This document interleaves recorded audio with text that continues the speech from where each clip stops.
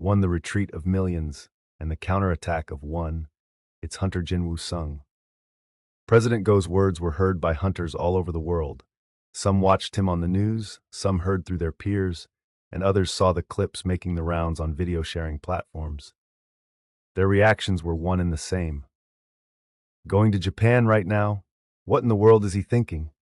Everyone was aware that the Japanese government would give an unimaginably large reward to whomever could put out the raging fire in their homeland. Yet the rest of the global community refused to involve their highest-ranked hunters in the unprecedented crisis, a result of the devastating body count left in the wake of S-rank beast Kamish, which led to hunter communities closing themselves off to one another. Not that they had permission to go anyway, but who would dare to even if commanded? He's out of his mind. The American S-rank hunters gathering in the most luxurious hotel in Maryland also caught wind of President Go's announcement. Most of them had had their powers augmented by Mrs. Sellner, so it wouldn't be an exaggeration to say they were one of the most powerful groups in the world. This gave them license to laugh at the story of the reckless hunter from a tiny country in Asia. The dude probably reawakened recently and is overestimating his power. Does he really think fighting insects is the same as fighting giants? I'm telling you, overconfident hunters inevitably end up dead. It's ironic that killing those ants will lead to his own demise. They'd watched Jin-Woo's brilliant performance on Jeju Island, and there was no denying his strength. But giants were a totally different beast. Jin-Woo's ability to summon so many minions was the perfect counter to the army of ants. But a single giant-type magic beast was powerful enough to be the boss of an A-rank dungeon. No matter how strong Jin-Woo was, would he be able to handle the giants on his own? Moreover, there were the unpredictable, almost animalistic movements of the boss giant that had squashed Yuri Orlov. How could a single hunter defeat something so quick and agile despite its mass? The hunters started making wagers for fun. I'll bet my yacht on him getting killed on the first day. I'll bet my house he'll last 2. Okay then, you really think that'll be the case? National-level hunter Thomas Andre, who had been quietly eating his meal in a corner, set his cutlery down on the table. Many powerful hunters had emerged following the subjugation of Kamish, but none of them exceeded those who had survived the greatest crisis in history. Everyone clammed up as Thomas smirked. I'll bet the Scavenger Guild headquarters that he survives. His eyes scanned the betting hunters from behind a pair of sunglasses before he took his leave of the dining hall. An uncomfortable silence fell on the room behind him. One of the hunters frowned and broke the silence. That guy sure knows how to kill the mood. Are you surprised? He's always like this. Never mind him. Yeah, I don't care how strong that Korean hunter is. There's no way he can stop a bunch of S-rank giants on his own. A hunter who had been quietly listening from the side spoke up. Hang on, I heard he's taking one more person with him. His colleagues nodded. They knew it. Even the craziest man wouldn't head into hell by himself. Which idiotic S-rank agreed to tag along? It's not an S-rank. The 3 hunters exchanged looks. He was bringing in a hunter lower than S-rank to deal with S-rank giants? Probably an A-rank healer? No, a D-rank tank named Jin-Woo. Rendered speechless, the trio's mouth snapped shut. Jin-Woo Sung really had lost every single marble, huh? They say crazy understands crazy. That would certainly explain why Thomas Andre was cheering Jin-Woo on. Incheon International Airport. Excuse us, please make way.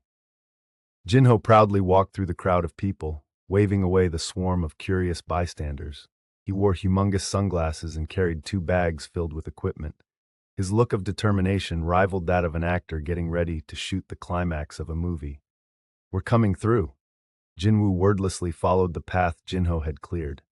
Kashak, kashak, kashak, kashak, kashak. Lights flashed as the reporters continuously snapped photos to capture every second of Jin-Woo's appearance. While Jin-Ho was visibly excited, Jin-Woo appeared calm and collected. Once Japan caught wind of Jin-Woo's plan, they'd send a private jet for him, and naturally he was allowed to bypass airport customs and security protocols. Some familiar faces saw him off. President Gun-hee-go and manager Jin-Chul-woo of the Hunters Association. The 3 men exchanged nods as they huddled together. Thanks to their keen senses, They didn't need to raise their voices amid the noise of the airport. President Go looked wistful. I must admit, I'd still like to dissuade you. Jin-Woo was the strongest hunter in Korean history, so President Go was wary of letting him run off willy-nilly. Not to jinx things, but what if something happened in Korea while Jin-Woo was away? But Jin-Woo stood firm. I'm sorry, but I want to go. This was a golden opportunity for him to both level up and increase his shadow army by getting rid of the giants. To that end, he had requested Japan give him all the rights to the magic beasts, a condition the government eagerly accepted. President Go chuckled. Is it because of the magic beasts? Jin-Woo grinned. Yes, I want to fight magic beasts. In that case, there's no helping it. Jin-Woo grasped President Go's outstretched hand as they exchanged heartfelt goodbyes. All I ask is you come back safe and sound. Kashak! Kashak! Kashak! Kashak! Kashak! Their handshake was memorialized by hundreds of cameras. The news of Jin-Woo's impending arrival was a light in the darkness for the survivors in Japan. The few remaining TV stations kept broadcasting footage of him, and the public clung to hope as they watched him on their TV screens. Despite having shown minimal interest in the Korean-Japanese collaboration during the incident at Jeju, they'd found it thrilling to see the S-rank ants being swept away. At the same time, their desperation grew as the giants' advance to the south accelerated. They said Hunter Jin-Woo Sung has arrived in Japan, exclaimed a boy listening to the radio, and the expressions of those around him brightened. But things were still looking grim for those stuck in places where the giants had knocked out the electricity and gas. They had no idea that help was on its way, so they awaited the arrival of a rescue team. The Japan Self-Defense Forces are here. 2 soldiers from JSDF with ghostly pale faces entered the small nursing home run by an elderly couple. The owners sighed in relief at the welcome sight, but the situation was graver than they could imagine. The soldiers shook their heads. We don't have room for all the patients. We can take a maximum of 3 or 4. The wife protested. That can't be. We have more than 10 patients with mobility issues. Her husband nodded, but the young JSDF soldiers were anxious to leave. There's no time to worry about those already at death's door. The giants are headed this way, spat one of the soldiers, drenched in sweat. All the residents in the surrounding area had already been evacuated, so it was only a matter of time before the giants detected the scent of humans and zeroed in. The elderly doctor stared down at the ground for a moment before finally raising his head, his voice firm. I cannot abandon my patients. My wife and I promised we would stay by their side to the end. The 2 young men glared at him, but left with no other choice. They picked up their communicator and spoke loudly to make sure the couple could hear every word. The civilians here have refused to evacuate. We will retreat without them. The soldiers then ran out the door, and the couple soon heard the ignition of a car's engine. They patted each other on the back and let out long sighs. Suddenly, one of the soldiers rushed back inside, armed with a rifle. What are you doing? The elders clutched each other's hands. The soldier bellowed, If you stay here, those giants will tear you to pieces. Better a quick death than a gruesome one. He pointed the gun at the doctor and his wife in turn as they flinched away from him. This is your last chance. Will you come with us, or will you die by my hand? The young man steadied his aim. The couple hesitated. The soldier's intentions were clear. He was hell-bent on evacuating them, even if he had to resort to this. But he was also asking them to turn their backs on their credo of helping those in need, so it was an impossible choice. The moment stretched on for an eternity. A bead of sweat dripped from the young man's forehead, seeped through his eyebrow, and fell into his eyes, blurring his vision. He furrowed his brow when... Gargle! The soldier's stomach announced his hunger, but his glare never wavered. Excuse me, dearie. The startled soldier whipped his gun toward the sick beds. Yes? In a dark corner of the nursing home room, an old woman propped up in one of the beds held out a tray toward him. On it was a rice ball. The old woman smiled. If you're hungry, eat this. I don't have much of an appetite. At last, the JSDF soldier lowered his gun. Here, don't be shy. The young man's hand trembled as he picked up the rice ball. He recalled the reason he'd decided to don a soldier's uniform in the first place, to protect innocent civilians just like the good people here. Yet he had been about to knowingly abandon these people to the magic beasts. Ashamed of his own powerlessness, he began to cry. He then picked up his communicator and sent his partner away. Shocked, the elderly doctor grabbed his shoulder. "What are you doing?" "I'll stay with you." The young man slung his rifle over his shoulder. "I'm a soldier. I can't run away knowing there are civilians remaining." He forcefully swallowed the rice ball in one gulp and bowed to the old woman. "Thank you for the food. It was delicious." Just then, stomp! Stomp! Stomp! The soldier resolutely rushed out of the nursing home. A giant was approaching incredibly quickly on all fours like an animal. "Is that—" As he readied his rifle, something caught his eye. Dangling from the giant's mouth was his partner. "Ah!" The soldier saw red and fired at the approaching threat. Rat-tat-tat-tat-tat-tat-tat! Unfortunately, regular weapons were useless against magic beasts, so the giant barreled straight at him, unaffected by the shower of bullets. Click, click. Tears welled in his eyes as he realized the rifle had run out of ammunition. Oh God. The giant tossed the human in its mouth into the air and gobbled it up before leaping at the young soldier. Out of nowhere, a humongous naga slammed into its side, sending the giant tumbling. But the beast sprang back on all fours at a speed that should have been impossible for something its size. Grrr! The giant pressed itself into the ground and bared its teeth at the naga. It was Jima, former boss of the Naga Nest dungeon and newly recruited shadow soldier.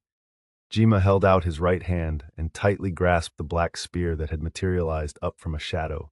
He brandished the weapon in front of him, making it clear he wouldn't let anyone pass. Huh. The JSDF soldier couldn't tell if he was dreaming or not. He'd been so sure he was going to be eaten alive, but now another monster was protecting him. Emotions surged through him as he stared at the Naga's imposing back. What is going on? Could they get out of this alive? Could he, the elderly couple, and the nursing home patients possibly survive this giant attack? Tears stung his eyes as the tension dissipated from his body. Here. Someone tried to hand him a colorful handkerchief. The young soldier looked over at a man who appeared younger than himself, gesturing with his chin toward the handkerchief and then nodding. The younger man hadn't spoken Japanese, but the message was clear enough. Is he Korean? The soldier wiped his tears with the proffered handkerchief. Who are you? How did you get here? The Korean man shook his head and gave a thumbs up.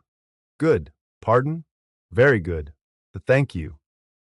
As the soldier thanked the younger newcomer, for what exactly he wasn't sure, he noticed another man who appeared to be his unexpected acquaintance's colleague, covered in blood.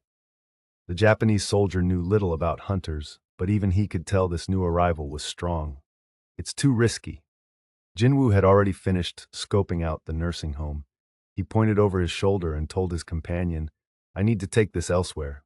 This is too close. Having already witnessed Jin-Woo fight giants several times, Jin-Ho knew exactly what he was getting at. I'll wait for you here, boss. Got it. Jin-Woo spotted the frightened young soldier and walked by, gently patted him on the shoulder as a sign that the kid had done well. The average person didn't have the balls to face a large magic beast on their own with only a rifle. Having raided many dungeons as a mere E rank, he knew how much courage it took. As the JSDF soldier gazed at Jin-Woo's back, he couldn't help but softly let out, "Oh!" The weight and warmth of the hand on his shoulder. It felt like his touch had washed away the sheer terror from before and filled him with a huge sense of relief. It was at that moment he remembered the story of the two Korean men who were supposedly running around Japan killing the giants. One was the hunter, who was said to have killed S-rank magic beasts almost single-handedly in the past. His name was Jin-Woo Sung, Hunter Jin-Woo Sung. There was no doubt it had to be him. But dump! The soldier's heart raced at the realization that he had met a living legend. He hurriedly turned to the other Korean man. Is that really him, the S-rank Korean hunter? Jin-Ho nodded again. Good. Jin-Woo approached the two entangled beasts with a frown. Gak! The giant was biting down hard on Jima's shoulder. Although the Naga had the added distraction of protecting the humans behind him, he was a former boss of an A-rank dungeon, and his strength far surpassed the average shadow soldier. That the giant was able to overwhelm him, despite not being the boss, demonstrated just how much of a threat the giants were. Jin-Woo scowled at the sight of his soldier getting thrashed, and he bent at the knees, focusing power into his legs. Crick, crack! The asphalt beneath his feet buckled. Boom! Jin-Woo shot up toward the giant's face, but his target spotted his split-second approach. Jin-Woo had an epiphany. They really are of a different caliber. Jin-Woo's fist slammed into the giant's forehead. Bash! He didn't expect his punch to do much damage as he watched the giant pull its head back to minimize the impact. A towering frame and swift movements. No wonder regular hunters felt helpless against them. But Jin-Woo wasn't some run-of-the-mill hunter. He summoned a demon monarch's dagger in midair and held out his empty hand toward the giant's face. Ruler's authority! An invisible hand seemed to forcefully pull the magic beast's face forward, quickly closing the gap. The giant panicked, not having expected its opponent to counter while airborne like this, and struggled to break free. But it was all in vain. Once in front of his target, Jin-Woo activated a skill. Mutilation! Shh, shh, shh, shh. Jin-Woo slashed at the giant's face so quickly he left after images. Grah! Thud! The creature covered its face with both hands as it fell to the ground, blinded and writhing in intense pain. Jin-Woo landed softly, assuming his job was done. It's over. But upon sensing Jin-Woo's approach, the giant flinched and bolted away. Can giants feel other beings' energies as well? The more he dealt with them, the more he felt these giants were interesting creatures. He considered them colossal weapons of war. His prey was getting farther and farther away, but Jin-Woo wasn't about to let it escape. Flash! Jin-Woo streaked toward it like lightning. The giant ran for its life on all fours, terrified of the murderous aura giving chase. But the distance between it and the hunter shrank. Belatedly realizing it couldn't lose him, it hastily screeched to a halt and turned to tackle Jin-Woo straight on, but the human's presence had disappeared, only to reappear right behind it. Though blind, the giant reflexively turned to look back, making things easier for Jin-Woo. The hunter had leaped straight into the air and now drove in his weapon at full force. Shing! The demon monarch's dagger contained so much magic power from the black heart that it split the giant's head in half. Shunk! The creature couldn't even get out one last scream before it toppled backward like a felled tree. Wud! That was giant number 3. Jin-Woo stuck the landing and let out a sigh of victory. Woo! Boss! Jin-Ho dashed over from where he'd been waiting and thrust a thermos lid containing refreshing cold tea at Jin-Woo, who beamed and accepted it. Thanks. He gulped it down. Huh? Jin-Woo turned as he felt something approaching from behind and spotted Jima. The Naga's shoulders slumped in defeat. You fought well. Good job. Following this encouragement, he recalled Jima. As always, the Naga melted into a shadow and was absorbed into Jin-Woo's own. Jin-Ho had a question for him. Boss? Jin-Woo returned the thermos lid. You sent your other minions in different directions, so is there some special reason you kept the Nagas with you? It was evident Jin-Woo could kill a giant on his own, so it wasn't like he needed the Nagas. However, he kept letting them have a go at the giants first before stepping in once they were overwhelmed. Jin-Ho was curious what Jin-Woo was up to. The reason was simple, because I want them to grind. Since the Nagas were new recruits, they were rather low-level compared to his other soldiers. Jin-Woo had been hoping to level them up by pitting them against the giants, but these had proven to be tougher opponents than he'd expected. However, even though it was a bit of a hassle, this was the best way for the Nagas to gain experience. I guess I can't tell Jin-Ho the truth, huh? Jin-Woo grinned. It's because I still feel a little awkward with them.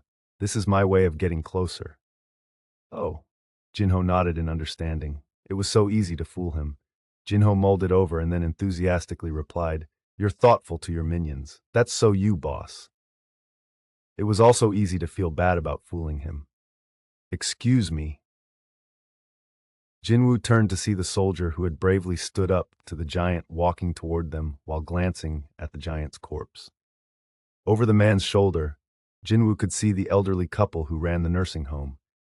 Though he hadn't had a conversation with them yet, he could guess what they wanted to say, and that was good enough for him. There was no time to receive their gratitude while other giants were out there rampaging. Jin-Woo peered at the defeated giant. Here lay the biggest reason he had come to Japan. Stop! Stop! Jin-Ho rushed to block their paths. Jinho seemed to catch on to things faster than when they'd first met. Thanks to him, Jin-Woo could extract shadows without any distractions. Jin-Woo gave Jinho a smile of approval and turned back to the corpse in front of him. He stretched out his hand and murmured, "Arise." "Viewers, you won't believe what I am seeing now." Ta-ka-ka-ka-ka! The reporter in the helicopter couldn't help but let out incredulous gasps at the scene unfolding below. The camera panned down to share the sight with the viewers. Several hundred ant magic beasts were marching in an orderly fashion. Leading them was a monstrous ant with wings, Beru. He suddenly looked skyward. Scar! The reporter clapped his hands over his ears at the shrill roar. The rest of the ants came to a halt. 3 giants stood before them. They looked like a group of mice facing a bunch of elephants, yet Beru charged right at them with claws extended into blades. Scrah! With the army of ants covering every inch of ground in a swarm of black, the ferocious attack ended instantly. "Oh my God! Oh my God!" the reporter yelled as the ants started gnawing on the bodies of the giants' corpses. Crunch! Crack! On Beru's orders, the ants left enough of the carcasses behind so more shadow soldiers could be created. If anyone got too greedy, Beru didn't hesitate to send them flying with a swift kick. The reporter exclaimed, "They're eating the giants! The insects are eating the giants!" The sight of the horrific human-eating giants now being consumed by the ants was cathartic to the Japanese people. There was only one problem. Oh! Both the reporter and cameraman shrank back as Beru flew up to the helicopter, grabbed the camera focused on him, and crushed it without hesitation. Snap! Yikes!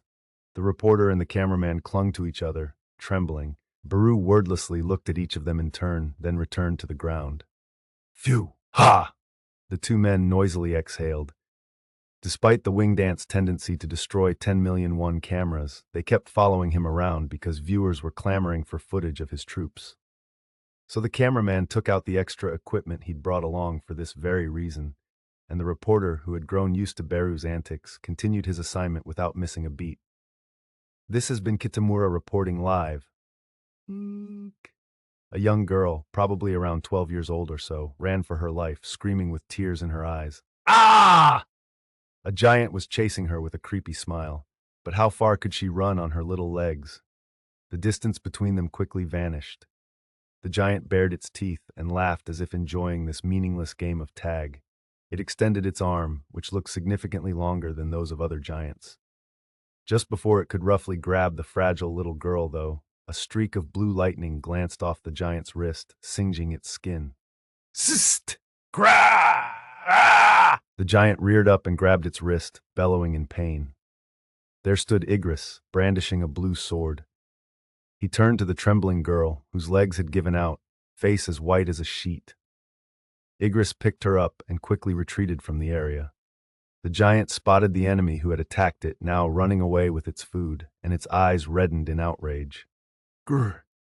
It was enough to make any average person wet themselves in terror. However, someone dared to block the giant's path. It was the elite knight Iron, clad in upgraded armor. He thrust his shield into the ground, puffed up his chest, and let out a mighty cry. Grrr! Iron is using skill Epic Taunt. The opponent has entered a state of aggro. The giant that had been aiming for Igris instantly turned toward Iron. The knight pounded his chest a couple of times, and then picked up his shield, which was as big as his whole body, issuing a clear challenge. Rah! The furious giant swung at Iron at full strength. Kapow! But Iron didn't budge. Ranking him up had put him on a whole other level. Bam! Bam! Bam! After withstanding dozens of attacks, Iron let out a bellow. Woo! At his signal, the shadow soldiers and ice bears who had served Jin-Woo the longest launched a coordinated pincer attack. Tank, the leader of the ice bear army, shook his head in anticipation of his first battle in a while and roared, Grah! It reverberated through the ground for quite a distance. A reporter who had been watching everything with bated breath whooped at the camera. Viewers, are you seeing this? The minions, Hunter Sung's minions, are attacking the giant. Was this really happening? This particular reporter hadn't trusted Yuri Orlov, so he hadn't expected much from Jin-Woo Sung either. But both Jin-Woo himself and his minions were currently scattered all over the nation and in the process of purging the giants. Maybe, just maybe, Jin-Woo might actually be able to save Japan. The reporter choked up at the thought. Over there! The cameraman pointed toward the giant. The reporter quickly turned his teary gaze in that direction. He blurted, How could this be? The giant was already teetering as lightning from Igris's sword struck it again and again. It was such a beautiful sight that everyone witnessing it was rendered speechless. The Hunters Association of Japan headquarters were located at the center of Tokyo, which could be considered the heart of the country. At least it used to be before the giants had come pouring out of the gate. After his life had been saved by the sacrifices of various hunters and military soldiers during the S-rank gate dungeon break in Shinjuku, President Shigeo Matsumoto had moved the association headquarters to Osaka. While it wasn't the southernmost city, President Matsumoto had decided that all hope would be lost for Japan if they weren't able to defend Osaka and its 2.26 million civilians. It was their last line of defense, their Maginot Line, so to speak. Upon hearing that the giants had reached the nearby city of Nagoya, Matsumoto had fallen into despair. Japan was at death's door. Plus, it was futile to plead to the international community for help after the schemes of the Hunters Association of Japan had been brought to light by President Gun-hee-go of Korea. Following President Go's press conference, the Japanese government, which had temporarily moved to Kyoto, had urgently summoned President Matsumoto. He knelt before the politicians demanding he be held accountable. I am responsible for everything. However, someone must also fix the current situation. Please postpone your verdict until then. The Prime Minister stood with his back to Matsumoto. After a long pause, he consented to the terms. President Matsumoto was undoubtedly to blame for this crisis, but like he'd said, somebody had to resolve the dungeon break. His punishment could come later. He could still be made an example of after the fire was put out. When Jin-Woo arrived in Japan, an impassioned President Matsumoto was the first to greet him. Though his own fate had been decided, he couldn't let his country suffer a similar one. Goosebumps erupted all over his body as soon as he set eyes on Jin-Woo. No way. Jin-Woo was strong. Having met so many powerful people during his tenure as president of the association, he could tell immediately. And although he'd been in the presence of countless strong hunters, very few had made the hair on the back of his neck stand up like this. In fact, this was a first. Had he met Jin-Woo prior to the Jeju Island raid, he would have canceled the plan to betray the Korean hunters. Ryuji Goto's assessment of him had been correct. The man before him had a threatening presence. However, his opponents were giant-type magic beasts that had escaped from the S-rank gate. There was no way Jin-Woo was strong enough to deal with them on his own. He pleaded, please focus on defending Osaka. He needed Jin-Woo to buy him some time for the association to negotiate with the United States or Russia. However, the hunter's reply shattered his plans. No thank you. Jin-Woo rejected the request. President Matsumoto and the other representatives fell into a panic. Had Jin-Woo changed his mind after coming all this way? President Matsumoto cautiously asked, then what are you planning to do? In lieu of an answer, Jin-Woo divided his minions into 3 groups and mobilized them in different directions before heading off on his own course. The sheer number of minions was mind-blowing, but President Matsumoto swallowed hard for another reason. Is he really planning to confront giants by himself?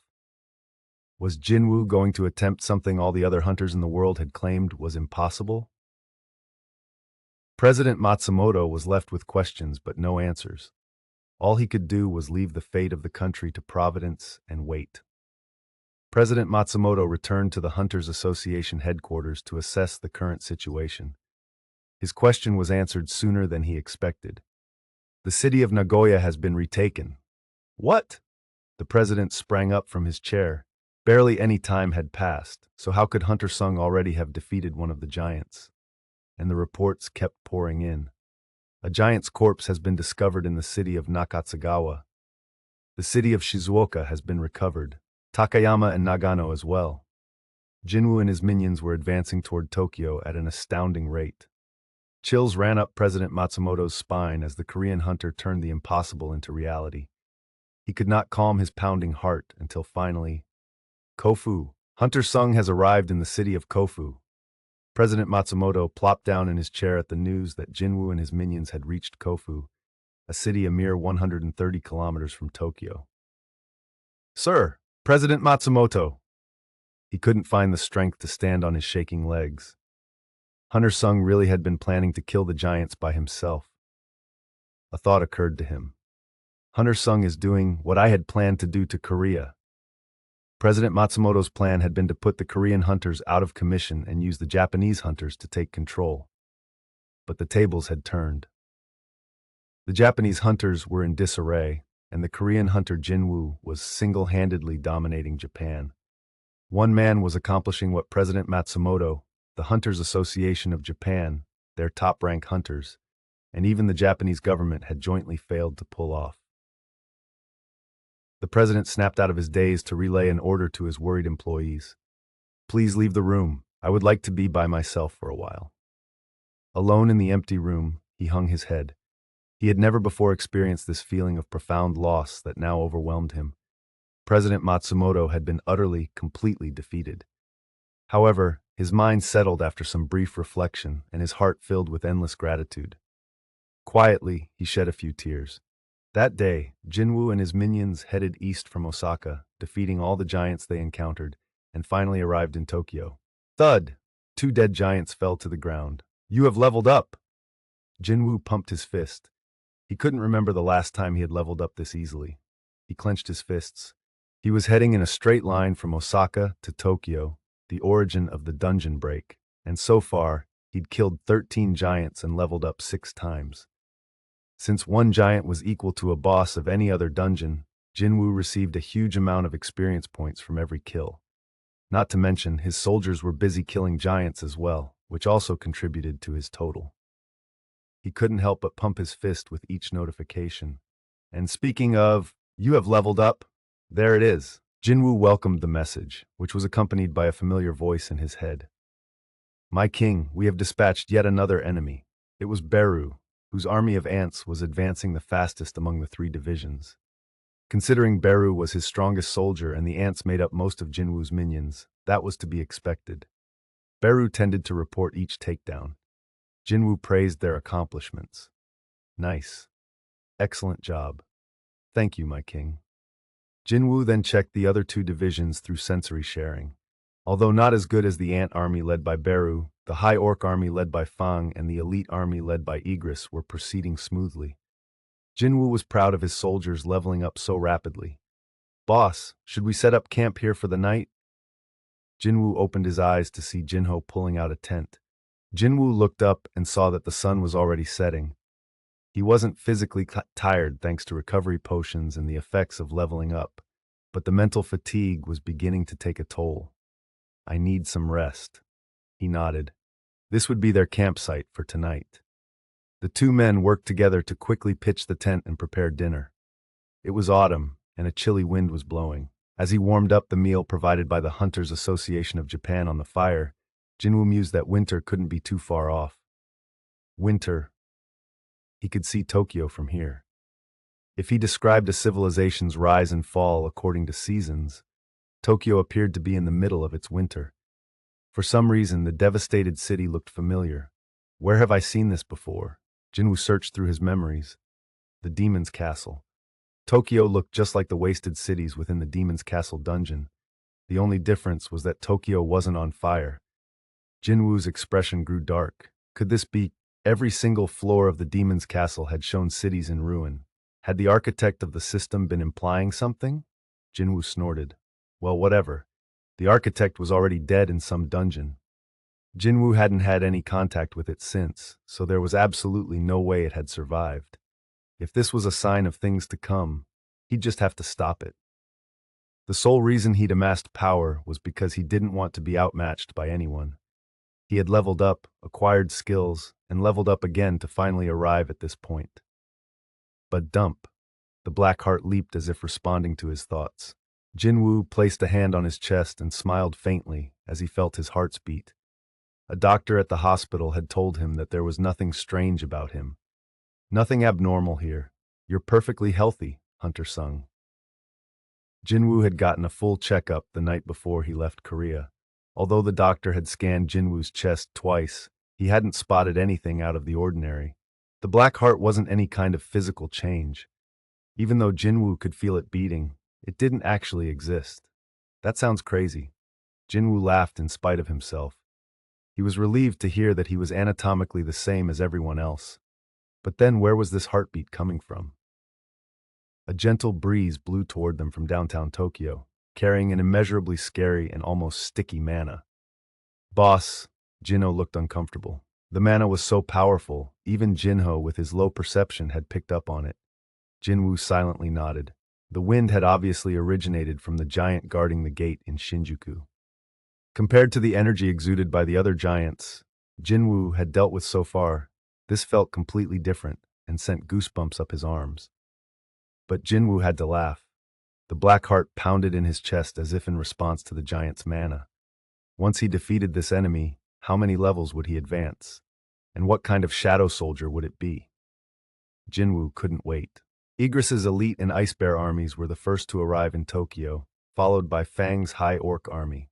Igris spotted their approach and greeted them with a nod. Fang grinned under the hood of his robe and nodded in return. Soon after, stomp, stomp, stomp, the sound of marching preceded the large group of shadow soldiers emerging through the light fog. It was Beru's army of ants. They had taken the longest route and killed the most giants, and so were the last to arrive in Tokyo. Igris greeted Beru, who led the ants. Beru, however, walked past Igris and approached Jin-Woo from behind, respectfully dropping down on one knee. "Oh, the gang's all here." Jin-Woo tore his gaze from the giant in the distance. "You did well, everyone." As he welcomed his shadow soldiers, those who could followed Beru's example and knelt on one knee. The ice bears weren't built to move like that, so they lowered their bodies and touched their noses to the ground. There stood all the humanoid, bear, ant, high orc, naga, and other types of shadow soldiers Jin-Woo had collected until now. They numbered close to 1,000. "Everyone, on your feet." The soldiers stood with a gesture of Jin-Woo's hand. It was quite an amazing sight. Jinho was blown away as he took it in. Good thing they're the boss's minions. If they were actual magic beasts, he couldn't help but tremble at the thought of this assemblage of powerful magic beasts loose in the world. He was glad they were his allies, a word befitting Jin-Woo more than anyone he knew. However, there was an even more awe-inspiring sight behind him. Jinho swallowed hard as he nervously looked over his shoulder. There stood a giant, the likes of which was completely different from the ones he had seen up to now. The magic beast's head was so far from the ground it could be mistaken for a skyscraper. "Whoa!" Jinho couldn't help but gasp. There was a huge difference between seeing it in a video versus in real life. His mouth hung open in shock. Jin-Woo patted the top of Jinho's head with a laugh. "Careful, your jaw's about to fall off." "But boss!" Jinho snapped out of it and scratched the back of his head in embarrassment. Jin-Woo inspected the giant. How could such a thing exist? It was an impossibly big creature. Jin-Woo felt an urge to flee as quickly as possible because of the terrifying energy emanating from it. He was getting an ominous feeling about this. There were usually two ways to shake this kind of foreboding: run away and hide from the source, or eliminate it. His choice had been made from the moment he'd left Korea. No, from the moment he'd reawakened. Badump! Badump! He briefly closed his eyes and enjoyed the sound of his heartbeat, then addressed Jinho. "Stay far." "Roger that." Jinho resolutely nodded and hurried away, past the ranks of the shadow soldiers. "Okay then." Jin-Woo waited until Jinho was far enough before summoning the newest members of his family. "Come forth." Though not as big as the boss giant, the shadow soldiers that emerged were still hulking figures. Jin-Woo named them number 1 through 13 in order of extraction. With them comprising the front line, his army seemed all the more infallible. That should do it. His preparations complete, Jin-Woo raised his hand high toward the sky, and the shadow soldiers prepared to attack. My soldiers. His minions were either clad in black armor or covered in black smoke. Jin-Woo looked at each in turn, then faced the giant in the distance. It gazed down at him indifferently, as if disinterested in anyone not within swatting distance. "I definitely don't like this." Jin-Woo didn't appreciate being looked down upon. A feral grin spread across his face, and he pointed his hand toward the giant. "Advance!" Beru flung his head back and screeched. "Scrah!" The army charged forward as one. "Rah!" Rumble! The ground shook with the sound of rolling thunder, and dust flew into the air. Finally, Jin-Woo's soldiers entered the giant's domain. As soon as they did, the space around them changed. What the? Jin-Woo couldn't help but yell. The giant vanished for a split second, and upon its reappearance, half of Jin-Woo's soldiers had been eliminated. Sliding? The giant had slid across the space with his legs outstretched in an incredibly destructive move. He had halved the single mass of soldiers, but they wouldn't let the giant off that easily. The enlarged Fang got right in its face before the dust had settled. Whoop! Fang inhaled deeply and spat out a pillar of fire. Whoom! This would have melted any magic beast vulnerable to flame, but the giant managed to block the fiery blast with the palm of his hand. Jin-Woo could feel Fang's shock. The giant grabbed a soldier by the ankle. Ordinarily the size of a building, the minion looked like a child in the giant's grip. It threw the soldier at Fang before he could attack again, sending the two crashing hard into each other. Jin-Woo's eyes narrowed as Fang vanished in a puff of black smoke. The 1,000 versus 1 battle between Jin-Woo's army and the giant had officially begun, but it was more aptly described as a one-sided display of violence. The soldiers were getting pummeled by the giant. With each move of its fists, palms, elbows, knees, heels, and feet, it wiped out dozens of soldiers. Bam! Bam! Bam! The giant moved faster than the most agile hunter ever could. Scraw! Upon seeing the giant crushing ants underfoot, Beru started dashing toward it, only to be stopped by Jin-Woo. Not yet. Beru took a step back. He and Igris flanked Jin-Woo, awaiting his command, but it was obvious that both were itching to join the fray. It's not time yet. Jin-Woo pursed his lips. Despite the enormous boost from the Black Heart, his mana was rapidly consumed as his soldiers continuously regenerated. However, Jin-Woo stood fast and calmly observed the giant. His plan was to try and figure out his opponent's weakness, using his immortal army as bait. Wham! The giant crushed shadow soldiers under its knee and pounded the ground with its fist. Boom! The streets shook like an earthquake, dissipating countless soldiers into black smoke. With the giant's perfect defense and vicious attacks, the battle was like something straight out of a nightmare. But it wasn't a complete loss. In the middle of the desolate metropolis, Jin-Woo's eyes glinted as he concentrated. I knew it. The giant's hard skin was encased by a thin, armor-like layer of mana that deflected any damage, so the giant was recklessly attacking without even trying to protect itself. However, there had been one instance where it acted in self-defense. When Fang had used Fire Dragon's breath, the giant had shielded its face with its hands. What if that wasn't a reflex? Kaisel! Jin-Woo summoned the flying dragon. Kaisel burst out of Jin-Woo's shadow and spread his large wings. Fwop! Kree! Jin-Woo got on Kaisel's back. Beru! Igris! Beru extended his own wings, and Igris got on behind Jin-Woo. With both passengers on board, Kaisel flapped his wings. Kree! They rose into the air. Let's go! The four of them shot straight toward the giant's head. The giant's eyes shifted to one side. Even though the beast was occupied with battling 1,000 shadow soldiers, it spotted Kaisel and Beru heading for it at top speed. Jin-Woo nodded to himself. He was now certain it had the same ability he did to seemingly slow down time.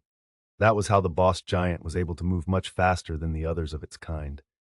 The giant began turning toward them. Get out of the way! Jin-Woo and Igris leaped off Kaisel's back just as the giant's fist struck. Pow! Jin-Woo's eye twitched as Kaisel disintegrated. It wasn't fun watching his soldiers being destroyed, but the silver lining was that his target was now within reach. Igris attacked first. He swung the demon monarch's sword downward in midair. Zzzt! Blue lightning streaked from the blade toward the giant's forehead. The beast tilted its head back to avoid the blast.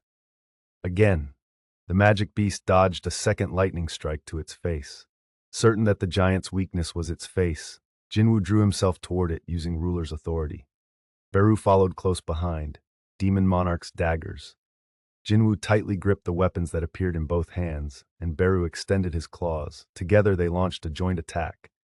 The ground soldiers finished regenerating and went after the giant's ankles. Kablam!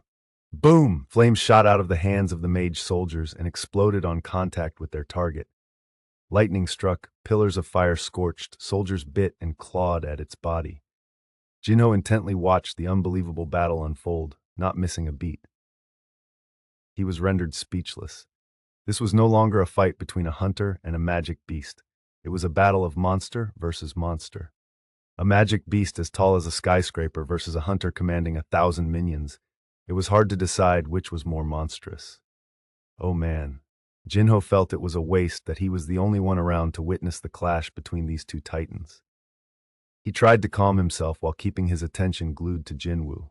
Just then, Jin-Woo's dagger stabbed the giant in the eye. Shh! The giant reeled, flailing its head in pain, but Jin-Woo wouldn't let go. It's working. He held on tightly to the dagger lodged in the giant's eye and activated a skill. Mutilation! Shh! Shh! Shh! Shh! His other dagger shredded the giant's eyeball. The magic beast's torso writhed violently, but Jin-Woo hung on. The hunter looked over his shoulder as he dangled from the giant's eye. Beru, as you wish, sire. On command, Beru flew straight into the opening his master had created. With Jin-Woo on the outside and Beru on the inside, the two began tearing the giant's face apart. The giant opened its mouth wide in a silent scream. Ants began attacking its immobile feet. Whump! The giant dropped to its knees as one of the tendons on its ankles was severed. Thud! The ground shook at the sudden dispersion of weight. Despite it all, Jin-Woo and Beru continued their attack. Mutilation! Mutilation! Mutilation! The giant struggled in agony, but to no avail, and eventually it stopped resisting. Its body slowly began tilting to one side until, kaboom! The giant's body crashed to the ground. A familiar electronic chime sounded. Ping! You have defeated an enemy. You have leveled up. You have leveled up. You have leveled up. You have leveled up. Jin-Woo raised his fist in victory. Yes. He gently landed on the ground and let out a sigh of relief, but then stopped dead in his tracks as he noticed something odd. Huh? To the King of Giants, wait a minute. Jin-Woo hurriedly brought the notification window up again. He had no time to celebrate the quadruple level-ups as he zeroed in on the first message. He was stunned. You have defeated an enemy. That wasn't the boss? Jin-Woo's surprised stare shifted to the giant with dull, lifeless eyes. Its strength and imposing aura had been completely different from the other giants and had shocked even Jin-Woo. There was no way it hadn't been the boss of the dungeon, but here the system was, claiming it was a regular old magic beast. Boos! Jinho excitedly called out to him as he ran toward Jin-Woo, but Jin-Woo urgently signaled for him to freeze. Ah! Whether he was listening to Jin-Woo or something had spooked him, Jinho froze in his tracks. Jin-Woo's expression turned grave. He hadn't received the customary notification that he'd defeated the master of the dungeon, which meant the raid wasn't over. And that wasn't the only weird thing. There was no sign of the black smoke coming from the giant's corpse that indicated shadow extraction was possible. Right on cue, he heard a chime. Ping! You cannot extract a shadow. What's going on? As Jin-Woo pondered the many unexpected turns of events, he heard the sound of cracking bones. The giant's jaw was moving. Its mouth opened, and Jin-Woo caught a glimpse of a humanoid figure. He immediately dropped into a battle stance, light glinting off the sharp blades of the two daggers he'd summoned. However, the voice that emerged from the giant's mouth sounded familiar. My king, it is but your simple servant. Beru emerged, as courteous to Jin-Woo as ever. Oh, it was just you. Jin-Woo relaxed. Beru's presence had been indistinguishable from the giant's, masked by the magic beast's tremendous levels of mana. Jin-Woo sent the daggers back to inventory after confirming Beru's identity. The Ant King was drenched in the giant's guts and blood. It was clear how much effort he'd exerted hacking away at the giant's innards. Jin-Woo smiled and opened his mouth to praise Beru, but paused and wrinkled his nose. What the heck is that smell? The disgusting stench grew worse as Beru drew closer. Beru was also able to smell the fluids and wore the same expression of disgust. The ant stopped right in front of Jin-Woo and bowed. Okay, then. Jin-Woo was about to pat Beru on the shoulder for a job well done, but changed his mind upon spotting an unidentified yellow liquid. Good job, Beru. Thank you, my liege. Beru sounded uncharacteristically curt. In any case, this was not the time to be concerned about the yellow mystery goo. If this behemoth wasn't the master of the dungeon, then where would he find it? The air around them started to subtly vibrate. Jinwoo's defenses were up again. A split second later, Beru sensed it too and immediately moved to shield his master. Scrah! A sudden gale storm hit them. Ugh! Jinwoo gritted his teeth. Wind forceful enough to uproot trees blew through them in a blink of an eye, then calmed. Thinking the danger had passed, Beru moved from his spot in front of Jinwoo. The hunter scanned his surroundings, then gasped as he realized what had happened. No way. That was no whirlwind. It was the giant releasing its copious stores of mana. The resulting blast had swept away everything in their vicinity. What happened to Jinho? Jinwoo spun around to where Jinho had been standing and was relieved to find him safe in Igris's arms. Whoa! Jinwoo inspected the direction in which the magic power had headed. Every iota of mana formerly housed within the dead giant had been sucked into the gate, as if the gate had swallowed it up. The black membrane that used to seal off the gate had been shattered long ago during the dungeon break, so they could clearly see the world inside. The vibrations in the air let out a low hum. Despite the countless things Jinwoo had experienced, he had never seen anything like this before. There's something in there. His perception stat was picking up something. Jinwoo peered into the depths. Whatever was in there made the hair on the back of his neck stand up. He simultaneously felt goosebumps forming and chills up his spine. Ba-dump, ba-dump, ba-dump. Jinwoo's heartbeat accelerated as if resonating with the vibrations. Boss. Step by cautious step, Jinho approached Jinwoo and peered at the gate. Given the danger, Jinwoo looked at Jinho and emphasized, "Wait here for me." "Yes, boss." Jinho obediently nodded. As much as he wanted to tag along, he had a feeling he would only be a burden. Satisfied with Jinho's answer, Jinwoo stepped through the gate with his shadow soldiers. Whoa, high-ranked dungeons tended to be large, but none had ever come close to this. This is huge. He was convinced that the word huge existed purely to describe this place. He had to swallow his gasp as he walked through the endlessly high and wide passage. He proceeded without making a single noise. This had been his modus operandi ever since he had been a low-rank hunter, incapable of doing much to guard himself against magic beasts. But the habit persisted even after he distinguished himself as an S-rank hunter. An abundance of caution was never a bad thing. Jinwoo's eyes glittered in the dark. He kept his guard up as he advanced farther into the dungeon. Jinwoo's soldiers, having fully recovered from the fierce battle, quietly followed. How long had they been walking? Jinwoo stopped, and Beru, who was right behind him, gestured to the rest of the army. As a creature made to live in colonies, Beru was good at commanding large groups. The entire shadow army came to a halt. Beru leaned in to say something. "My king." Shh! Jinwoo held up his index finger. "Do you hear that?" Beru focused his ears and then nodded. "I do." Beru could hear it too. Laughter, faint enough that only someone of Beru's caliber could perceive it, came from the end of the dungeon where the boss was supposed to be. The masculine-sounding laugh continued in the distance, as if whoever it was sincerely happy about something. Jinwoo was puzzled.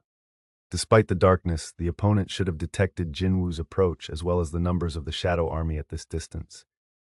Yet it's laughing it up? Of course, Jinwoo also measured up his opponent. The ominous energy making it harder to breathe was even stronger than that of the boss giant. However, Jin-Woo himself was no slouch. He unleashed his full mana. Wham! Waves of magic rippled around Jin-Woo, emanating incredible power strong enough to eliminate the shadow soldiers in his vicinity if he'd so elected. Ha!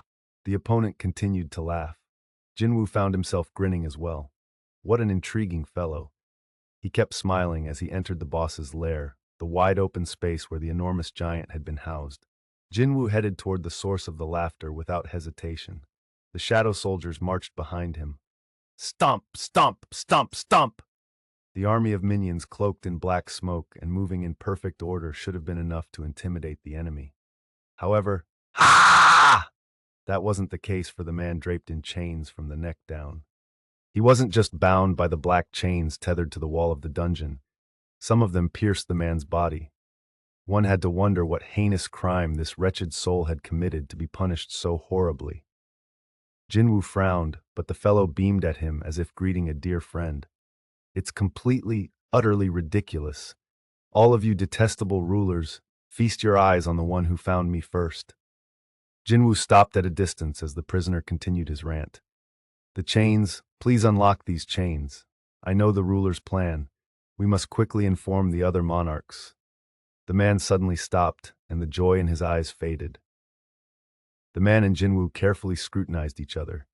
It was then that Jin-Woo realized his face was the same as that of the last humongous giant. He isn't human. The man's magic energy felt different from a human's. He also fluently spoke the language of magic beasts. But why was a magic beast chained up inside the dungeon? Many types of bosses had been found in gates over the last 10 years, but never one imprisoned like this. At least the mysterious man had given him a potential hint with the word rulers. There was a short pause before the prisoner spoke again. You're not the one I know. Jin-Woo didn't know who he'd been mistaken for, but he wasn't going to deny anything. He had never seen this guy's face before today, either. Did the rulers or whoever do this to you? Jin-Woo asked. I am being used as the foundation stone for the real war. This was a first for Jin-Woo. He had repeatedly tried to probe intelligent magic beasts, but none had been able to explain their origins. However, the magic beast now before him had revealed the purpose of his existence. He was the cornerstone upon which the real war was going to be built. Whether he was telling the truth or not, this could serve as a clue.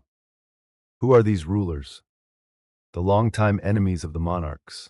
Monarchs. Jin-Woo remembered something the angel statue had mentioned when cornered, something about the other monarchs not sitting by and letting things happen.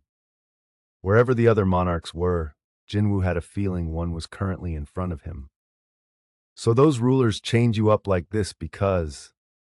Yes, the man replied sorrowfully. I am one of the monarchs. He continued desperately. It's likely both the monarchs and rulers are after you. You don't have enough power to deal with both sides as you are. You'll need more influence. Jin-Woo had a hard time keeping up with him, but one word caught his attention. Influence? The man nodded.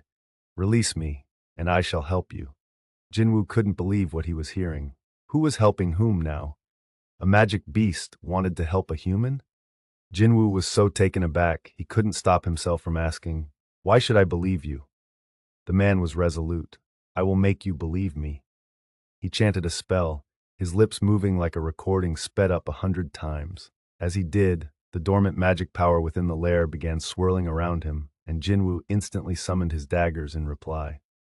Had there been any hostility behind the magic, Jin-Woo would have stuck a dagger straight in the man's forehead, but he remained patient. The amount of mana the prisoner was manipulating was extremely small compared to what either he or Jin-Woo wielded, and the hunter sensed no hostility. Jin-Woo waited, prepared to use dagger barrage if necessary. The tension in the air pricked his skin like a needle. Finally, the man finished chanting in the strange language, and a chime signaled an incoming notification. Regia, the king of giants and monarch of the beginning, has activated the Oath of Sincerity. Once the Oath of Sincerity negotiation is accepted, both the caster and the recipient cannot lie. Would you like to accept the Oath of Sincerity negotiation? Jin-Woo's eyes were drawn to the man's title. The King of Giants. Jin-Woo recalled all the giants he had felled. That also explained why the one guarding the gate had worn the same face. The man wordlessly awaited Jin-Woo's decision. What should I do? Jin-Woo stared at the blinking yes and no buttons as he debated. Considering he had received a message from the system about it, this would affect him for sure. But it was clear which of them would be at a greater disadvantage. It's definitely his loss. Jin-Woo had the upper hand. As cold-hearted as it sounded, he could always just kill the guy if he asked a question Jin-Woo couldn't answer. Besides, it was his idea to begin with, and Jin-Woo wasn't a newbie who would feel guilty killing a magic beast. Yes. Ping. The system signaled with another chime that the deal was done. The Oath of Sincerity negotiation has been activated. The caster and the recipient cannot lie to each other until both parties mutually agree to cancel the oath. As soon as Jin-Woo accepted, the King of Giants reiterated what he had said earlier. Release me, and I shall help you. Mmph. Jin-Woo was bewildered. It was as if his throat had been sealed.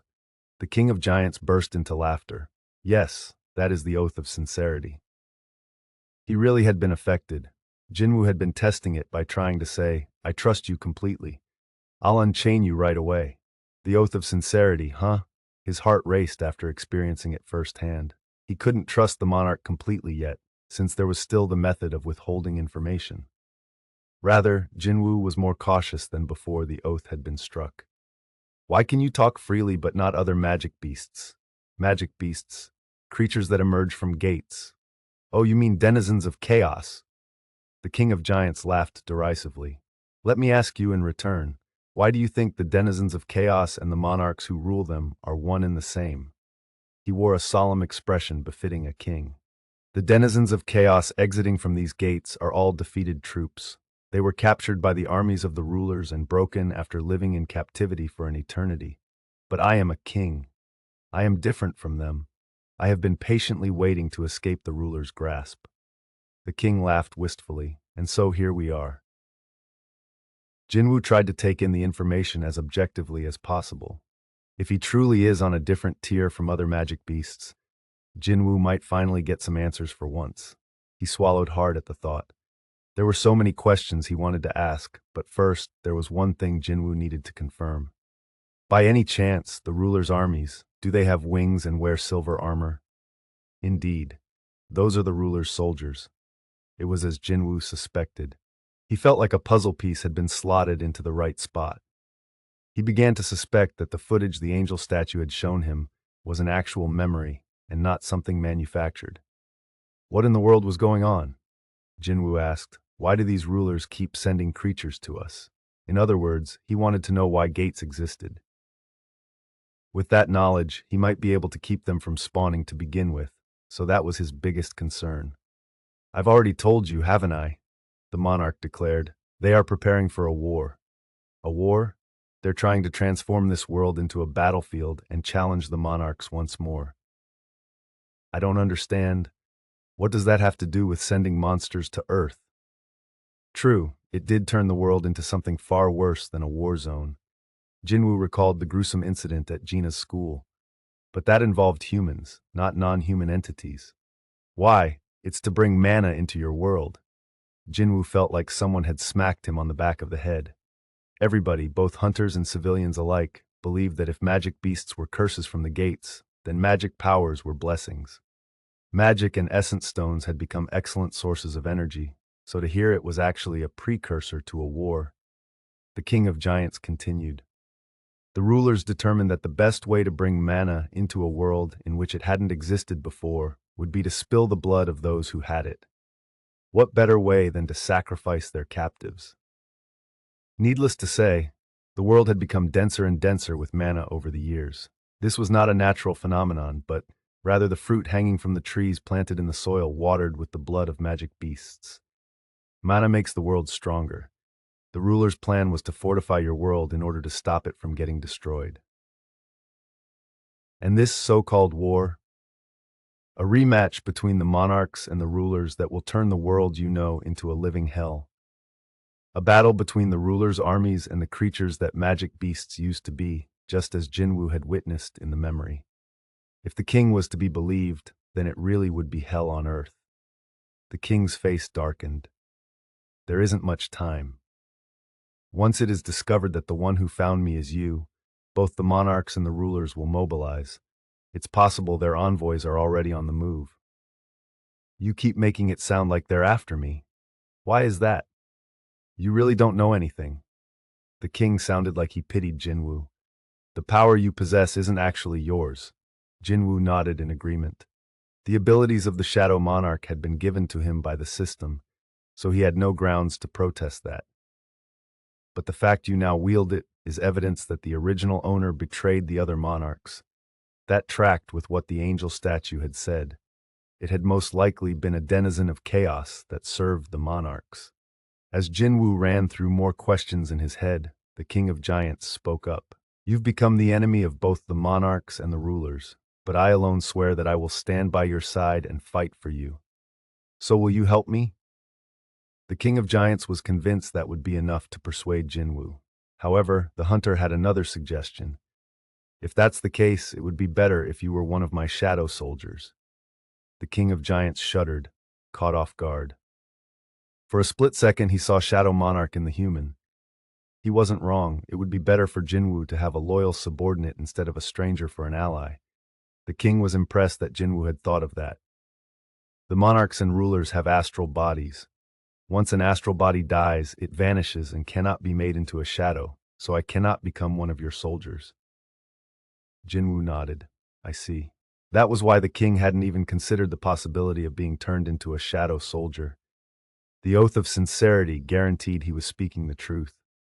After some thought, Jin-Woo finally looked up. Do you feel you have enough reason to help me? Asked the king. Jin-Woo stared at him. The king of giants appeared confident he would be released from his chains. Jin-Woo wasn't someone who wanted to see others suffer, nor did he have a reason to decline his offer to be an ally. However, why did he feel so uneasy? I'm missing something. Jin-Woo had to figure it out. He broke into a cold sweat. The king pleaded to him once again, please unchain me.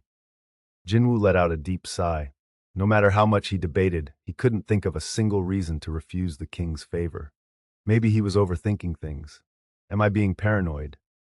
Jin-Woo approached the captive king with a demon monarch's dagger in hand. They exchanged nods, and with one strike, the mana-infused dagger effortlessly severed one of the chains. Ba-dump, ba-dump, ba-dump! His heart was having a fit. Jin-Woo had already made up his mind, so why the apprehension? Clank! He cut a second chain. The king of giants remained stoic as his shackles fell one by one. The third chain. Clunk! Jin-Woo leaned in to cut the chain rooted in the king's back. Ba-dump! His heart sank. But why? What had he missed? Thoughts raced through his mind like a raging river crashing onto rocks. Jin-Woo stopped working on the chains and looked at the king. You said you'd be on my side, right? Of course. If you help me, I'll help you. This is a legal and binding agreement between monarchs. Jin-Woo had heard this response several times already, but there was one other thing he wanted to confirm. In that case, are you on the side of humans? The king was silent. The oath of sincerity prevented the king of giants from responding. Jin-Woo looked at the back of the king's neck, and the black essence stone stuck there, cold and shiny. For as long as the essence stone was a part of him, the king would have to obey the rulers just like any other magic beasts, including their order to kill humans. Murderous intent flowed from the king as he aimed for Jin-Woo's temple with his freed right hand. But the chains kept Jin-Woo just out of reach. Jin-Woo, in turn, ducked and plunged his dagger into the king's chest. Shunk! Despite being draped in chains, Jin-Woo's dagger went in deep. Gah! The king of giants coughed out blood. But that wouldn't be good enough. It was too dangerous to let him live. This magic beast might become another curse to the planet. With that final decision, Jin-Woo repeatedly stabbed the king in the chest while avoiding his attacks.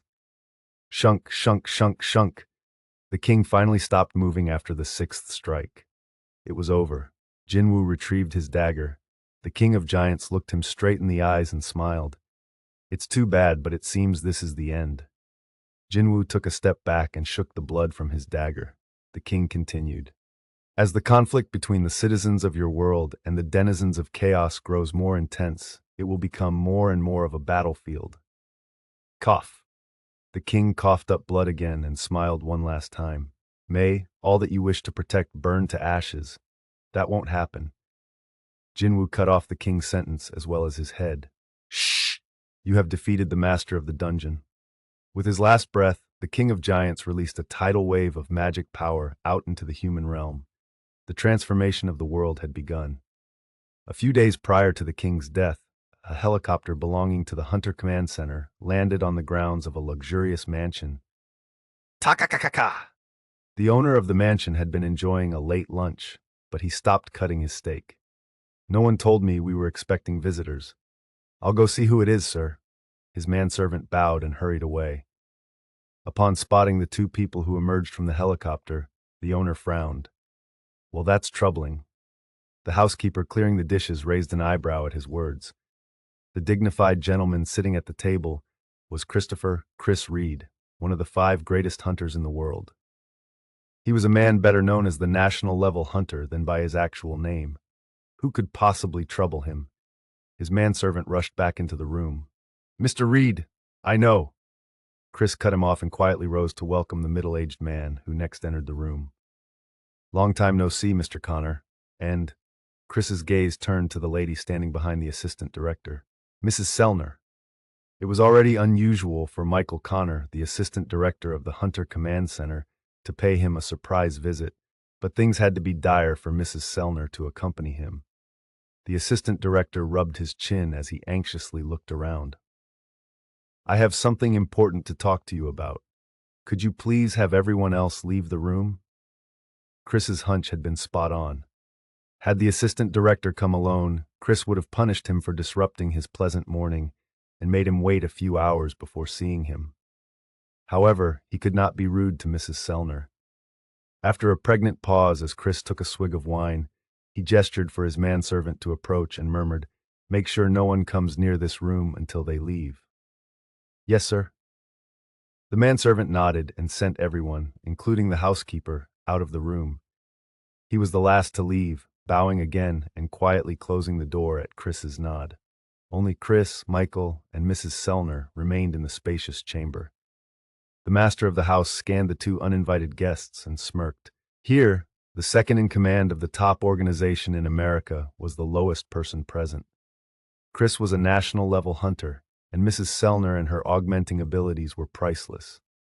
Oh my, where are my manners? Christopher couldn't let these honored guests stand. He quickly pulled out 2 chairs. "Please have a seat." Michael and Mrs. Sellner sat next to each other, and Chris took a seat across from them. "So," the national-level hunter looked back and forth between them with a smile. "What brings you two out here?" Mrs. Sellner glanced at the assistant director, who nodded. Before she could speak, though, Chris raised his hand. "Let me just say," his expression made his displeasure clear, "if you've come here because of the S-rank gate on the East Coast, I'm not interested." His tone made it clear there was no room for argument. "As you both know, the U.S. government has granted me national-level status. Therefore, I have the right to reject any of their requests, and I've already informed them of my decision not to participate in the raid." A national-level hunter wasn't just an ordinary citizen of a country. They were living nations unto themselves and treated as such, which meant civic duty wasn't in their vocabulary. Of course, they would cooperate when the occasion called for it, but since all the S-rank hunters in the country were teaming up for this raid, Chris didn't feel the need to lend a hand this time. He had no intention of changing his mind even if the assistant director had brought Mrs. Sellner here to entice him. But Mrs. Sellner wasn't concerned with the gate either. "That's not why I'm here, Chris. There's a more serious issue." Japan was on the brink of extinction because of an S-rank gate, but there was a problem more urgent than an S-rank gate appearing on U.S. soil. Chris leaned in. "What is this so-called issue?" She hesitated, then spoke with difficulty. "Chris, someone is going to kill you in the near future." The room fell silent. No wonder the assistant director couldn't stop fidgeting and dabbing the sweat from his brow. "Mrs. Sellner," Chris spoke in a low voice, "I haven't forgotten the favor you did for me." Thanks to her ability, he had become much more powerful, surpassing a limit he never thought he could exceed. But that didn't mean she could look down on him.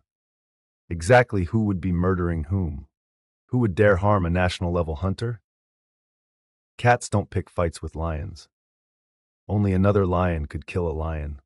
But Chris was confident that a lion like him could beat other lions regardless. This was another reason why he didn't want to participate in the raid. Why would a lion join a bunch of cats? Only a second-class lion like Thomas Andre would bother with such trivialities. Although she could see the anger rising in Chris, Mrs. Sellner continued her explanation. "I had a dream about you not too long ago." "A dream?" "Yes," she nodded. Chris was dumbfounded. "In the dream, you were surrounded by some men, and—" "Mrs. Sellner!" Chris couldn't stand it anymore. "Did you really come all the way here to bother me with nonsense?" "It's not nonsense. I'm aware of what kind of work you did before you awakened." Some individuals believed that Mrs. Sellner's unique power came from her being a psychic, but in Chris's opinion, her previous employment was no excuse for this drivel. His face contorted. "I'm a national-level hunter. No one can kill me." "But in the dream, that damn dream!" Chris sighed deeply and nodded. "Fine. Let's assume I believe what you're saying and there are enemies out there who can kill me. Now what? Who should I ask for help if this is all true?" Should he call the police or ask the Hunter Command Center for protection against an enemy who could potentially eliminate a national-level hunter? Ridiculous. Chris sneered. Ultimately, there's nothing I can do, is there? After some thought, Mrs. Sellner replied, there may be one person who can help you. And who would that be? Hunter Jin-Woo Sung. He may be able to protect you. Jin-Woo Sung? Chris had been ready to reject any suggestions, but the familiar name gave him pause. Where had he heard it before? It had been recently. Is it that? Chris frowned. Do you mean that Asian hunter who went to handle the dungeon break in Japan? Yes, that's Hunter Jin-Woo Sung. Mrs. Sellner had seen the nearly unlimited power dormant within Hunter Sung, a power that might even surpass that of the national-level hunters. She was sharing all this with Chris because she was sincerely worried about him, but the proud hunter took it as an insult. Bam! He inadvertently slammed his fist down on the table, causing it to sink into the floor. Leave, Sellner, now! He sprang to his feet and jabbed his finger at the door. Wait, I need to tell. Michael tried to assuage Chris's fury, but balked. We should go. Michael escorted out a reluctant Mrs. Sellner. The waiting manservant ran in after seeing the broken table. What happened, Mr. Reed? Nothing. The master of the house shook his head. Things would have ended very differently had the other party not been Mrs. Sellner, the woman to whom he owed a huge debt. He took a deep breath to calm himself. Me ask some no-name Asian hunter for help? How dare she look down on Christopher Reed? Chris turned to address his startled manservant, who quickly regained his composure. Is there something you need, sir? That hunter? Jin-Woo Sung. When did they say he's going to start the raid? The news about Japan had made headlines all over the world, including in the U.S. Jin-Woo's name had become as synonymous with the dungeon break in Japan as the giants running rampant. The manservant looked at his watch and calculated the time difference. I believe he is set to arrive in Japan in an hour. An hour! Chris consoled himself with the thought that he at least had something to amuse himself with as he glared at the helicopter carrying Michael and Mrs. Sellner away. You have defeated the master of the dungeon. Wud, the king of giants, lost his head. Jin-Woo jumped back to avoid the blood gushing from his neck. Ping! Jin-Woo assumed it was the usual notification from the system, but the contents turned out to be rather unusual. You have defeated one of the 9 monarchs, Regia, monarch of the beginning. Your experience points are being calculated. This may take a moment given the large amount of experience points received. What? This had never happened before, but there was no need to worry. Ping, ping, ping, ping. The electronic chime rang non-stop as a slew of system notifications appeared. You have leveled up. You have leveled up. You have leveled up. You have leveled up. You have leveled up. You have leveled up. Jin-Woo's eyes shot open at the grand total of 8 messages. Stat window, level 122. Whoa, Jin-Woo gasped at his new level. He had reached level 100 after defeating the ants, but it had taken the longest time for him to level up again afterward, probably due to the difference in strength between him and the magic beasts. He had barely reached level 103 after receiving permission by some of the guilds to clear a few high-ranked dungeons. But thanks to the giants and their kind, he now surpassed level 120. Awesome. Jin-Woo nodded. Killing the king had been the correct decision. It was no coincidence that his level had gone up by 8. Despite being restrained by special chains, the monarch still had enough mana to steal the hunter's breath away. Jin-Woo shuddered to think of such a creature loose in the world. Good thing he'd realized the beast's true colors before then. The king's corpse suddenly cracked like dry earth, turned to sand, and disintegrated into dust. Jin-Woo recalled his explanation. Once an astral body dies, it vanishes and cannot be made into a shadow, so I cannot become one of your soldiers. Jin-Woo had witnessed the death of an astral body for the first time. The king had been telling the truth. No black smoke or message regarding shadow extraction emerged from the sand. Jin-Woo dug out the black essence stone and dusted it off. It sucks that I can't make a new shadow soldier, but at least I get to take this. His face was reflected in the clear, mirror-like surface of the essence stone. As he stared at it, the powerful energy stored inside made his fingers tingle. So the rulers are the ones who keep sending these here.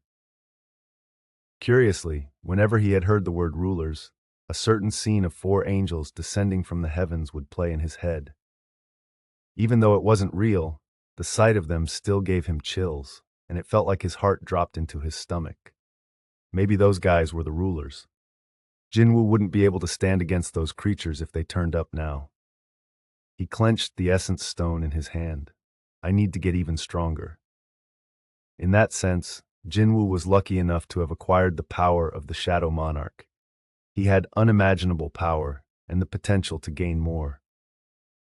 He wondered what would have happened if he'd been deemed unworthy due to a lack of points during the job change quest. Jin-Woo quietly spoke to the status window open before him. "Hey, say something already." There was no response. Having a conversation with the system was definitely on his bucket list. Jin-Woo stood and his foot hit something as he turned. Clink. Huh? He looked down to see the chains that had bound the King of Giants. These might come in handy. Jin-Woo carefully grabbed hold of a chain still connected to the wall. Sure enough, he could feel his power being siphoned away. Ooh, the chain was absorbing his mana. One might have been escapable, but even a mighty being would have had difficulty escaping with several of these wrapped around them. Jin-Woo grinned as he watched his mana decrease little by little on the stat window. Don't mind if I do. He gleefully summoned a demon monarch's dagger and cut the chains one by one, but then realized he couldn't detect any drainage from the severed chains. What? The same thing was happening to all of them. What's going on? Jin-Woo looked at the wall, then grabbed a chain connected to it again, confirming that it was siphoning mana as intended. He had an idea what was happening. So it's like that, huh? The chains themselves weren't the artifact. The draining effect came from the power of the dungeon, which meant that the chains were nothing more than scrap metal once removed. No use bringing these, then. Jin-Woo dropped them on the ground. He was a little disappointed, but even without the chains, he'd achieved a lot. During this raid, he'd recruited giants for his shadow army, and his level had gone up to 122. It was everything he'd hoped for and more. Jin-Woo ditched the chains and turned around with a smile. Beru bowed, then pointed toward the exit. At his signal, the army before Jin-Woo parted and cleared a wide path. Jin-Woo patted the now clean Beru on the shoulder and headed toward the exit. Touched by this gesture, Beru followed his king, and behind him marched the 1,000 soldiers who had contributed so much to the fight, in perfect unison. Stomp, stomp, stomp, stomp! The soldiers' heavy footsteps echoed through the dungeon. Jin-Woo smiled as he spotted the sunlight streaming in from the exit. It signaled the end of the long battle against the giants. A deafening silence had settled in the operation room of the Hunters Association of Japan. All those present seemed to have forgotten how to breathe, their attention focused on the huge monitor mounted at the front. Every so often, the sound of someone swallowing nervously broke the quiet. The screen displayed a satellite feed of Shinjuku as seen through a mana-detecting camera. Magic power appeared as blips of light on the map, and the stronger the magic power, the bigger the light. Everyone in the room knew what the huge light in the middle of Tokyo represented, but they were all shocked to see the 1,000 or so smaller lights gathered in front of it. Are all of those Hunter Sung's minions? Dear Lord. There are easily more than 500, no? President Matsumoto quietly leaned toward the analyst sitting next to him. How many minions are there? We don't have an exact count because many of the dots overlap, but our estimate is well over 800. Well over 800 meant 800 at the very least. That was more than double the number of minions Jin-Woo had utilized on Jeju Island. President Matsumoto was gobsmacked. He doubled their number in that short a time. Heck, being able to increase one's minions at all was unheard of in and of itself. He slid a trembling hand down his face. If Jin-Woo had been the enemy, it would have been a lost cause, so it was a relief to call him an ally. President Matsumoto was thankful for the mercy the hunter had shown Japan. Barely over the shock, he returned his attention to the screen. The smaller points of light converged on the bigger one. The battle between Jin-Woo's minions and the giant guarding the gate was about to go down. With sweaty palms, everyone nervously watched the lights continuously tangling with one another until finally, the large blip of light dimmed and disappeared. Yeah! They erupted in cheers, loud enough to shake the whole room. People laughed and cried as they exchanged hugs. The Japanese archipelago was free from the terror of the giants, and the person to thank was a hunter from Korea. President Matsumoto stared at the screen in silence and then nodded. When Jin-Woo had ruined his plans, he'd resented the heavens for giving this great hunter to Korea instead of Japan. But now he was thankful Jin-Woo had been on the Korean side of events. If it wasn't for him, Japan would be... He shuddered at the thought, then picked up his phone to perform one of his final acts as the president of the association. The call went through immediately. How did it go? The prime minister's nervous voice came from the other end. President Matsumoto was a little choked up but able to relay the news in an official tone. Japan is safe. Loud cheers could be heard over the phone. The prime minister managed to subdue himself to continue their conversation. Good work, President Matsumoto. However, do not expect this to lessen the things you must answer for. Of course not, sir. President Matsumoto was already prepared for this. A general who failed to kill the enemy's general was expected to offer his own neck. And if the same enemy's general saved their country? President Matsumoto had no excuse in the face of a complete defeat. He spoke quietly. I shall take any punishment. That is, the last thing I must do as president. The news that the giants had been eliminated instantly spread around the world, from the neighboring country of Korea to Brazil, the nation located on the opposite side of the planet. The whole world heard about Jin-Woo's achievement. A single hunter saves a whole nation.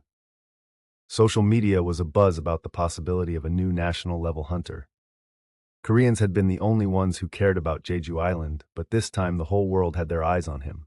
In Maryland, USA, the American hunters had safely completed the S-Rank Gate raid and were on their way to attend a party hosted by the government, but a TV monitor in the hotel lobby caught their attention. The hunters stopped to watch the coverage from Japan, and their jaws dropped. What?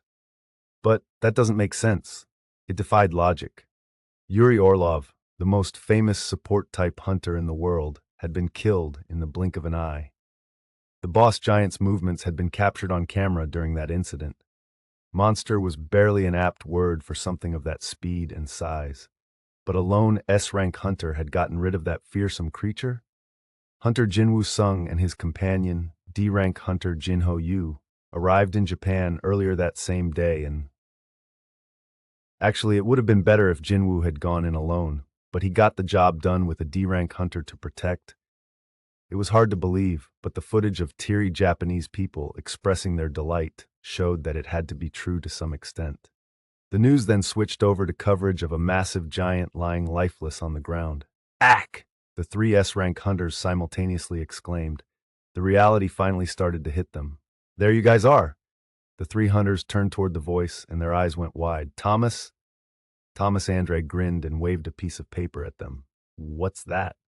A contract stating that you accept the results. What? Thomas ignored their confusion and began jotting down the list of items they'd carelessly bet. You bet your yacht, and you bet your house, and you... He stared at the third hunter and scratched his head with the end of the pen. What did you bet again? The man swallowed hard and quickly clarified. I didn't bet anything. Hey, that's a pretty nice tie. But I didn't. The tie. No, I said I. Thomas pushed down the sunglasses he was wearing and gave the third hunter a look that rendered him speechless. Having just witnessed another S-rank take down a Goliath of a magic beast on his own, the third hunter didn't want to offend a man who went around casually raiding S-rank dungeons. My necktie. With tears in his eyes, the man removed his tie. A little later, Thomas hummed as he walked into the dining hall. He stopped when he spotted Laura, the manager of the top-rank hunters in Scavenger Guild. Thomas showed off the tie as she approached. How's my tie? It looks expensive, but it doesn't go with your Hawaiian shirt. Really? Thomas took it off and stuffed it in a nearby garbage can. Yeah, I didn't think so either. Laura was used to Thomas's eccentricities, so she jumped into the issue at hand without missing a beat. We have a problem. A problem? Thomas looked up. Based on his experience, if Laura deigned to make a personal appearance rather than discuss the matter over the phone, it was a big deal. What problem? Laura anxiously explained. They've announced the list of guilds invited to the International Guild Conference, and it includes the Ajin Guild from Korea. Ajin Guild? Thomas had a bad feeling about this. His voice turned serious. Laura nodded. Yes, that's the guild Hunter Sung recently established. And there it was. Thomas groaned. So, he's coming to America. At a village in Ishikawa Prefecture, the town's entrance was crowded despite the early hour. What's going on? Why is everyone out here? A clueless man asked his neighbors. The village was supposed to be in the middle of restorations, but people were milling around instead of working. He'd been diligently hauling away wreckage from the destroyed buildings, so he was unnerved to see his fellow villagers acting this way.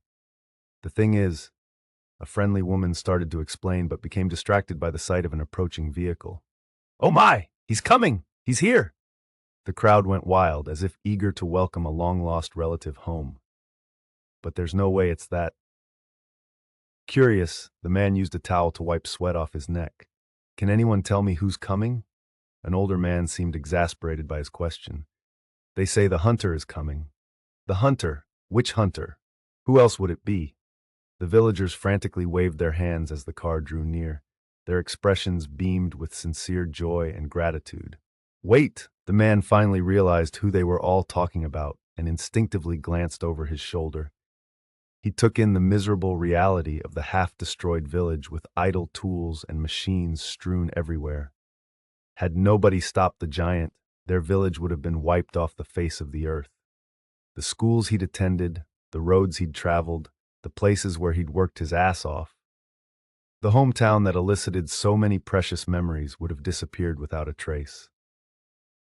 His heart ached at the mere thought of it, and his eyes stung with unshed tears. Is he really coming here? He turned his head back toward the road. The villagers hadn't been prompted to gather by their leaders to put on a show. They had done so on their own, motivated by their overflowing appreciation. The man was swept up in the mood soon enough, and he cheered loudly while swinging his towel around. Woo! Though the expensive black van coming down the empty street was new, the caked-on dirt made it look at least 10 years old. The Hunters Association of Japan stamp embossed on the license plate was hard to make out. The condition of the vehicle told the story of a battle, and the sight touched the villagers even more. The most emotional of them were in tears.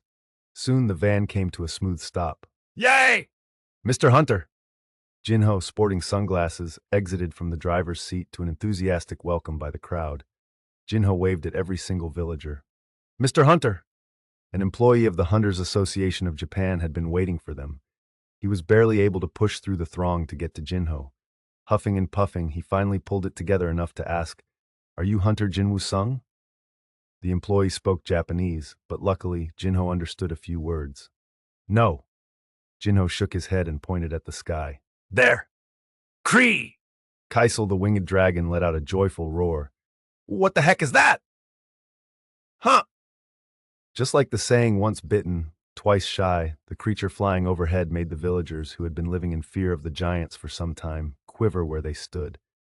However, Kaisel merely continued circling above them. Kree! Once the people realized that Kaisel meant no harm, they stared at the dragon with both wonder and trepidation. Just then, a shadowy human figure leaped from Kaisel's back. Thud! The villagers gaped in awe as Jin-Woo cushioned his landing with ruler's authority. The association employee who was closest to Jin-Woo could only stare while holding his glasses. Jin-Ho spoke to Jin-Woo on his behalf. Boss, this man was asking for you. Really? Jin-Woo approached the employee. The fellow snapped back to his senses as soon as Jin-Woo stopped in front of him. He had been instructed not to falter in the presence of this most important hunter. He bowed solemnly, just barely able to think straight. Nice to meet you, Hunter Sung. I am Hiroshi Tanaka from the Hunters Association of Japan, Kanazawa branch. He raised his head. I have been assigned to be your guide for today. I'm at your service. Of course, Hiroshi said everything in Japanese. Jin-Woo looked at Jin-Ho. Jin-Ho looked back at Jin-Woo. Jin-Ho's carefree smile made it clear he had no intention of trying to piece together what the employee had said. Jin-Woo let out a big sigh and summoned a shadow soldier who could interpret for them. My liege, Baru emerged and bowed to Jin-Woo. He then turned to the employee. I shall take care of this man. Wait, You realize that can have a totally different meaning. Jin-Woo wasn't the only one with reservations. Hiroshi and the villagers were stunned. Human. Beru rolled back his shoulders and approached Hiroshi. What would you like to tell my king? The villagers witnessing this scene squawked in astonishment. This was also Jinho's first time seeing a shadow soldier make conversation. Surprised, he turned to Jin-Woo. Boss, he can talk? Yeah. Beru's voice resonated like a beast's roar, but he spoke fluent Japanese.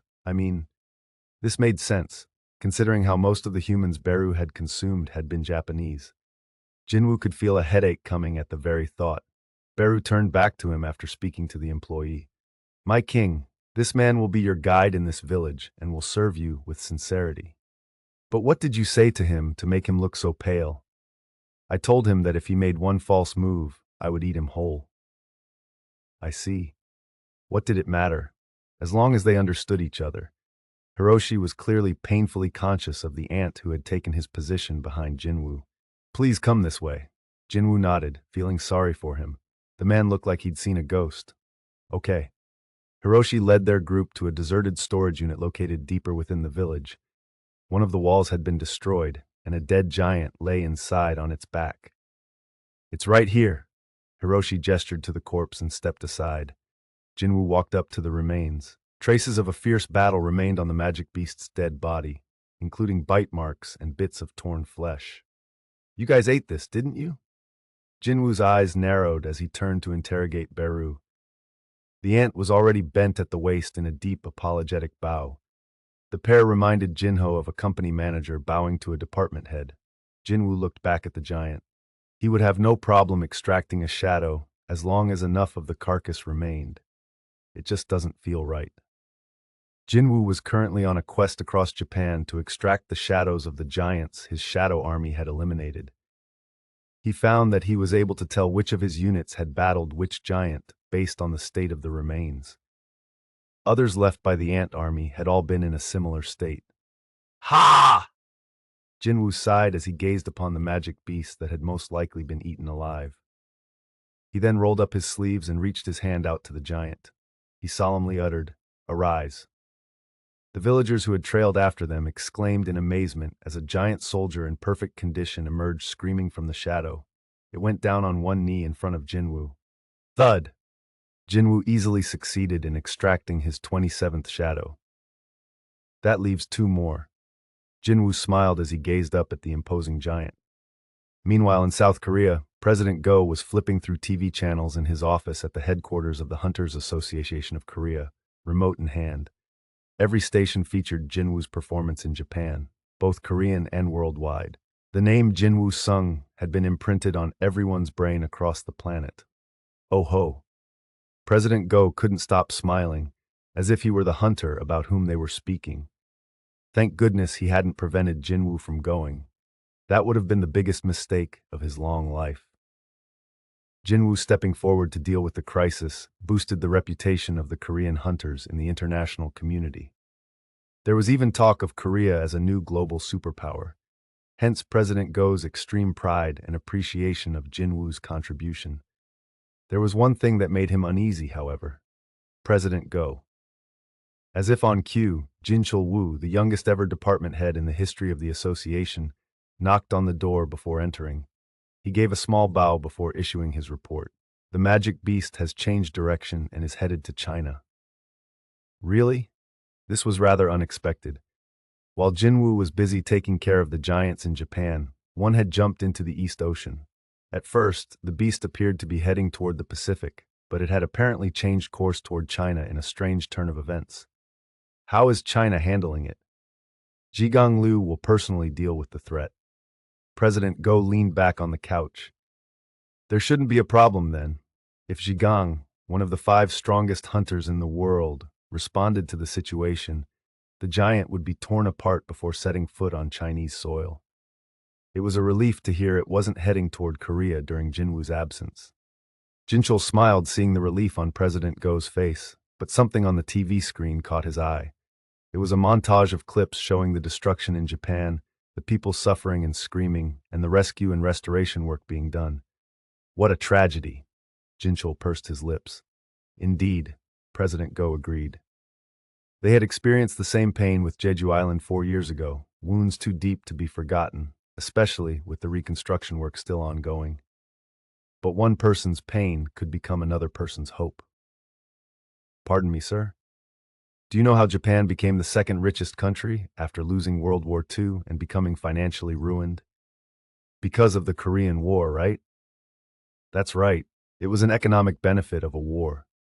A similar thing is about to happen in Korea. With a bitter look on his face, President Go put his hand on top of a pile of documents. These are quotes from Korean companies that want to help rebuild and restore Japan. Korean companies had been quick to make their moves. Some had submitted their bids as soon as Jin-Woo flew to Japan, and most others were already primed to jump into action. Someone's pain can be someone else's hope. More accurately, it would be to their benefit. Jin-Chul understood exactly what President Go meant, and a similar feeling of resentment gleamed in his eyes. He then remembered something. Oh yes, President Go. Yes? I heard that President Matsumoto from the Hunters Association of Japan turned himself in. He did? Why would such a shameless man have a change of heart? Before President Go could ask for details, his phone rang. Ring! The voice on the other end sounded urgent. President Go, it's me. It was his primary care physician, but he was normally very busy with patients around this time of the day. What's the matter? I'm calling because I figured this was important. Important.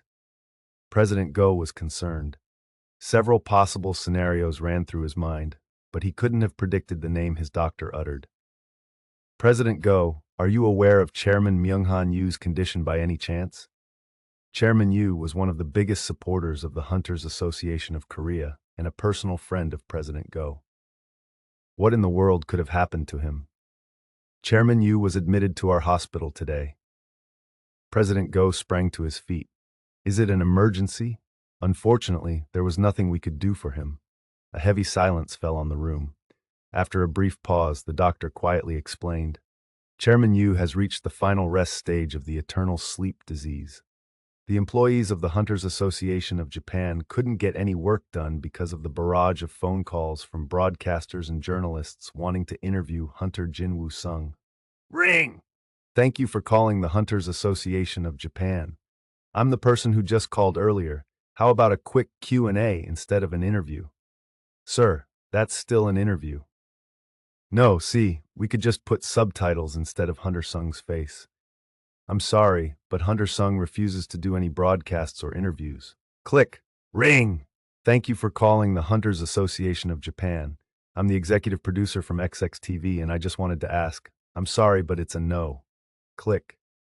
They received hundreds of these calls every day, making it impossible to do other work. The department head got a migraine anytime he heard a phone ring. I guess this shows how focused the media is on Hunter Sung. Who wouldn't be interested in the man who had single-handedly saved Japan after nearly 40% of the country had been decimated? He, too, was curious about what kind of person Jin-Woo was and what he had to say. Yet that was neither here nor there. Hunter Sung had made it clear he did not want to do interviews. It was the department head's duty as an employee of the Hunters Association of Japan to decline all media requests in accordance with Hunter Sung's wishes. I can't disappoint the savior of our country. The department manager gave a firm nod. Just then, one of the new hires nervously approached him. Excuse me, sir. The manager cut him off. Tell them no. No need to hear him out. Some higher-up from a broadcasting station or a newspaper had probably yelled at the newbie, so he'd come to check with his boss. That's not it, sir. I think we got a phone call from Korea. From Korea? Gun-hee-go from the Hunters Association of Korea says he needs to talk to the person in charge. The manager was in a panic now. Gun-hee-go, you said? Yes, sir. There was no way there was another Gun-hee-go within the Hunters Association of Korea. The cooperative relationship between Jin-Woo and the Hunters Association of Korea was public knowledge, and hadn't it been President Go who had announced Jin-Woo's intentions to help Japan? The manager rushed to his desk, yelling, "Connect the call! Right now!" Yes, sir. Hello, President Go. I'm the department head. The manager had still had some doubts as he picked up the phone, but he froze at the fluent Japanese coming from the other end of the line. Yes, understood. Yes, I will contact him right away. It didn't matter how many times he watched it, Jinho never got tired of it. Wow. He couldn't repress yet another outburst of admiration. The sight of a huge black creature that had emerged from a giant's dead body, kneeling and pledging loyalty to Jin-Woo, was like something out of a movie. It got Jinho every time. You're so awesome, boss. Jinho's eyes shone with respect for Jin-Woo as he heard exclamations coming from behind them. Whoa! How is that possible? What the heck is that? Considering how Jinho still wasn't used to the shadow extraction process despite having seen it many times before, it was no wonder the villagers were aghast. Although he didn't understand Japanese, he could guess what they were saying. Pride swelled inside him, as if he was the subject of their conversation. Ahem. An employee from the Hunters Association of Japan interrupted his train of thought. Are you Mr. Hunter by any chance? Oh, if you're looking for my boss, he's over there. Jinho pointed at Jin-Woo, assuming he was the hunter for whom the man was looking, but the employee shook his head, pointed right at Jinho, and switched to English. No, you. Jinho blinked in surprise. Me? Yes. Perplexed after the exchange in broken English, Jinho accepted the cell phone handed to him. As he listened to the person on the other side, his expression turned grim, and he kept repeating yes until he hung up. Jin-Woo exited the ruined storage unit after stowing the giant shadow soldier, and Jinho immediately hurried over and hung his head. I'm sorry, boss, but I think I need to head back to Korea. Jin-Woo noted the serious look on his face. Something wrong? I'm not sure. I was just told to return to Korea for a family matter. Jin-Woo kept his mouth shut, but he had an inkling. Chairman Yu's disease, if that was the reason, Jin-Woo understood why the person calling hadn't gone into detail over the phone. How do you explain to a child currently in a different country that his father has fallen into a coma? Jin-Woo didn't ask any further questions. I understand. Thanks for your help. No, it was nothing. I'm sorry I can't stay with you until the end.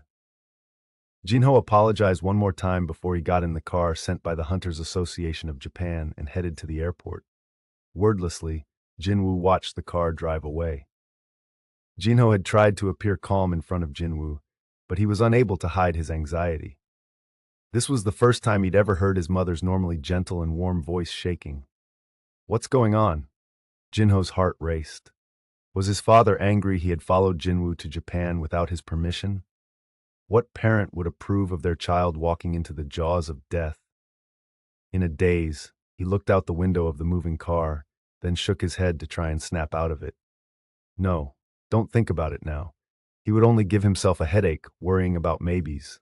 It could all turn out to be nothing. Jinho clung to that thought until his plane landed at Incheon Airport. Jinho, Mr. Kim, Chairman Yu's secretary, was there to pick him up. Seeing the older man's red eyes, Jinho knew at once something big had happened. Mr. Kim, the car is waiting for you. Please come with me. What's going on? Jinho was dying to ask but couldn't bring himself to for fear of the answer. Let's hurry. Secretary Kim directed him toward the exit. Oh, but somehow Jinho couldn't move his legs. Secretary Kim placed a hand on Jinho's shoulder as if he sympathized, his face betraying his mixed feelings. Jinho, you must stay strong at a time like this. I'll explain everything on the way. Tears welled in Jinho's eyes, and as promised, Secretary Kim explained Chairman Yu's status while they drove. Jinho went into denial. There was no way Secretary Kim was telling the truth. However, he had no choice but to accept it once he saw his father asleep through the glass partition in the hospital. He had always envisioned his father as a strong man, and his heart broke at the sight of his frail body lying on the bed. Father! The doctors blocked Jinho from bursting into the hospital room. His father's condition would get worse if a hunter who couldn't control magic got too close to him. His expression crumbled as he listened. I see. As a son, Jinho had always been a disappointment to his father, but he never imagined he wouldn't even get to hold his hand in his final moments. Just one more way, he'd let his father down. Looks like I'm a useless son until the end. Despondent, Jinho turned away from his father and found Secretary Kim standing there with a black leather portfolio. What's this? Jinho took it, and Secretary Kim explained. It's something Chairman Yu was working on right before he collapsed.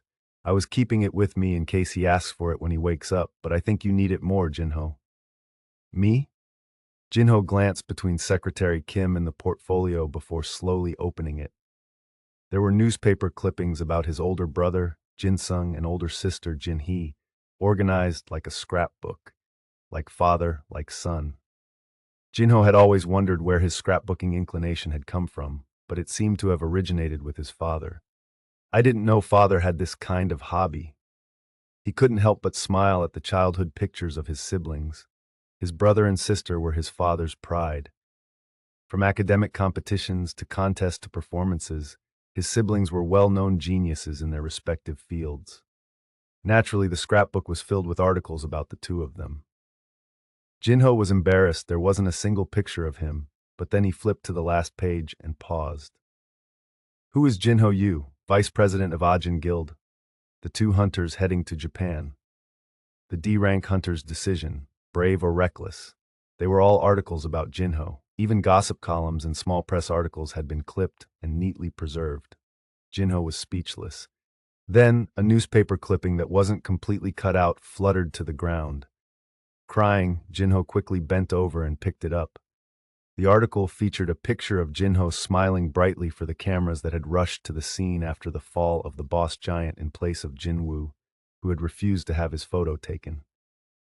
The article bore today's date. Secretary Kim put his hand on Jin-Ho's shoulder. It wasn't like Chairman Yu didn't love you, Jin-Ho. It's just that his expectations for you were as big as his love. Jin-Ho quietly sobbed for a long while. As soon as he was able to compose himself, he stood up. Is there any way to wake him up? Secretary Kim solemnly shook his head. No patient had ever awoken after entering the final rest stage, except one. As soon as Secretary Kim recalled who, he hesitantly tried to bring it up. By any chance, Jin-Ho? Yes, it's nothing, never mind. He couldn't bring himself to ask. Sometimes it was crueler to give someone hope, so Secretary Kim swallowed the question he desperately wanted to ask the crying hunter. All the while, Jin-Ho's shadow quietly eavesdropped on their conversation. 3 a miracle. Let's go home for today. Okay. Jin-Ho and Secretary Kim left Chairman Yu's hospital room. Neither of them noticed part of the shadow beneath Jin-Ho's feet separating and flowing back into the room, right before the door closed. Click. The lights automatically turned off. Time passed, and in the middle of the night, with no visitors around, the shadow crawled out from under Chairman Yu's bed. Wish. The shadow took the form of an ant shadow soldier. Its eyes lit up when they landed on Chairman Yu. Scree. As the ant soldier smacked its lips, it was suddenly sucked back into the shadows and replaced with Jin-Woo, who had activated the shadow exchange skill. Despite concealing himself with stealth beforehand, he made sure to cautiously scan his surroundings. The room was pitch black, but thanks to his maxed out perception stat, Jin-Woo was able to see everything as clearly as if it was daytime.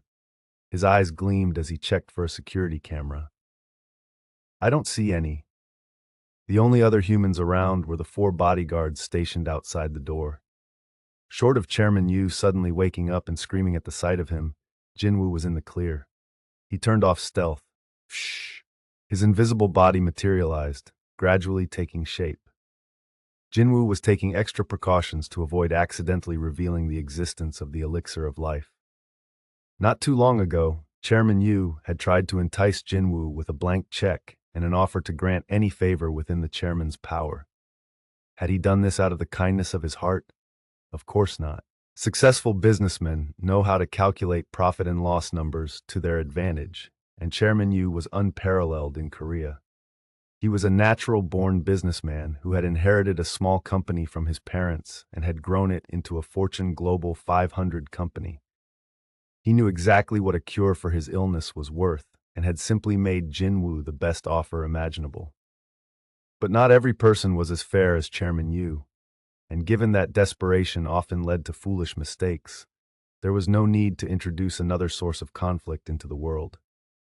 For this reason, Jin-Woo wanted to keep the elixir of life a secret, and he wasn't naive enough to risk potential disaster for the sake of a close friend's relative. How many people out there would carelessly reveal such an item just because someone asked? Instead, Jin-Woo bided his time. The delay hadn't caused Chairman Yu further harm, nor would it alter the effectiveness of the treatment. To be frank, the only losers would be the shareholders in Yujin Construction who sold their stock in as soon as they heard about Chairman Yu's hospitalization. Is this why people say the stock market is all or nothing? Jin-Woo grinned and removed from his inventory one of 5 bottles containing the elixir of life. He knew what it was like to lose a parent, so using one of these for Jin-Ho's sake seemed like a no-brainer. The poor guy was crying and everything. Jin-Woo propped up Chairman Yu's torso, opened his mouth, and slowly poured out the elixir drop by drop. Chairman Yu swallowed the medicine as if his unconscious body was aware that this was his only chance for survival. Cough! Jin-Woo laid Chairman Yu back down on his bed and put away the empty bottle. Just like Jin-Woo's mother, the chairman's complexion returned to normal, and his weak heartbeat gradually grew stronger. Jin-Woo nodded in satisfaction. There we go. The elixir of life had worked like a charm. The only thing left to do was to get out of the room before Chairman Yu woke up. Jin-Woo stood at the door and used stealth. Huh? The sound of the door, built to open automatically at the press of a button, startled the guards. Ah! They spotted something 1,000 times more shocking than the door opening on its own. The guards were stunned as they watched Chairman Yu sit up. What? Mr. Yu! One of the flabbergasted guards yelled at the top of his lungs. Doctor! Doctor! As he ran to get a medical professional, his 3 partners rushed into the room. Chairman Yu, are you okay? The chairman looked very relaxed, as if he'd enjoyed a good night's sleep. He blinked at them. What's all this fuss? Who are you people anyway? No, wait. Chairman Yu cut them off as he took in his surroundings. He recognized the VIP hospital room reserved for patients with eternal sleep that he'd prepared as soon as he'd received his initial diagnosis. That means, no way. Did I pass out and wake up again? Oui. The chairman looked in the direction of the sound just in time to see the door on the other side of the glass wall slowly shut. Ding! The elevator door slid open. Jin-Woo saw a herd of doctors dashing toward Chairman Yu's room before he stepped inside the lift. Now that he thought about it, Jin-Ho's birthday was this month. It's a little early, but happy birthday, Jin-Ho. A cure for his father might be the best birthday gift of all. Satisfied, Jin-Woo hit the button for the first floor. A man who had stepped in behind the hunter paused when he saw the button light up on it. Well, that's freaky. Jin-Woo had stealth activated, so it looked like the man was alone in the elevator. Unnerved, the man ran out, muttering, "Oh, hell no." I'm sorry, sir. Jin-Woo apologized mentally as he jabbed the button to close the doors. When the elevator began to move, he decided to check one of his skills. Skill info. Skill exchange, job exclusive skill. No mana required. The caster may switch locations with a designated shadow soldier. Once used, you may activate it again only after a 3-hour cooldown period. Wait times can vary depending on skill level. You may use the skill after 1 hour, 54 minutes, and 11 seconds. 1 hour and 54 minutes? The 11 seconds aside, he had 2 hours to kill before he could use shadow exchange again. He still had a couple of giants from which he wanted to extract shadows, so he needed to return to Japan. Since he'd left a shadow overseas, he would be able to do that as soon as the cooldown period was over. The problem was figuring out what to do in the meantime. I can't go home. How would his mother feel if Jin-Woo came back from a week in Japan only to return 2 hours later? He could practically picture her expression. Ding! The elevator doors opened on the first floor. Jin-Woo debated what to do once he left Seoul Ilshin Hospital. An idea struck him. Should I look for a dungeon that hasn't been claimed? Jin-Woo deactivated stealth and expanded his perception. He sensed 4 or 5 gates in the vicinity. He looked up their information on the association's smartphone app. Aha! To his delight, 2 of the gates hadn't been reported yet. Miss Yu, we're here. Thank you. Jin-hee, the eldest daughter of Chairman Yu, had returned to the hospital after escorting her distraught mother home. When she first found out about her father's illness, it had felt like her whole world was crumbling, but she'd believed her father's reassurances. I'm searching high and low for a cure and think I have a good lead, so don't worry. Had anyone else claimed they could find a treatment for their terminal disease, she wouldn't have believed it for a second. But this was Chairman Myung-han Yu, the colossus of Korea's financial sector. So Jin-hee had held on to hope despite the dire situation. And yet, she wiped her tears as she recalled how her father had attempted to hide his grief when she moved overseas. If she'd known things would turn out this way, she would have given up studying abroad to spend more time with him. Suddenly, someone rather familiar passed by her. Hey, isn't that? She'd definitely seen him somewhere, but before she could remember where, he pulled down on his hood and quickened his pace as if he could feel her stare. She curiously watched him walk away before hastily moving on. Whoever he was, the man's identity was unimportant. As she anxiously waited for the elevator doors to open, her cell phone rang. Bring! This late at night in the empty hospital lobby, the chime sounded louder than usual. Jinhee didn't recognize the number. She normally wouldn't pick up such calls, but who could it be? Considering how crazy the last 24 hours had been, she felt she should. She put the phone to her ear. Hello? Hello, this is Seoul Ilshin Hospital. We're contacting you because we couldn't reach your mother. They'd given her mother a sedative to put her to sleep, so that tracked. But what was going on? The unexpected call from her father's primary doctor frightened Jinhee. She cautiously asked, did something happen? The thing is, Chairman Yu. As she listened, her eyes widened to the size of dinner plates. It had to be a lie. Did the doctor really think she'd buy this? She fought back tears as she asked, are you sure? If I hadn't seen it with my own two eyes, I wouldn't have believed it either. It's extremely rare for patients in the final rest stage to wake up. In any case, please get here as soon as you can. We're not sure when Chairman Yu will fall back asleep. Please hold on, I'm already at the hospital. Ding! The elevator doors opened right on time, and Jinhee practically threw herself through them. She'd never thought in a million years, is this for real? The short elevator ride felt like an eternity. Ding! She made a beeline straight for her father's room and was met by the sight of the old man turning to see who it was. Without a doubt, it was him from head to toe. Dad! Surrounded by doctors, Myung-han Yu took in the sight of his daughter. Jin-hee? Dad! She jumped into her father's arms. As he consoled her, it hit Myung-han once again that he had come back from the dead. I'm alive.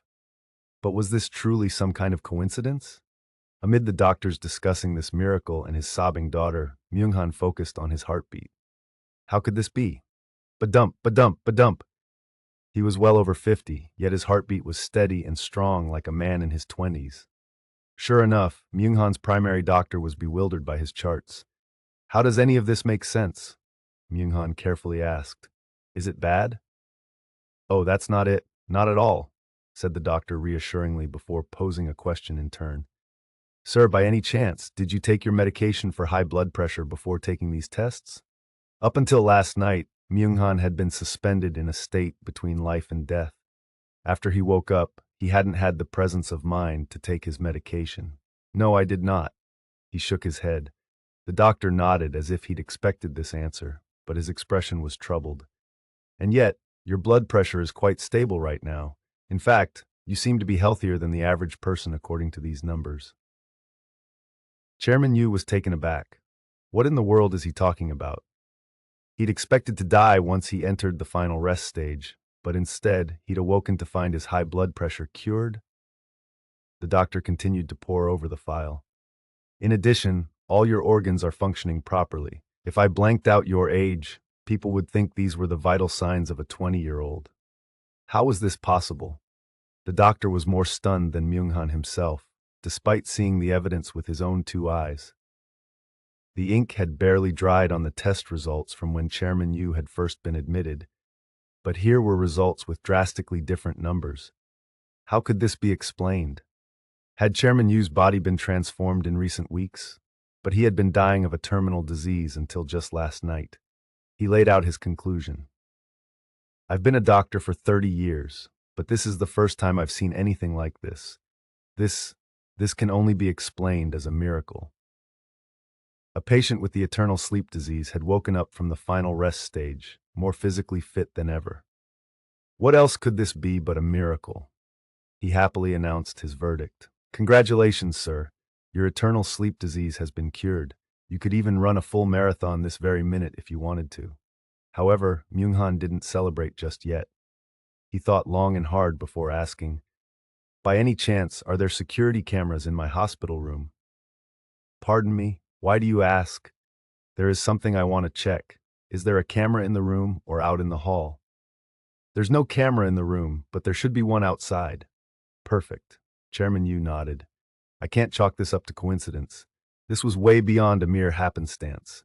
Someone with unimaginable power had interceded here, and Myung-han had an idea who it could be.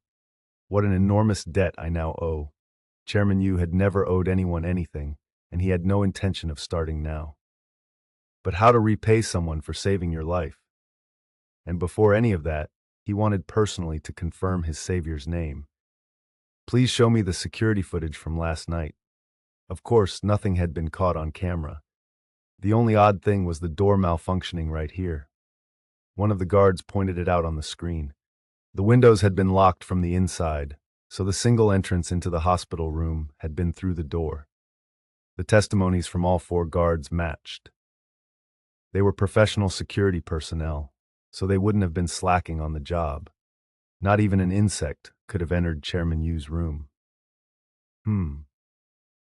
The possibility of Jin-Woo possessing the stealth skill didn't cross Chairman Yu's mind, so his thoughts were a jumbled mess. Secretary Kim rushed into the monitoring room. "Sir, I've looked into the matter you requested." "And?" "Well," Secretary Kim eyed the other people in the room and whispered in Chairman Yu's ear. "The association confirmed that Hunter Sung was in Japan at the time. They said he'll most likely return to Korea tomorrow." Chairman Yu had assumed no one except Jin-Woo could have accomplished this, but he had to accept that he'd been mistaken. It couldn't have been Hunter Sung. But then why? Despite the evidence to the contrary, he couldn't quite shake the niggling feeling that it had been Jin-Woo. However, if Chairman Yu and Jin-Woo had one thing in common, it was that they didn't dwell on things outside their control. Understood, he switched the subject. "According to the doctor, I could run a marathon if I wanted, so I'll be back to work tomorrow. Make sure everything is ready, would you?" The chairman was back to his old self. Secretary Kim swallowed a giddy laugh, then brought up another matter. "By the way, Chairman Yu, do you know what the media is saying about you?" The media must have had a field day with the story about the man coming back from the dead. The chairman didn't look bothered. "What? They're saying you're immortal." "Immortal?" Chairman Yu wasn't one to grin, but he couldn't suppress his growing smile. Immortal. That was much better than when they called him King Midas or Poker Face. "Ha!" Chairman Yu repeated the word. "Immortal. Immortal, huh?" It was the perfect way to describe someone who never gave up under any circumstances, even to a terminal illness. Chairman Yu gratefully accepted his second chance and laughed contentedly. "I quite like it." While Korea was abuzz with the news about Chairman Yu, Jin-Woo made it back to Japan and succeeded in collecting all 29 giant shadow soldiers. At last, he became emotional as the giant shadow soldiers lined up in front of him in order of extraction. Tracking down the dead bodies of the giants and collecting their shadows made him feel like he was on a video game quest. But the reward at the end of it was so much more satisfying in real life. He felt invincible with 29 dignified giant shadow soldiers on his team. Too bad one is missing, though. A total of 30 giant-type magic beasts had escaped from the gate, not including the one that had remained to guard it, but one had escaped into the ocean. Still, he felt quite proud of collecting the other 29. With the giants all gathered there, the destroyed city around them felt almost crowded now. But he hadn't summoned the giant shadow soldiers as decoration. He posed a question to them. "Who is the strongest among you?" He needed a captain to lead the giants, just as Beru, Igris, and Fang commanded their own troops. When the giant soldiers warily gazed at one another and no one came forward, Beru impatiently yelled at them. "Scraw!" The giants shuddered as the powerful roar ripped through the air. Beru had killed several of them and was undeniably stronger than any of the giants, so they feared him. "Scraw!" Following Beru's scolding, one of the giants slowly raised his hand. Beru turned to Jin-Woo and bowed, receiving a thumbs up for his work. "Thanks." And then something happened that neither Jin-Woo nor Beru was expecting. A second giant shot his hand up after seeing his colleague do the same. Its expression made it clear that it firmly believed itself better than the other candidate. Ooh. Jin-Woo realized the hesitation had been because the giants themselves had no idea who was strongest. This surprising turn of events made Jin-Woo laugh as he called both giants forward. Number 22 and number 6, front and center. Number 6 had especially huge fists, and number 22 looked strong overall. Jin-Woo inspected them closely. Even with his excellent perception, it was hard to tell which was stronger. There was only one way to find out. Jin-Woo smiled brightly. You two ready? The two giants faced each other, determined and unyielding. Begin! Wham! Pow! Bash! The giants exchanged blows for a while until number 6 finally managed to send number 22 sprawling and squeaked out a close victory. Great! From now on, number 6 is the captain of the giants. Number 6 raised its fists in victory, and the other shadow soldiers cheered. Now that that's settled, Jin-Woo had accomplished everything he'd set out to do in Japan. He brought up his stats. Stat window. A combination of words and numbers materialized in front of him. Ping. 122. Job Shadow Monarch, Demon Hunter, and 2 others. HP 65,230, MP 115,160. Stats. Strength 292, Stamina 281, Agility 305, Intelligence 310, Perception 277, Available ability points 0. Physical damage reduced by 65%. Passive skill. Unknown. Love max. Willpower love 1. Dagger master love max. Active skill max. Murderous intent 2. Mutilation love max. Dagger barrage love max. Stealth of 2. Ruler's authority love max. Job. Exclusive skill. Active skill. Shadow extraction love 2. Shadow storage love 2. Monarch's domain love 2. Shadow exchange love 2. Item equipped. Crimson Knight's helmet S. Demon Monarch's earrings S. Demon Monarch's necklace. Demon Monarch's ring S. Seeker's shirt. Seeker's gloves, Seeker's pants A, Seeker's shoes. He took in his progress since coming to Japan, starting with the insane increase in his stats. Everything was pushing 300, and the intelligence stat, which he had invested in the most, had surpassed 300 a while back. This was a result of the rewards from the daily quests, which he had never missed, his increase in levels from hunting giants, and the super expensive defensive gear he had purchased from the system's shop. Seeker's defense gear set. Until recently, Jin-Woo hadn't paid much attention to the items in the system shop. However, since he had no idea how strong these monarchs and rulers were, he needed to find a way to protect himself. If the King of Giants was that strong when weakened, the others could be extremely overpowered. Jin-Woo recalled the angels with 6 wings he had seen in the memories of the Shadow Monarch. If he wanted to survive a fight with them, Jin-Woo would need to get even stronger. His gaze shifted up from the list of items to his level. Level 122. His level had gone up 8 times after defeating a single monarch. Jin-Woo couldn't even imagine how many levels he would go up once he fought the rest of them. Badump. His heart pounded with trepidation but also excitement.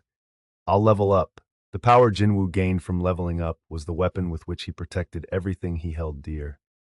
His heart leaped again. Badump, badump, badump. The pounding of his 2 hearts hurt his ears, but he didn't mind the pain. All right then. Jin-Woo sensed someone's approach and recalled his shadow soldiers. Ta-ka-ka-ka-ka-ka-ka! A helicopter belonging to the Hunters Association of Japan was landing in the near distance, and Jin-Woo happily climbed aboard. For now, it was time to go home. The Japanese government provided Jin-Woo a suite in a 5-star hotel. He had originally planned to decline their hospitality because he could use shadow exchange instead of waiting for a plane. However, he relented after an earnest plea from them. Please stay. You'd be helping us avoid being scorned for not treating the savior of our country accordingly. This was his first time setting foot inside a hotel that cost 4 million won a night. His initial impression of his suite was amazement at having the huge room all to himself. The furniture looked brand new, as if it had been purchased only yesterday. He then walked to the window and looked out over the downtown area. A good view always seemed to increase the property value, and he agreed that this one justified the expensive room rate. I can't believe magic beasts almost decimated this beautiful city. Jin-Woo sucked his teeth as he recalled the ruins of Tokyo. but he was glad he'd at least arrived in Japan when he had. I should go to bed now. After camping outside for days on end, a night in a hotel room was bliss. The next day, employees from the Hunters Association of Japan came to fetch Jin-Woo for his flight. "Good day, Hunter Sung." His guide greeted him in perfect Korean. "There's a car ready to take you to the airport." And not a moment too soon. Jin-Woo was growing bored of waiting in the hotel room anyway. He picked up the bag he had tossed in a corner. "Let's get going." "Oh," the guide looked flustered as Jin-Woo made to leave. "Hunter Sung, do you not have a change of clothes?" Jin-Woo understood the reaction. His battle-worn outfit was stained with blood and perspiration. I tried to be careful, but it had been impossible to avoid all the blood gushing from the giants' bodies. Jin-Woo could only shrug as all the clothes he'd brought with him were in a similar state. The guide smiled and asked, "Then would it be okay to arrange an outfit for you to wear today?" That sounded more than okay. Jin-Woo had no desire to walk around in blood-stained clothes if he didn't have to, or be squirreled away to the airport like a criminal whose identity needed to be concealed. The guide chuckled as he read Jin-Woo's expression. "We'll get you something to wear right away. Please wait here." 10 minutes later, a group of men, each carrying multiple sets of suits, paraded into the suite. That was fast. The handler saw Jin-Woo's raised eyebrow and cheerfully explained, "We had these prepared in advance just in case." Jin-Woo could barely contain his surprise as he looked over the panoply of suits laid out by size and color. They'd been extremely thorough in their preparations. "And if you need anything else," Jin-Woo waved his hand. "No, but thank you." He was more than satisfied with the hospitality he had received up to now and appreciated the efforts of the Hunters Association of Japan. Jin-Woo inspected the outfits and selected the suit that looked like it would fit him best. He tried it on and checked himself out in the mirror. Perhaps it was because these were high-end threads, but it made him look like a different man. "I think this is good." He couldn't help but smile. He turned around and the guide exclaimed, "That looks perfect on you, Hunter Sung. We should get going." "Understood. Our staff will take care of your bags." On cue, two men entered and picked up Jin-Woo's belongings. The Hunters Association of Japan seemed determined to make sure their savior didn't lift a finger. Jin-Woo left the five-star hotel appreciating the hospitality, got in a black sedan, and headed to the airport. As the car neared the airport, Jin-Woo suddenly realized why the Hunters Association of Japan was so concerned about his appearance. Through the window, he saw throngs and throngs of people. Jin-Woo was rendered speechless at the sight. His guide excitedly told him, "They're all here to see you, Hunter Sung." There were way too many people for this to be a crowd gathered by the association for show. "Do you know how many there are? We're estimating more than 100,000. That many?" The car transporting Jin-Woo made its way down the barricaded road without incident. The vehicle turned a corner to reveal an even bigger crowd waiting to welcome Jin-Woo. "You're the hero who saved Japan, Hunter Sung." From Jin-Woo's point of view, he'd simply done what he could. The thing was, nobody else could have accomplished what he had. The citizens of Japan had fallen into despair after witnessing the giants through social media, on TV channels, and in person. Instead of extending a hand, the international community had collectively agreed that it was over for Japan. But that was when President Gun-hee-go of the Hunters Association of their neighboring country, Korea, someone more well-known than the Korean president, had made an announcement. There is one such hunter who wishes to take on the giants. The many Japanese people watching the live press conference had glued their eyes to the screen with bated breath. Just who is this hunter? At the question, President Go had brought his lips as close to the mic as possible and replied, "Hunter Jin-Woo Sung." Jin-Woo's exploits on Jeju Island were already widely known, so the mere mention of his name had people cheering. He had been their last and only hope. A week later, Jin-Woo was headed home, having made good on his promise to rid the country of giants. Naturally, the people of Japan came in droves to see him off. His guide mentioned that were it not for the fact that cleanup of destroyed areas was underway, more would have shown up. The guide then made a request. "The Prime Minister would really like to meet you, Hunter Sung. Could you please spare some of your time for him?" This was the most serious expression Jin-Woo had seen on his escort, and the hunter guessed he had been pressured by some higher-ups to ask. But Jin-Woo refused to do anything he didn't want to, so he repeated his usual response. I don't want to waste my time on anything unnecessary. The handler nodded while trying to stifle a laugh at Jin-Woo's firm stance. Ha ha! Understood. As they made small talk, the car pulled up to the entrance. Jin-Woo stepped out of the car as cool as ever. At his appearance, the air exploded in applause. Jin-Woo looked around at the crowd. Hunter Sung! Hunter Jin-Woo Sung! Although he didn't speak their language, Jin-Woo understood the emotion in their voices, the look in their eyes, and the hand gestures they made. Their immense gratitude and deep admiration were conveyed to him. Beru observed the whole thing from within Jin-Woo's shadow. My king, these subjects are pledging their loyalty to you. It's not like that. You wave and acknowledge them, my king. I said, it's not like that. Where in the world was Beru learning stuff like this? But a question popped into his mind before he could ignore the ant. Hey, do the other ants like it when you do that? Jin-Woo could practically see the majestic expression on Beru's face at the pride in the ant's voice. Of course, my king. Jin-Woo should have expected that. Beru had the ability to boost the ant soldier's morale with a single roar. Jin-Woo nodded to himself. If an ant could do it, then the least he could do was greet the people who had traveled to see him. Jin-Woo turned toward the crowd, hesitantly raised his hand and waved it back and forth. The applause and cheering grew louder. Whoa! As he did, he noticed that even his guide was enthusiastically clapping with teary eyes. Thank you. Thank you, Hunter Sung. Thank you so much. The guide wiped his eyes with his sleeve and beckoned to Jin-Woo. Let's go, Hunter Sung. Your airplane is departing soon. Jin-Woo lowered his hand, but the clapping didn't stop. It continued long after he entered the airport and vanished from their view. 100,000 people watched his plane take off.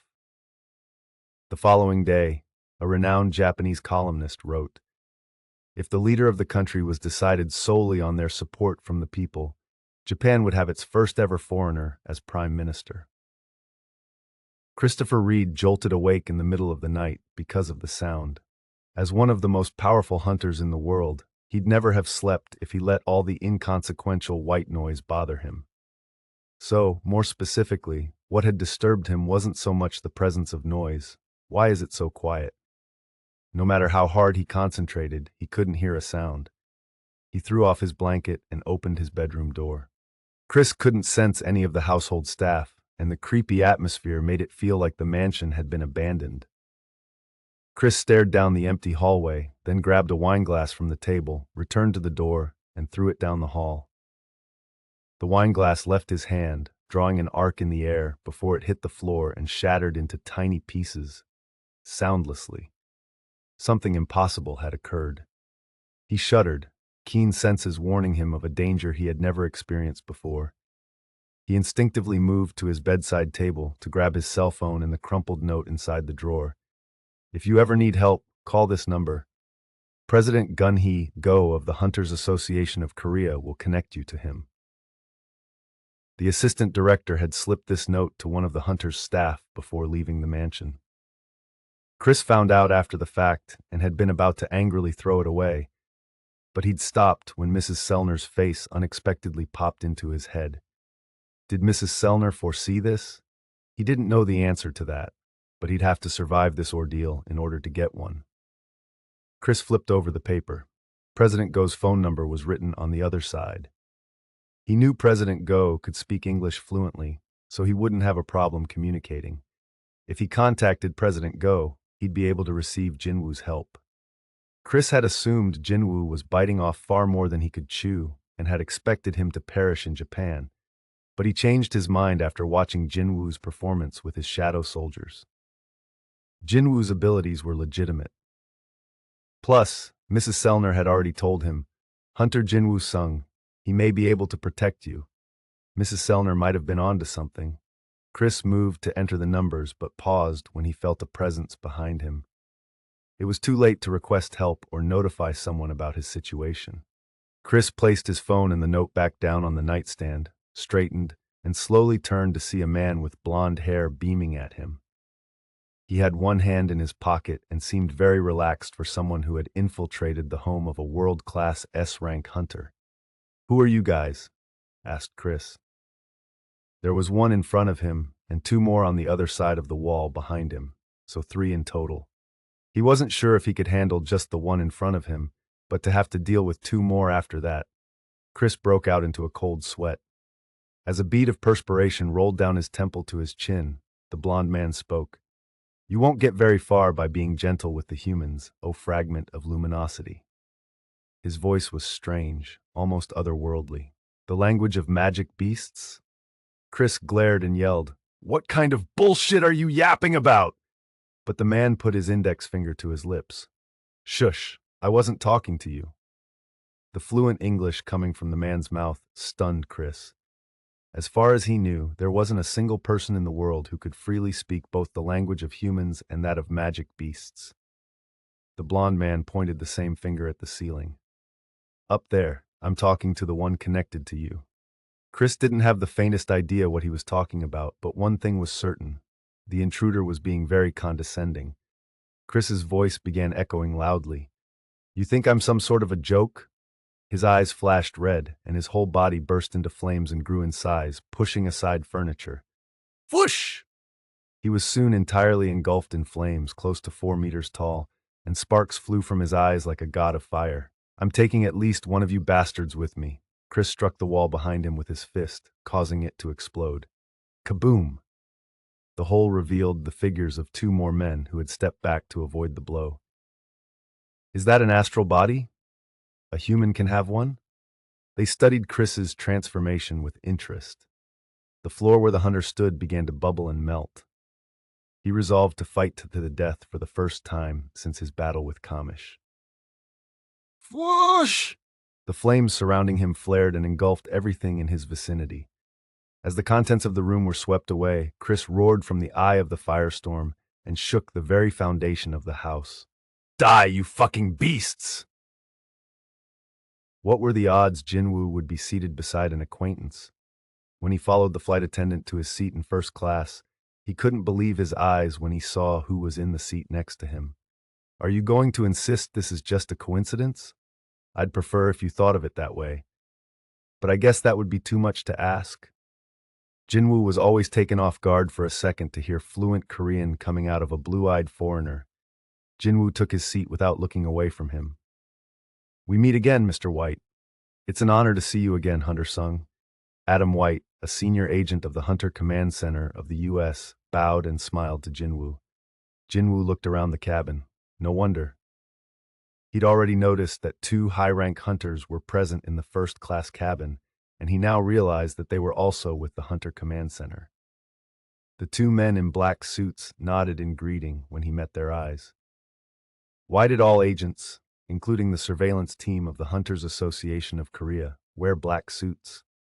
Was that their way of making their jobs obvious to those around them? Adam interrupted Jin-Woo's pointless musings. "We've only met once, but you remembered my name. Our first meeting was quite memorable. My apologies. We never imagined that there'd be a hunter immune to Mrs. Sellner's." Jin-Woo waved his hand. He'd been bombarded with fervent apologies from the assistant director that day, so he wasn't interested in revisiting the incident. He was, however, curious as to why the Hunter Command Center was back after apparently having given up on him. He had no intention of playing a game of tug-of-war with them. "Aren't we done negotiating?" Jin-Woo asked quietly. Adam's smile slid off his face. "Pardon me for turning up unannounced, but there's an urgent matter I need to discuss with you."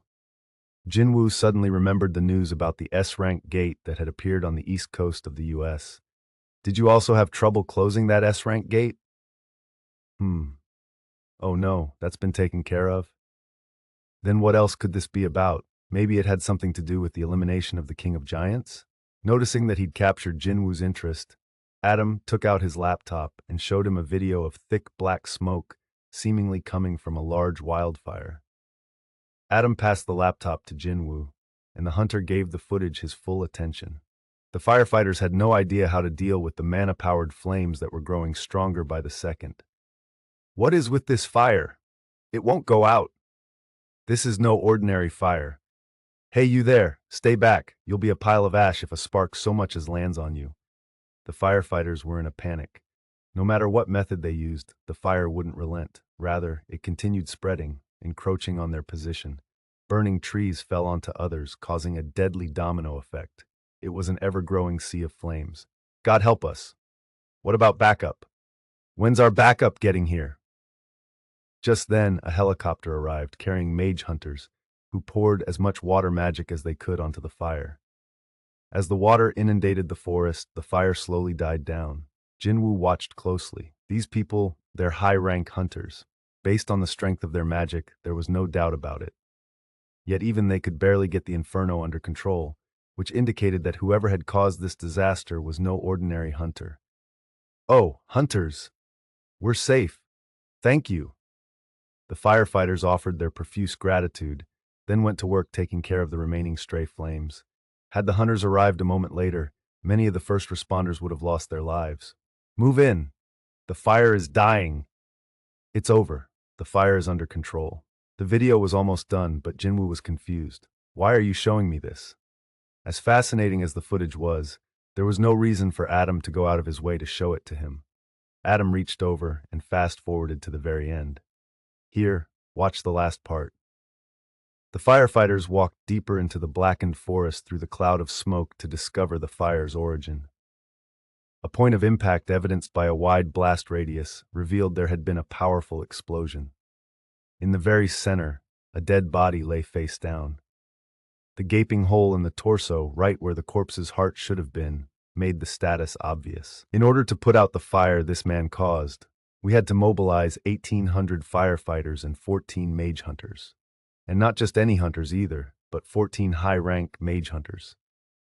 Jin-Woo had an inkling as to the identity of the body lying on the ground. That can't be, Adam sorrowfully confirmed. I thought you would recognize him. Yes, it's Hunter Christopher Reed. Jin-Woo's eyes widened in disbelief. This didn't make any sense, but that meant a national-level hunter had, against all odds, been murdered. We couldn't believe it either, but Mr. Reed was definitely murdered. The last few seconds of the video showed a firefighter turning the corpse on its back. Jin-Woo took in the condition of the American's body. In addition to the hole in his chest, terrible wounds scored his body. And these, Adam produced some photographs from his inner pocket. These are pictures of the creature the Hunter Command Center considers the most likely suspect. Creature? Not man, woman, or person? Jin-Woo's gaze shifted to the pictures, then bolted up and curled his finger to drag Adam's body toward him using ruler's authority. Huh? What? Adam was bewildered as Jin-Woo grabbed him by the collar. Irk! They were close enough to almost touch noses. Jin-Woo growled, if this is some kind of prank, you're not going to walk off this plane on your own feet. This wasn't an empty threat. Jin-Woo's eyes glinted like those of a feral beast. As his collar tightened around his neck, Adam yelled, Don't do it! Don't do it! He wasn't talking to Jin-Woo. The other hunters in the cabin stopped just short of jumping on Jin-Woo. Adam's desperate cries prevented them from fanning the flames. He then rushed to explain to Jin-Woo, the creature in the photo came out of a dungeon. He might not be who you think he is. A dungeon? Jin-Woo loosened his grip on Adam's collar. Able to breathe better, Adam hurriedly continued. His mana signature is the same as that of a magic beast, and he attacked one of our S-rank hunters unprovoked. Jin-Woo looked down at the photos Adam had dropped. The person in the screenshots taken from a security camera was Jin-Woo's father. My father came out of a dungeon and attacked hunters? Adam provided more information for the perplexed Jin-Woo. Do you remember the accidental explosion at the Hunter Command Center? How could Jin-Woo forget? That incident had put the whole world on edge. People had theorized it had been the result of an underground experiment, that a high-rank hunter had gone crazy, or that a fight had broken out between two S-rank hunters. Are you saying my father caused that? Adam nodded. He knocked out one of our hunters and then vanished. The Hunter Command Center secretly gave chase, but we never found even a trace of him, as if he had evaporated into thin air. Jin-Woo listened in silence. I understand how you must feel, Hunter Sung, but all the evidence points to him. That man was strong enough to overpower an S-rank, had already attacked a hunter, and had vanished without a trace. It made sense for the Hunter Command Center to suspect the creature passing himself off as Il Sung. But even if everything Adam had said was completely true, that still left one question. Jin-Woo's eyes narrowed. Why did you go to the trouble of showing me these photos? Because of the International Guild Conference. The upper management of the Hunter Command Center is planning to distribute a wanted poster of this man at the International Guild Conference, where all the notable hunters of the world will be present. So they no longer plan to keep the investigation under wraps. The U.S. government was furious about losing an invaluable resource and wanted to capture the man responsible by any means necessary. The Guild Conference was their best chance of accomplishing this. And once the Hunter Command Center revealed the assassination of a national-level hunter, no hunter would be able to ignore the matter. The Hunter Command Center wants to maintain the amicable relationship we have, Hunter Sung. And that's why you came to inform me about this guy before it went public. Adam nodded as best he could, with his neck still restrained. Since you were also invited to the conference, it would have put you in a tough spot. Whether or not it was really his father, it would still cause him trouble. They deigned to give Jin-Woo a heads up about Chris's death and Il Sung's reappearance and warrant to stay in his good graces. No one wanted him as an enemy. Jin-Woo was lost in thought. He could tell Adam was being completely truthful by his desperate eyes and voice. He bore no ill will toward Jin-Woo. Had he sensed even just a hint of hostility from Adam, Jin-Woo wouldn't have hesitated to act. However, here was photographic evidence of the creature with his father's appearance stepping on the neck of Korean-born U.S. citizen Hunter Dong-Soo Hwang. Jin-Woo understood why the Hunter Command Center had concluded they weren't dealing with a human being. We hope you understand that we had no choice. Finally, Jin-Woo let go of Adam's collar. The American's face was as red as a tomato as he coughed and gasped for air. Jin-Woo picked up the photos. There was no denying they were pictures of his father. His heart raced at the sight of him. At that very moment, an announcement was made. We will be landing shortly. During the commotion, the airplane had arrived safely at Incheon Airport. Using stealth, Jin-Woo avoided the reporters staking out the airport and called Jin-Ho.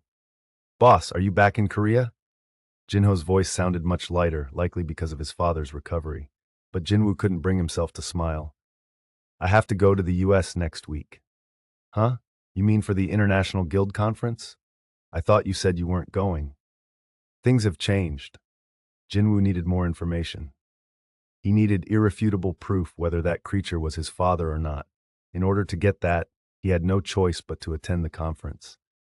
Could you book me a plane ticket? Jin-Ho didn't miss a beat. I'll book 2 round-trip tickets, boss. Some time passed after Jin-Woo left before Adam could stand. The 2 hunters grew worried as they saw him struggling to rise from the floor. Are you okay, sir? I'm fine, just a little tired, Adam assured them as they helped him up. As someone who had gone to school for criminal psychology, he'd had a lot of experience interrogating criminals, but none of them had ever scared him like this. Jin-Woo's gaze might be calm, but it was also cold and suffocating. And although he knew Jin-Woo wasn't going to come back to hurt him, he came close to soiling his pants just thinking about those eyes. The photos had flipped a switch in the hunter. I didn't know one person could wig out like that. But there was something even more surprising. Adam turned to the 2 hunters. I want to make sure because it happened so fast. Did Hunter Sung move me without touching me? The 2 high-rank hunters had excellent eyesight, and they nodded in confirmation. I knew it. Adam was astounded. He was certain Jin-Woo had telekinetic power. Telekinesis was a skill only national-level hunters could obtain, but Jin-Woo had used it so casually. Adam got goosebumps. This was the first person outside of the 5 established national-level hunters to showcase that ability. Gotta act quickly. He raised his cell phone with a shaky hand. It took a few rings before the assistant director answered the phone. Adam tried to calm his trembling voice before speaking. Mr. Connor, I think I've found the 6th. The Hunter Command Center announced the roster of invited guilds. Sicario Guild, Alron Diaz, Mexico. Ajin Guild, Jin-Woo Sung, South Korea. Ira et Vitae Guild, Fabio Garco, Italy. The International Guild Conference was an important event in which representative guilds from various countries were invited to discuss the trends and prospects of the hunters community. Ajin Guild was chosen to represent Korea, and its attendance was a hot topic not only in Korea but across the globe. The only top-tier hunter in their roster was their guild master, so by inviting them, the Hunter Command Center was publicly acknowledging that Jin-Woo alone was as good as any of the well-established guilds on their roster. No one objected to this. What was there to object to? Jin-Woo's resume included single-handedly saving both Korea and Japan from being destroyed by national-level crises. So no one had any doubts about Ajin Guild or Hunter Jin-Woo Sung's qualifications.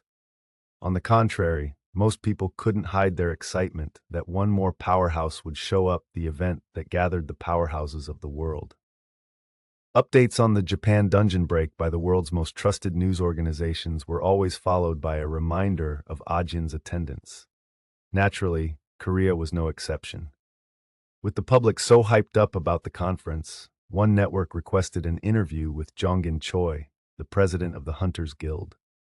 Jonggin was aware they'd only asked him because they couldn't get Jin-Woo, but he gladly agreed regardless. The interview took place live at the network studios at 8 in the evening during primetime hours. Hello, I am Jonggin Choi, the president of the Hunters Guild. The clean-cut smile on his handsome face made female viewers' hearts flutter. The program's website was full of complaints from this very demographic about how they believed the Hunters Guild had been robbed of their rightful invitation. Thank you for joining us, President Choi. The female host politely bowed before asking the question on the teleprompter. Many people are interested in news regarding Ajin Guild these days. How do you feel about that, President Choi? Jonggin easily answered, I think the Hunter Command Center made the right choice. Does that mean you support their decision? I do indeed. But it's no exaggeration to say that Ajin is a one-man guild, right? Yes, but that one man is Hunter Jin-Woo Sung. Jonggin chuckled, and the host laughed with him. He continued without missing a beat. If we define guild members as anyone who can be mobilized to do battle, then Hunter Sung has hundreds of guild members. You're talking about Hunter Sung's minions, right? Exactly. Ajin Guild can stand their own against not just guilds in Korea, but those around the world. All because of Hunter Sung? Yes, because of him. Jongin's unwavering support of Jin-Woo caused a stir in the audience, but he stood behind what he said. Having seen the man in action, Jonggin firmly believed in the younger hunter. The memory of Jin-Woo carving a path through the ant magic beasts made the hair on the back of his neck stand up and goosebumps spread all over his body. Who would have ever guessed that he used to be an E-rank hunter? Things heated up as Jonggin acknowledged the power gap between Ajin Guild and his own. Still, as the previous Korean representative at the International Guild Conference, I can't imagine you're particularly happy about how things have gone. The host looked pleased with her question and awaited Jonggin's reaction. Of course, I'm jealous he gets to go overseas. I just renewed my passport and everything. The audience guffawed at his joke. However, I'm prouder of Hunter Sung than I am jealous of him. Jonggin's smile suddenly faded, and at his serious expression, the laughter from the audience died down, and the host's eyes gleamed. The audience could tell from the look on his face that this was the crux of the matter. Their eyes locked on his mouth. Jonggin had appeared on TV often enough to know how to play to the audience. He took a dramatic pause before continuing. Imagine this. You're up against a deadly magic beast you cannot hope to defeat. Just then, a hunter appears, one you would trust with your life to keep you safe. His sincere words had a weight to them that rendered the host and viewers speechless. Jonggin declared to a studio that was now dead silent, My guild members and I, along with many other members of different guilds, only lived to see this day because of Hunter Sung. He scanned the audience. He hadn't meant to turn this into such a solemn occasion, so he smiled to lighten the mood. I am truly proud that Hunter Jin-Woo Sung has been chosen to represent Korea. He received thunderous applause. As Jonggin exited the studio after wrapping up the interview, he received a call.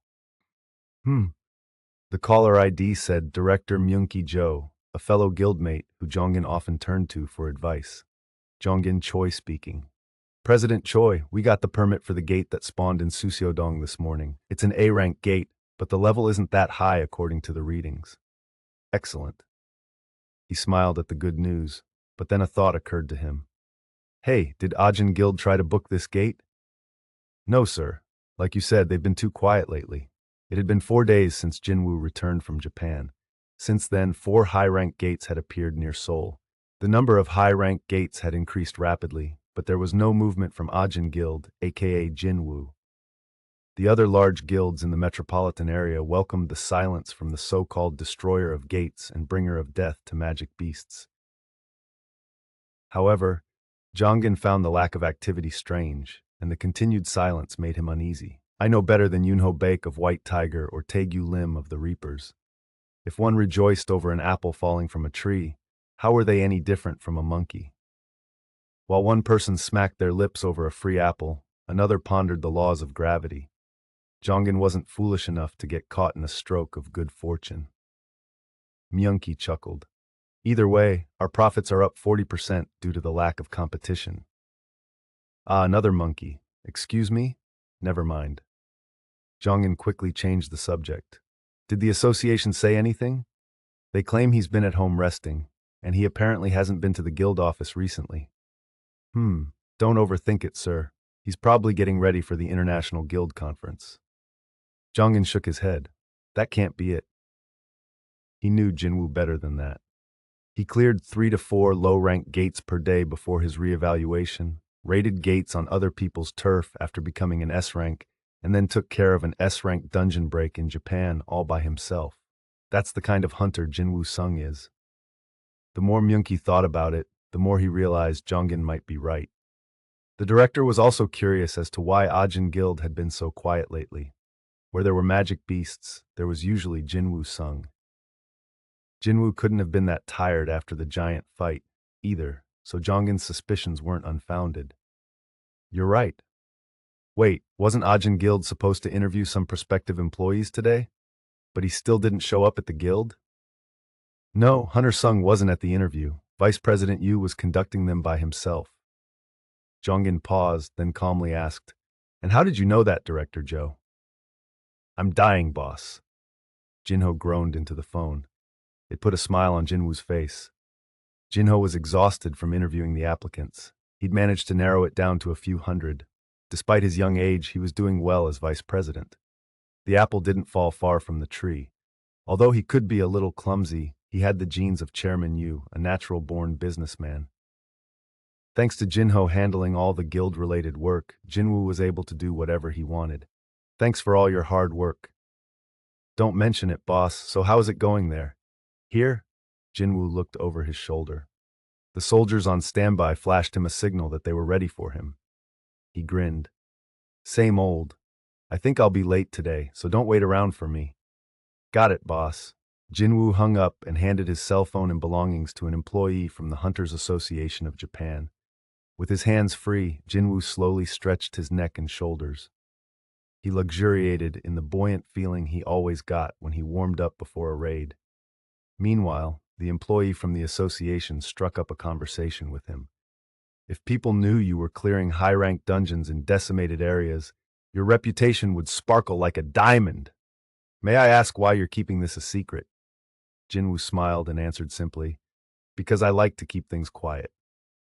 Modesty was one of the best virtues, and Jinwoo's humility brought tears to the employee's eyes.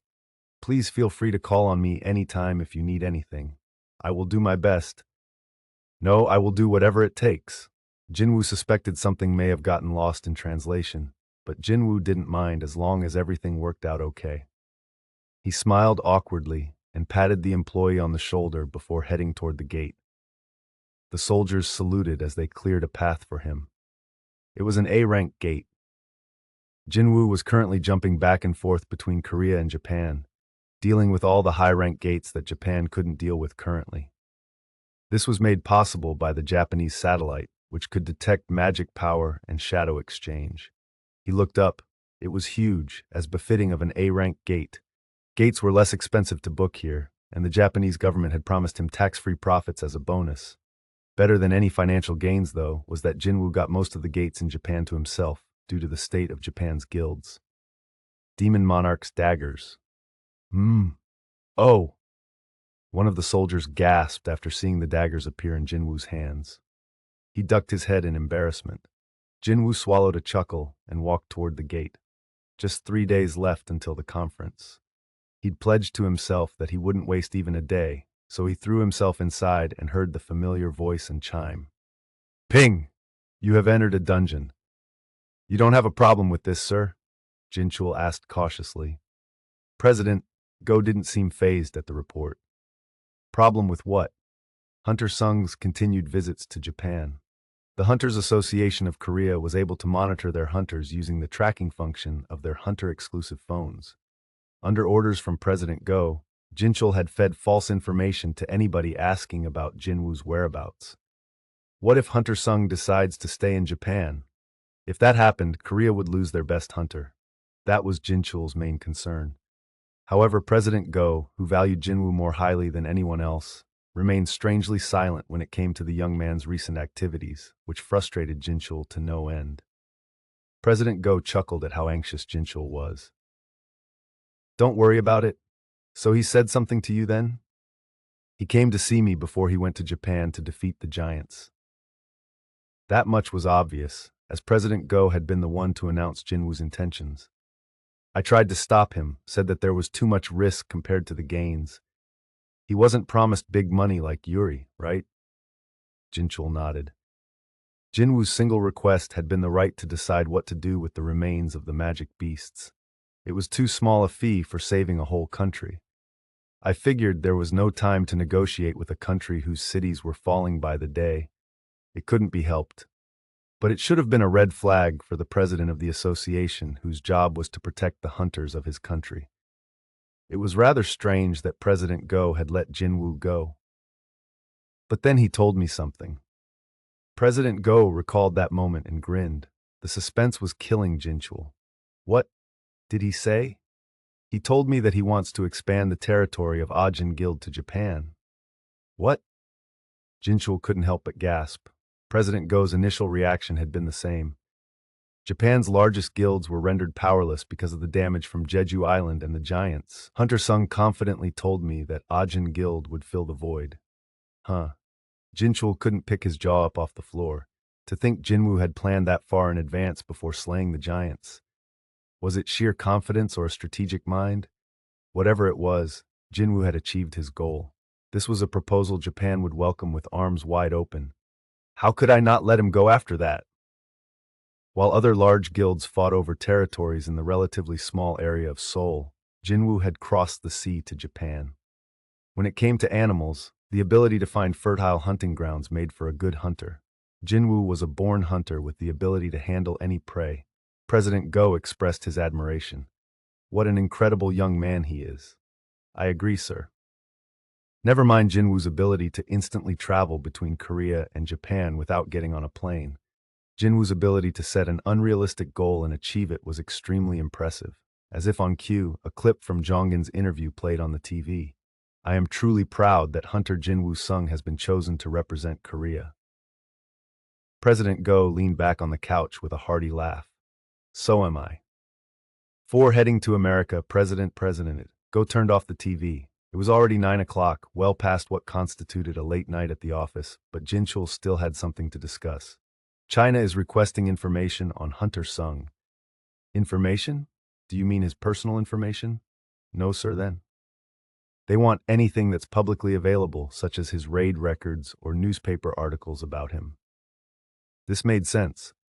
China knew better than to expect to be privy to the personal information of another country's S-rank hunter, much less a hunter like Jin-Woo. But why the sudden interest? The Hunters Association of Korea had already announced publicly that Jin-Woo wasn't looking to entertain offers from other countries at this time.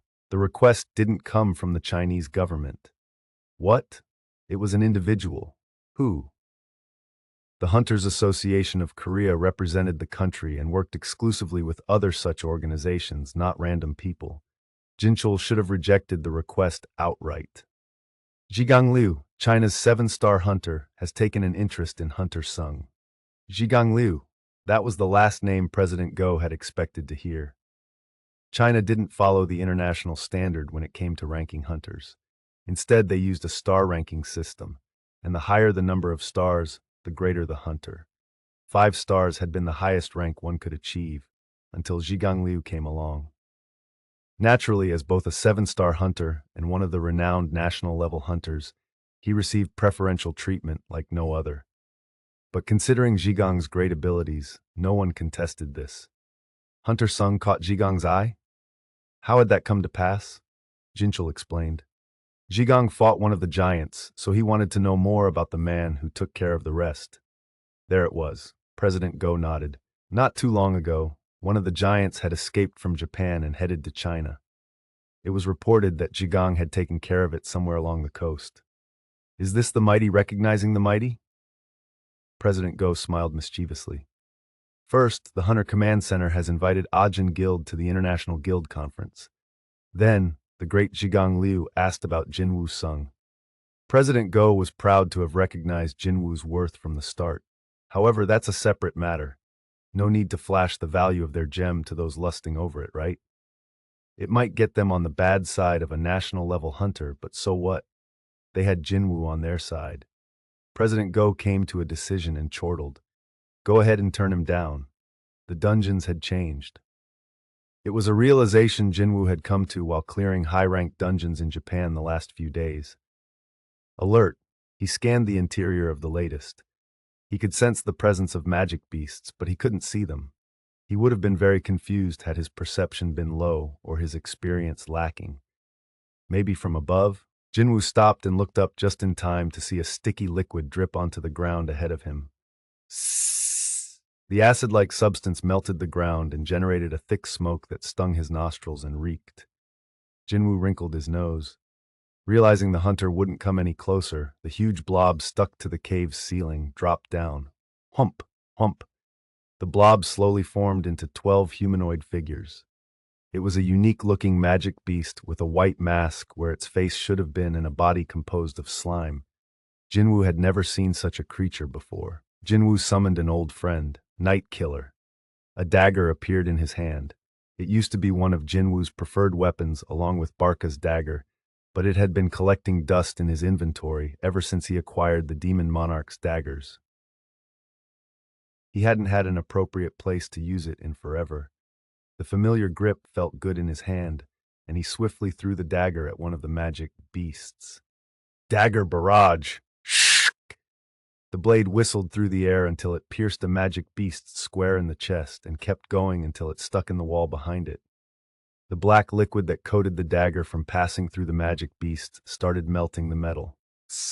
The now soft dagger lost its original shape and oozed down the wall. I knew it. Jin-Woo had suspected that physical attacks would have no effect on these beasts. However, before he could mourn the loss of Night Killer, the magic beasts quickly jumped at him. Jin-Woo repelled them with ruler's authority. Bam! An invisible hand sent his attackers flying. Ploop! Ploop! The magic beasts' bodies broke into several jiggly pieces, but the separated blobs slowly merged and reformed perfectly. Heh! Jin-Woo barked out a laugh at the creature's ridiculous recovery time. He would have loved to experiment as to whether his shadow soldiers was better, but I need to be patient. Physical attacks, tangible or not, didn't work on them. Then what else could he try? He pondered a solution while casually avoiding the continuous attacks when Jin-Woo noticed one of the creatures moving awkwardly. Huh? Jin-Woo looked closely to see the magic beast's arm hadn't reformed. He also noted a crack in its mask, probably from when he'd used Ruler's hand. That's their weakness, isn't it? Jin-Woo smiled. Once he figured out how to attack them, it would be easy going from there. Shk! Dodging the magic beast's merciless punches, he summoned his other friends. Demon Monarch's daggers. A blade appeared in each of his hands and Jin-Woo's eyes flashed. Crack! One of the beasts went limp as a dagger pierced its mask. Whoomp! That was only the beginning. Jin-Woo danced through the group, breaking every single mask in the blink of an eye. Crick! Snap! And lastly, crack! The final mask cracked into 2 pieces, and the beast splashed to the ground, having turned back into liquid. Jin-Woo returned the Demon Monarch's daggers to his inventory. What if he hadn't been the one raiding the dungeon? At least a few people would have been killed before anyone realized that normal attacks wouldn't work. Even more would have been sacrificed before they found out the weakness. Worst case scenario, everyone would have died before that, even if it was an elite strike squad. These magic beasts had been that strong, fast, and dangerous. The problem was that this wasn't the first time he'd noticed this. Yeah, the dungeons have definitely changed. The day Jin-Woo killed the King of Giants, magic stones had vanished from dungeons all over the world. These minerals used to absorb much of the mana within dungeons, but with them gone, the magic beasts had it all to themselves. In an instant, dungeons became much more life-threatening than ever before, and these dangerous new beasts keep appearing. Jin-Woo frowned. The average strike squad setting foot inside a high-ranked dungeon wouldn't be able to avoid a fatality, and the number of gate-related incidents were on the rise as well. He had ordered Beru to guard his home out of worry, since the ant could handle most dungeons by himself. On the other hand, it wasn't entirely a bad thing in Jinwoo's perspective that gates were spawning more often and that magic beasts were stronger now, since it allowed him to level up more easily. In this dungeon alone, Jin-Woo could sense that there remained many more magic beasts emitting tons of mana. A smile crossed his face. Now that I know what I'm dealing with, let's get this party started. He was done warming up. It was the beginning of their end. Come on out! His shadow soldiers emerged behind him from his shadow. He had already informed them how to handle these opponents, so they were prepared. With Beru guarding Jinwoo's family, Igris was now the commander of the whole army. At his master's nod, the knight signaled to the army to advance. Stomp, stomp, stomp, stomp! Their marching footsteps echoed loudly inside the cavernous dungeon. One by one, the best hunters in the world arrived in the U.S. for the International Guild Conference, the national-level hunters among them. However, Thomas Andre was concerned with only one person. Jin-Woo Sung will arrive tomorrow. Thomas summoned Dong-Su to the president's office after verifying Jin-Woo's schedule. You wanted to see me, sir? Dong-Su cautiously asked as he studied Thomas's expression. He'd been with the Scavenger Guild for a few years now, but he still found it difficult to talk to the guild master. Thomas was extremely powerful, had an unpredictable personality, and was very possessive. Despite being a fellow S-rank hunter, Dong-Su felt small in Thomas's presence. Mr. Huang. Thomas got straight to the point. Do not lay a finger on Jin-Woo Sung. Dong-Su's eyes widened, unsure how Thomas knew. His eyes then shifted to Laura standing behind the guildmaster. She stared back at Dong-Su as if to indicate she had just been doing her job. Sk! Dong-Su clicked his tongue. Thomas continued. I know what happened between your older brother and Hunter Sung.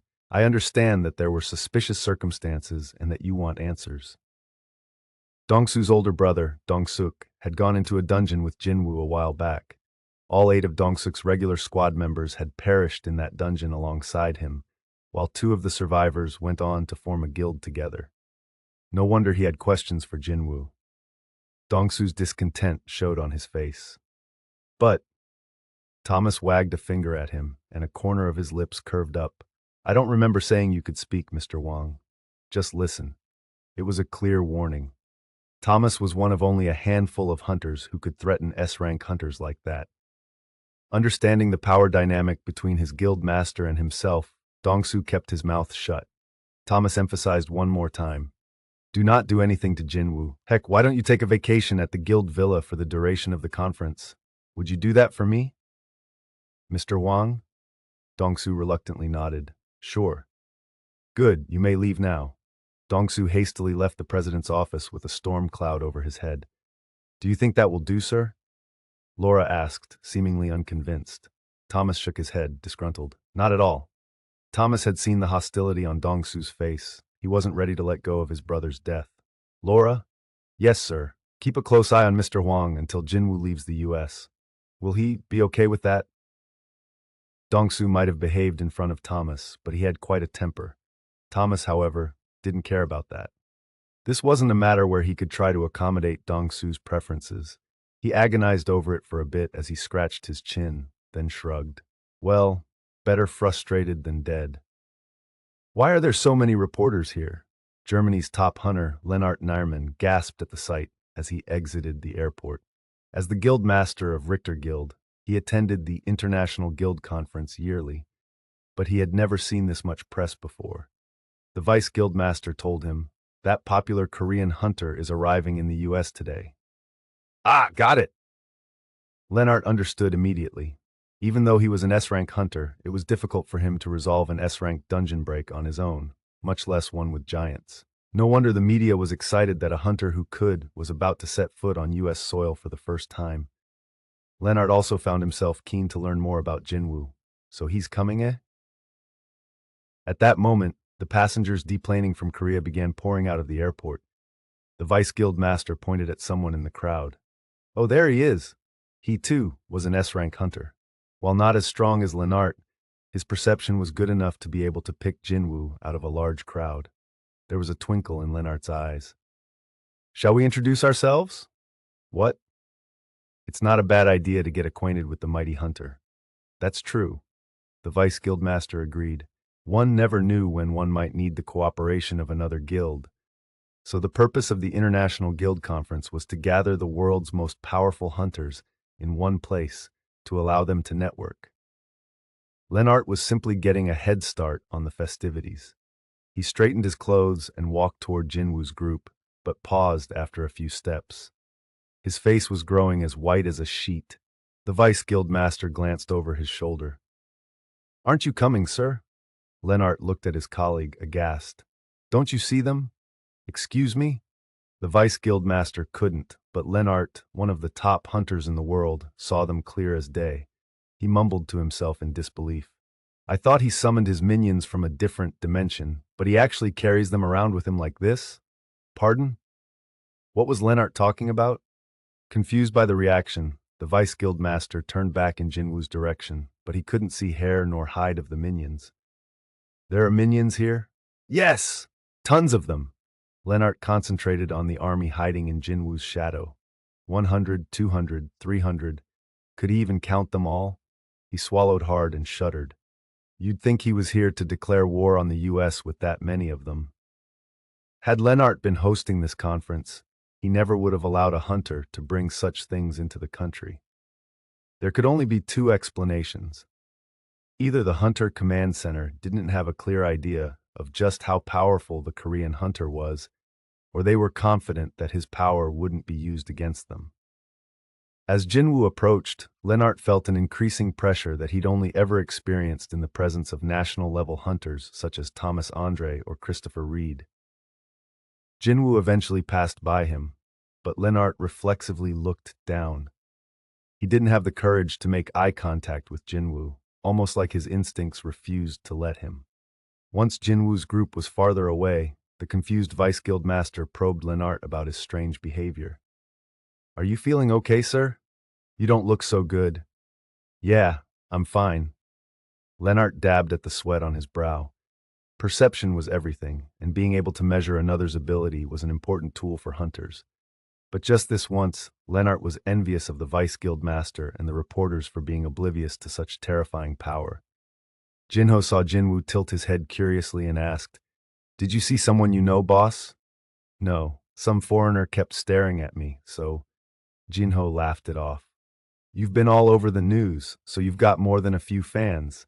He probably just wanted your autograph, boss. Though the foreigner seemed a bit too skilled a hunter to have been simply waiting for an autograph, Jin-Woo broke into a grin. Besides Jin-Ho, there were two other members of his entourage. The association had sent along director Jin-Chul-Woo and a female interpreter. Oh, over there! It's Jin-Woo Sung! The reporters spotted him. Kashak, kashak, kashak, kashak, kashak! As the area lit up with camera flashes, Jin-Chul fished a pair of sunglasses out from his inner pocket, put them on, and carefully scanned the area. Jin-Ho noted how tense the older man seemed. By the way, why did you come with us, Director Woo? As someone who held a directorial position at the sole branch of the Hunters Association of Korea, Director Woo was the head of an entire department. Jin-Ho was thankful to the association for assigning them an interpreter, but he had no idea why someone as important as Jin-Chul had come along. Director Woo glanced at Jin-Woo and blushed. I'm in charge of guarding Hunter Sung. It took a lot of courage for him to admit that, but unfortunately, Jin-Ho didn't hear him over the clamor of the airport. Jinho put a hand to his ear. Sorry, what did you say? In charge, guarding. Who are you guarding? Jinchul was now as red as a tomato, so Jin-Woo put a hand on Jinho's shoulder to cut him off. Boss? Jin-Woo pointed toward a familiar face with his chin. Over there. I think they're here for us. Near the exit stood a young man in a slick suit and nicely coiffed blonde hair. Adam White. He made a beeline for Jin-Woo, accompanied by the same two bulky bodyguards. As soon as Jin-Woo made eye contact with them, they both ducked their heads, flustered as they recalled their vain attempt to tackle Jin-Woo on the plane, forgetting how much stronger the Korean was. They genuinely looked like they were 2 seconds away from asking for an autograph. He acknowledged the two guards and shook Adam's hand. Adam brightly greeted him. I've been waiting for you, Hunter Sung. Didn't you tell me that you were in charge of Asia, Agent White? Haha. Adam scratched the back of his head. I was until recently, when they put me in charge of assisting you, Hunter Sung. They exchanged pleasantries, and then Adam led the group out of the airport. I've arranged your transportation. 2 cars were idling. The 2 association employees piled into the second, while Jinho headed for the first, but Adam blocked his way. Upon seeing Jinwoo's and Jinho's confusion, Adam elaborated, everyone except Hunter Sung will be escorted to the hotel. Adam then turned to Jin-Woo. Would you please come with us, Hunter Sung? Did this have anything to do with Jin-Woo's father? Jin-Woo's expression shuddered, and the temperature around them suddenly dropped. Adam quickly waved his hand. I promise this is for your benefit, Hunter Sung. You're aware of what the Hunter Command Center thinks of you, right? Adam had previously mentioned that the Hunter Command Center wanted to maintain friendly relations with Jin-Woo. They wanted to be helpful to him, and Jin-Woo didn't sense any hostility in Adam's words. Had there been any ill will, he would have picked up on it with his highly sharpened perception stat, just as he'd done with the King of Giants' offer to become an ally. What's this about that you can't discuss it here? Jin-Woo asked calmly. Adam smiled awkwardly and glanced at Jinho. Some of the information is classified. Jinho caught on and stepped back without a fuss. I'll see you back at the hotel, boss. Okay. Jin-Woo watched Jinho get in the second car before following Adam into the first one, which sped away as soon as they closed the door. The 2 cars split off in different directions. Jin-Woo had been patient enough. So where are we going? The Hunter Command Center headquarters. The Hunter Command Center? The International Guild Conference was to be held in a rented space near the hotel he would be staying at, so this wasn't conference-related business. Can't you tell me what this is about now? Adam pressed a button as if he had been waiting for this moment. A transparent partition rose between the front and back of the car, and a hologram of the English word soundproof blinked on the fiberglass. Adam wondered why Jin-Woo didn't seem to care about the hologram. This is the latest technology. Don't you find it impressive? I see something similar to it every day. So, Adam seemed a little disappointed, but he quickly found his smile again. Please excuse me for a second. Knock, knock. He knocked on the partition to check the soundproofing before turning to Jin-Woo. To be frank, we're under a lot of pressure right now. The tragic death of Christopher Reed, one of 2 American national-level hunters, was much more painful of a loss than Jin-Woo could have imagined. Hunter Reed was one of the pillars of America's fighting forces, and the Hunter Command Center is desperate to fill this vacuum of power. His death is currently confidential, so things are quiet right now, but we will soon do whatever it takes to recruit a hunter who can replace him. Am I a candidate? Adam nodded. Jin-Woo appreciated his honesty, but he was growing impatient with being pestered with the same offer he had already rejected. Aren't we done talking about this? Yes, of course. But Adam looked like he was just getting started. He pulled out his cell phone and showed Jin-Woo several pictures. There's a new offer on the table. The photos depicted the hunt for the first and only dragon magic beast to ever appear, Kamish the dragon. It had been the worst disaster in human history, and the raid people most wanted to forget. Only 5 participants of that particular raid had survived, and they were now known as national-level hunters. Adam stopped on an image of the world's best mage hunters extracting a runestone from Kamish's remains. As you well know, the value of a runestone is proportional to the strength of the magic beast it came from. He swiped to bring up another picture. Kamish's priceless runestone, containing the greatest skill to ever exist, rested inside a glass case protected by several layers of security. We're looking for the new owner of this runestone. Adam didn't have magic power, skills, or spells, but even he felt excited just looking at the stone. What feelings, then, would it elicit in someone like Jin-Woo? Adam peeked at the Korean to gauge his reaction. As expected, the man who hadn't been impressed by the Hunter Command Center's newest technology now looked very anxious. Adam was sure he had done it, and he gave himself a mental pat on the back. However, Jin-Woo made an unexpected request. Can you go back to the previous pictures? Pardon me? I want to see the ones before this. Confused, Adam obliged. Hold on. Jin-Woo stopped Adam on one particular image and pointed at something to the side. Where is this? He was pointing at a pillar that had caught his eye. Pillars had been erected around Kamish, which suggested that a building had been built to contain the corpse. Kamish had been killed 8 years ago. Magic beasts from high-ranked dungeons were worth their weight in gold, and its dead body would have ordinarily been cut up and used or sold off accordingly, so Jin-Woo never would have expected Kamish's corpse to be intact. Countless nations, companies, and research labs would have lined up to buy the remains, but based on the photograph, Kamish's body looked untouched, save wounds sustained from the fierce battle. Jin-Woo's heart leaped at the possibility that Kamish's remains might be within reach. Did the U.S. preserve Kamish's corpse? Yes, that's right.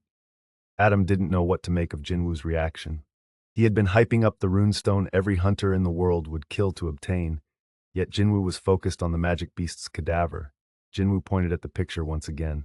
Where is this? Let's go there. Pardon me? I've been humoring the Hunter Command Center all this time.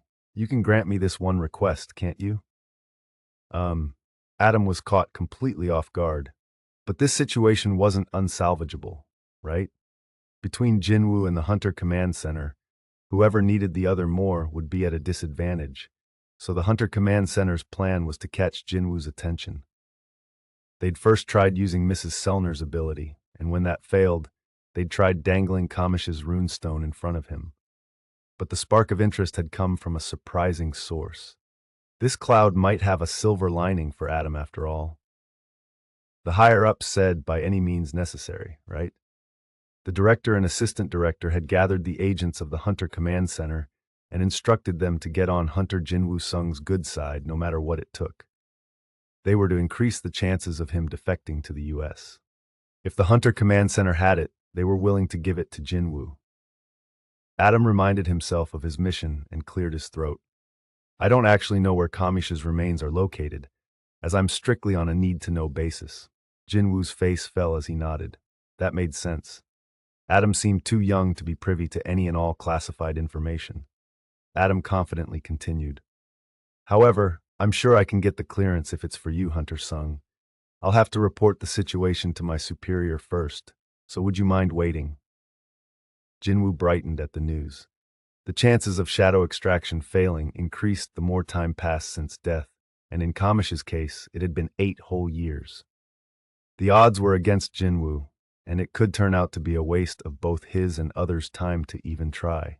But if there was a 1 in a million chance he could succeed, then he had to try. And if he pulled it off, he would command the shadow soldier born of the most powerful magic beast ever known to mankind. He felt giddy just imagining it. If he failed, the only loss would be a minute out of people's days. Considering the possible gain, it was worth the effort. Of course, Jin-Woo wasn't sure the U.S. would allow it. Aren't we heading to the Hunter Command Center now? That's right. Then I'll just wait there. Oh, Adam wrinkled his brow, unsure whether he should be happy about Jin-Woo's sudden extreme interest. The director of the Hunter Command Center of the U.S. made a similar face when he heard the news, as did Assistant Director Connor standing next to him. So Hunter Sung is here, now? Adam nodded. What about the runestone? He didn't say anything about it. He'd made the decision to bequeath Kamish's runestone to Jin-Woo to persuade the Korean hunter to join America. After all, American hunters growing more powerful meant that America was in turn more powerful. However, no, sir. He barely said anything about the runestone on the way here. That's not good. The director rubbed his chin. Jin-Woo reminded him of Thomas Andre.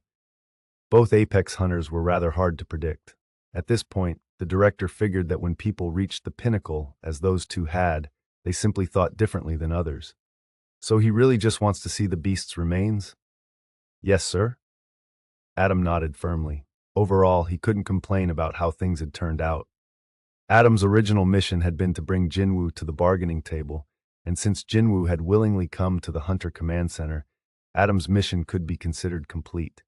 It was now up to management to negotiate. The director couldn't come to an easy decision. I need to discuss this with Mr. Connor. If you would. Yes, sir. Adam got up and left the director's office. The director was at a loss for what to do. Why do you think Hunter Sung wants to see Kamish's remains? I'm not sure, but he's definitely not here to play tourist. It's likely the beast's remains mean more to him than the runestone. Skills were invaluable. The greatest hunters were willing to spend a fortune on ones they needed, and for good reason. Skills meant power, and power meant survival. So how can seeing the beast's cadaver be more beneficial to him than gaining a new skill? The two arrived at the same conclusion. It probably has something to do with Hunter Sung's ability, Michael mused. The Hunter Command Center's ability to retrieve information on hunters was unparalleled, so naturally, they had gathered a substantial amount about Jin-Woo. It was based on that intel that they deemed him worthy of offering Mrs. Sellner's ability and Kamish's runestone. Isn't his ability restricted to magic beasts he personally defeats? After Jin-Woo defeated ant magic beasts, ant shadow soldiers had appeared in his army. After he defeated giants, giant shadow soldiers had popped up. The more Jin-Woo battled, the stronger he became, which was why the Hunter Command Center was desperate to make him a U.S. hunter by any means necessary. But what if Jin-Woo could turn a magic beast that had been killed by others a long time ago into a shadow soldier? Oh my word. The assistant director's eyes popped out of his head. He wants to transform Kamish into one of his minions. Michael's voice quivered. He couldn't believe Jin-Woo would even consider making the worst disaster of human history into a minion. But it now made sense why Jin-Woo wasn't concerned with the runestone. The director shook his head urgently. We cannot allow that to happen. No person should wield that much power. But if we reject him, it'll put a strain on our relationship. That Jin-Woo had come all the way to their headquarters to wait on an answer showed how eager he was. If one party refused the another's request due to a lack of trust, their relationship would break down. The director turned the matter over in his mind.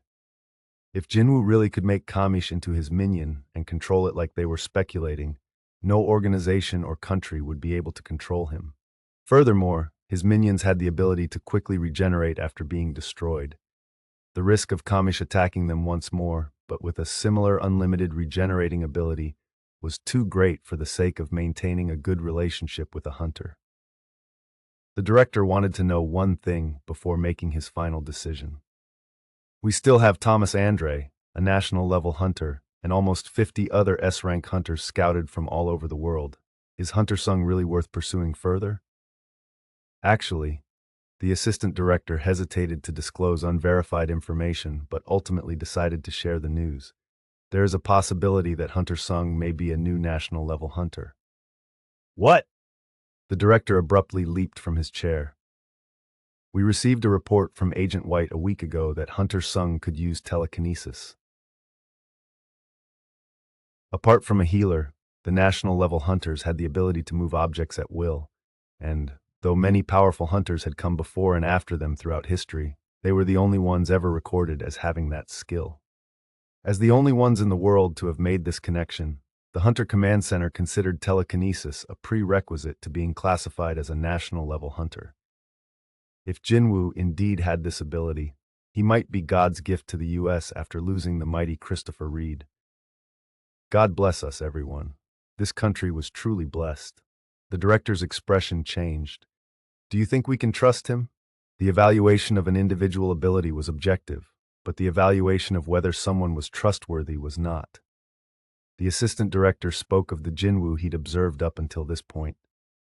What do you suppose would happen to anyone who aimed their guns at Thomas Andre or Jigang Liu? It's terrifying to even think about it. Both Thomas and Jigang were merciless.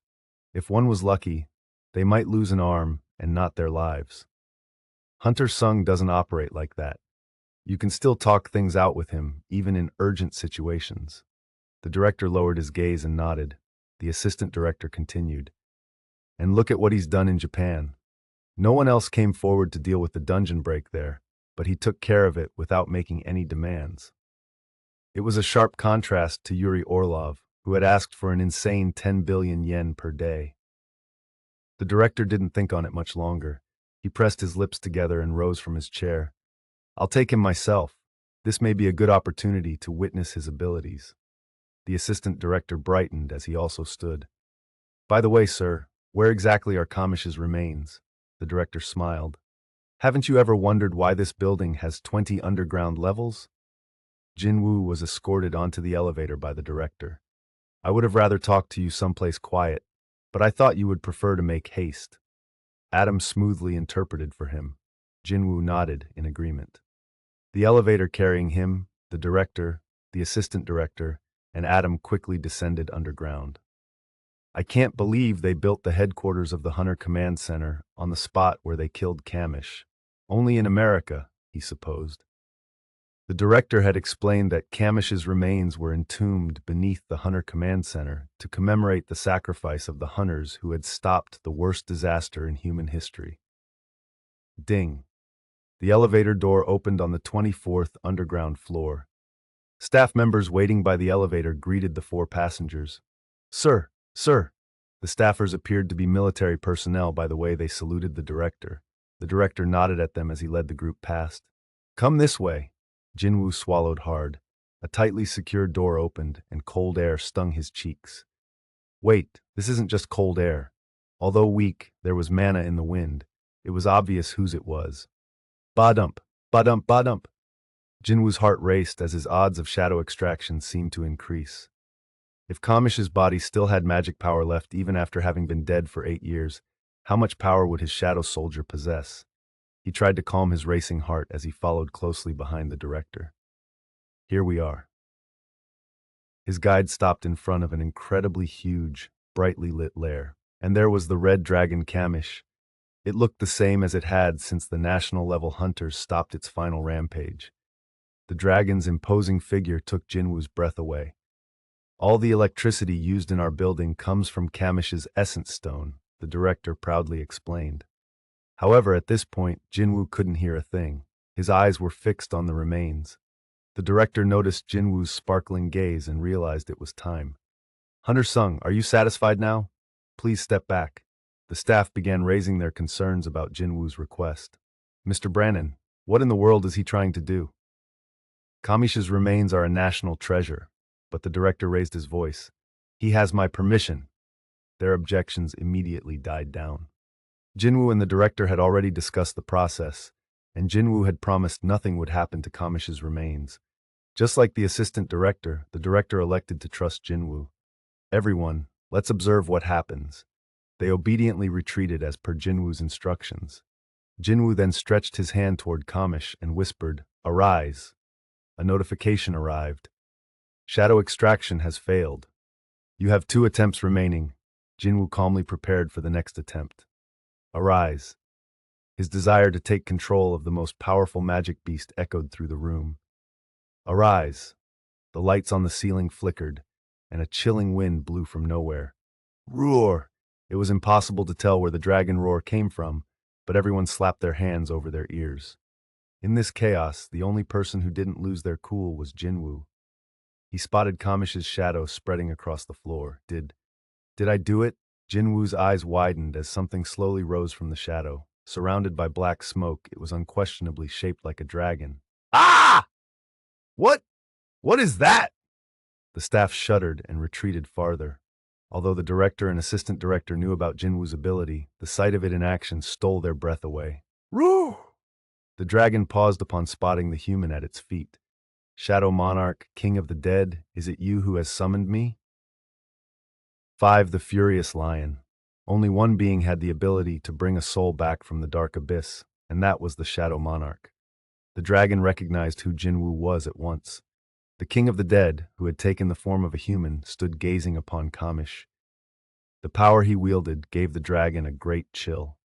However, before long, Kamish's eyes shifted to the ones behind the Shadow Monarch and spotted the faces of dumbfounded humans staring at it with their mouths agape. Humans? The hatred for humans the dragon had held to its dying breath came rushing back. As it did, the dragon also remembered the pain it had felt at the humans' hands. Kill humans. Snap! Kamish lost its rationality and rose to its full height, eyes glowing red. All of you, I will kill all of you. The air in the chamber began heating up. Oh my God, the director whispered in horror. The structure had been built around a sleeping dragon, but it now looked too small to contain the beast as its head reached the ceiling and split the concrete. What could that be? A red glow formed within the dragon's mouth. Both the director and assistant director had seen what that mass of red light could do via video footage on repeat. Adam anxiously yelled at the director and grabbed him by the shoulder. Mr. Brannon, we need to get out of here. How do you escape a dragon's breath? Once the red light was expelled, destruction of this lair and the entire headquarters of the Hunter Command Center would be assured. There was no escaping the dragon's attack. Wud! One of the staff members' knees buckled, his face pale. Two others desperately tried to enter the password to open the door. But both the director and assistant director knew it was all for naught, so they kept staring back and forth between Jin-Woo and the revived dragon. Fwah! The red light transformed into a ball of fire. The dragon was ready to spit flames at the humans in front of it. Die! Just then, Jin-Woo bellowed, Stop! The members of the association, who had instinctively shielded their eyes from the bright light, now cautiously lowered their hands. They had thought themselves doomed, but that had been a hasty conclusion. How? The fire that had been raging inside Kamish's mouth died down. In the past, the dragon had incinerated hundreds of hunters with its fiery breath, but it now took one hunter to stop it in its tracks. The director gawked at Jin-Woo, and just when he thought he couldn't be more surprised, Jin-Woo spoke to Kamish. The essence stone that was once inside your head was taken a long time ago. You don't have to listen to the rulers anymore. The assistant director shivered. Is he speaking the language of magic beasts? I don't know what to make of what I'm seeing right now. While everyone else was trying to work through their shock, Jin-Woo let out a sigh of relief. He hadn't had much time to think, so it was a good thing his idea had worked. For a moment there, though, the dragon's aggression coming had caught him off guard. How can a shadow soldier be so bold?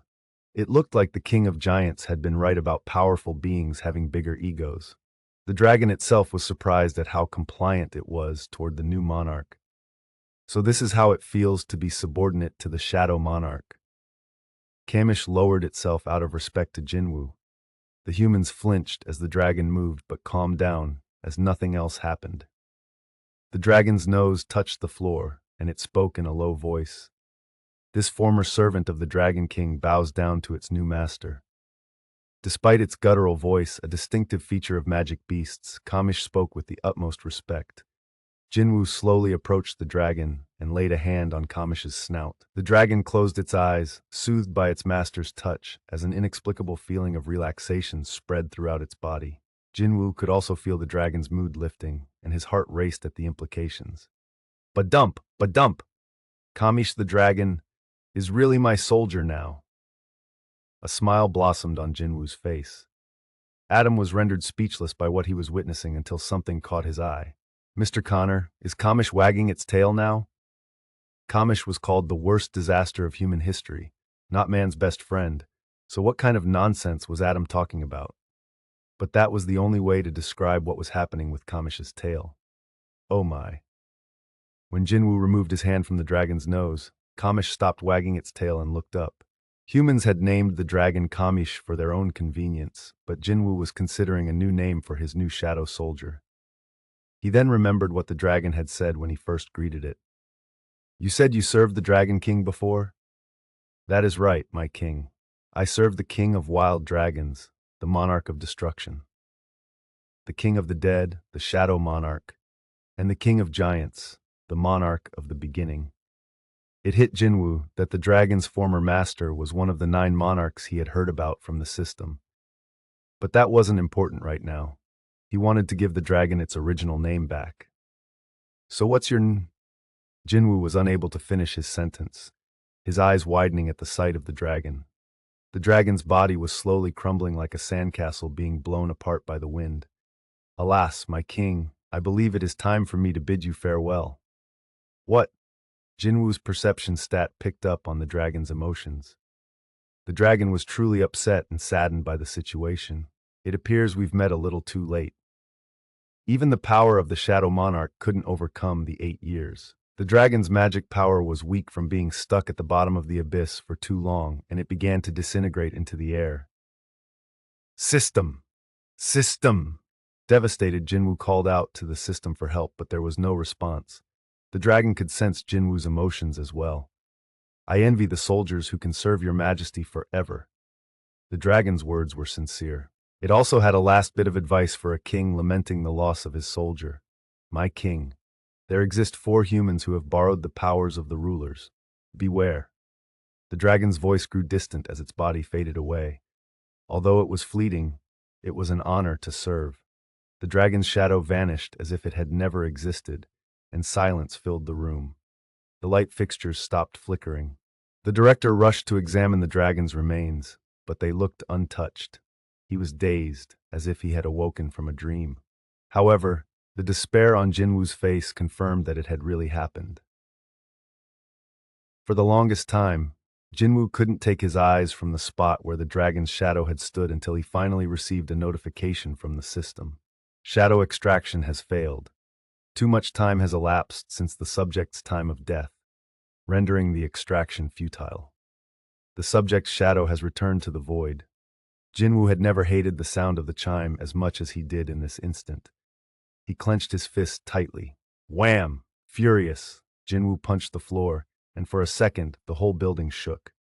Adam escorted Jin-Woo back to the hotel. The car ride over was silent due to Jin-Woo's foul mood. After checking in for Jin-Woo, Adam finally approached him. I'm in charge of looking after you during your stay in the US, so please feel free to call me anytime if you need anything. Adam's warm hospitality was met with a cold reply. Sure. Adam went from smiling to shivering. Scary. This was his first time dealing with a high-rank hunter in a foul mood, and it was terrifying. Naturally, with Jin-Woo in this frame of mind and both the director and assistant director in a state of shock, the negotiations had been postponed. Jin-Woo decided he needed to get some sleep and was about to go up to his room. Huh? Jin-Chul entered the hotel lobby and spotted Jin-Woo. Hunter Sung, it's been impossible to reach you. Oh, I was somewhere that didn't have cell service. Outsiders were prohibited from using their phones inside the Hunter Command Center headquarters. There were no exceptions, even for important guests, as it was a security measure to guard their secrets. If someone important like Mrs. Sellner was ever photographed, the entire Hunter Command Center would go ballistic. Jinchul scratched his forehead with his index finger. Did you see Hunter Yu there? Pardon? Jinchul looked confused. Hunter Yu said he received a message from you. He was to meet you at the Hunter Command Center HQ. I just got back from there. What are you talking about? Adam cut into their conversation. Hunter Yu wasn't on the visitor log. Huh? But an S-rank hunter picked him up 2 hours ago. Jin-Woo urgently asked, what S-rank hunter? Hunter Dongsu Huang. He came by to pick up Hunter Yu. The name didn't seem to ring any alarms for the other two, but a bad feeling washed over Jin-Woo. Is this because of the perception stat? Seeing Jin-Woo tense up, Adam took out his phone. I'll contact Hunter Huang's guild. After a few rings, Laura of the Scavenger Guild answered the phone. Adam briefly introduced himself and explained what had happened. Adam thought the news would surprise her, but she remained calm. Does Hunter Jin-Woo Sung know about this? Adam had only explained that Dongsu had taken Jinho, but she was the one who brought up Jin-Woo's name. His brow wrinkled in confusion, and he glanced at Jin-Woo, who shook his head.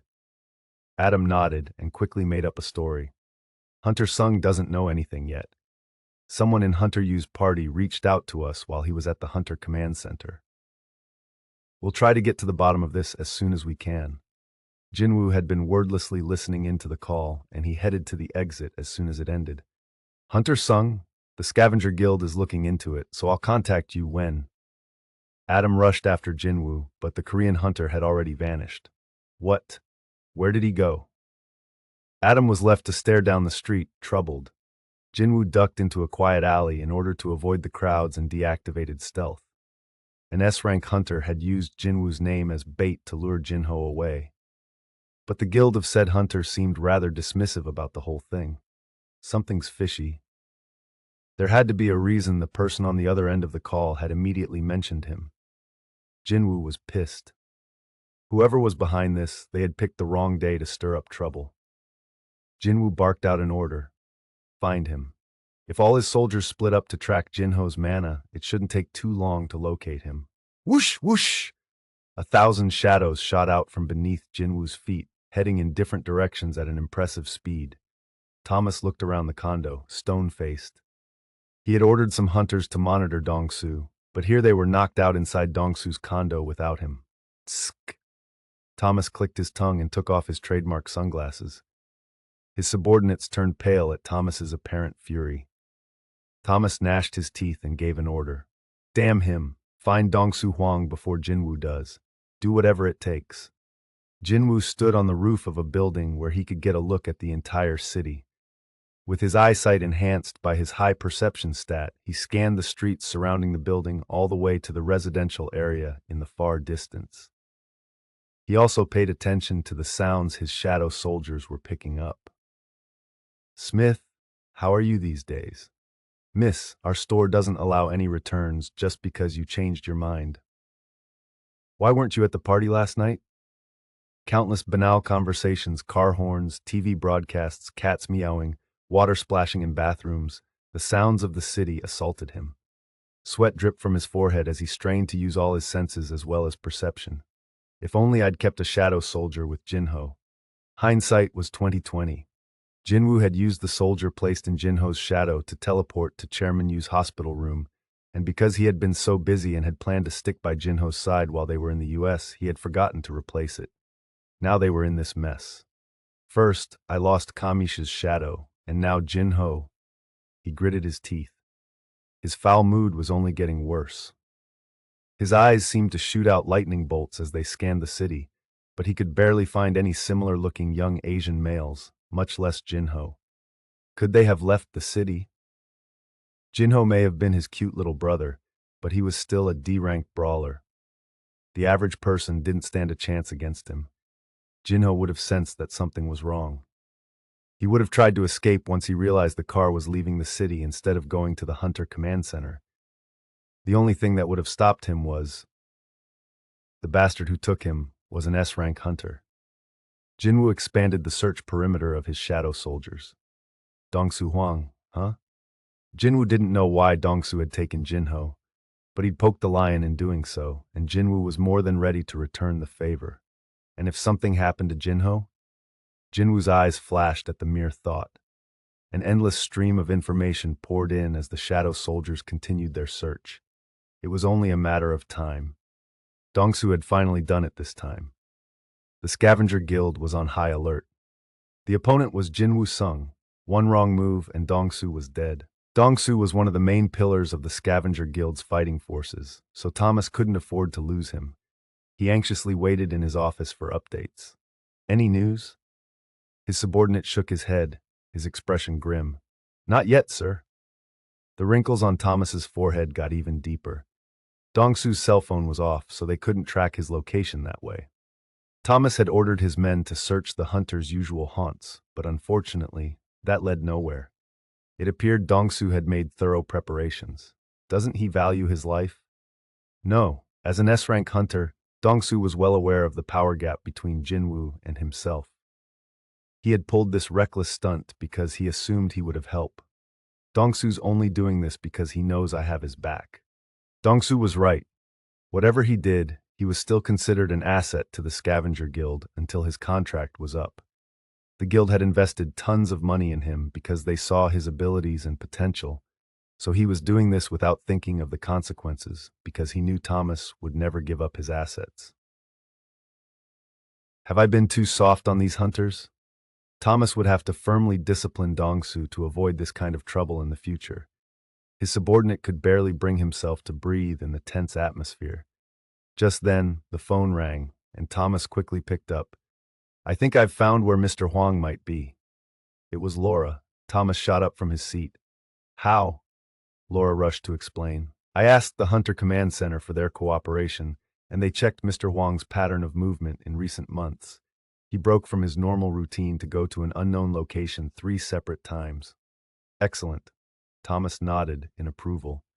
Laura had located Dong-soo quicker than expected. Send every single man there. I'll head over too.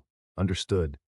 He paused before hanging up. By the way, how did you get those Fogies at the Hunter Command Center to cooperate, Laura? Like the Hunters Association of Korea, the Hunter Command Center also recorded their hunters' movements using the GPS on their hunter-issued phones. However, the organization wasn't known for sharing information freely. Despite being a request from the Scavenger Guild, it should have taken at least several hours to go through approvals. The speed at which they'd given up Dong-soo's information was unparalleled, so Thomas was curious how Laura had pulled it off. Her answer was much simpler than he thought. I told them that if we didn't find Hunter Huang soon, you and Hunter Sung might come to blows. The guild members have started moving. Adam, who had been monitoring the Scavenger Guild, hurriedly reported to the assistant director. All 100 of them.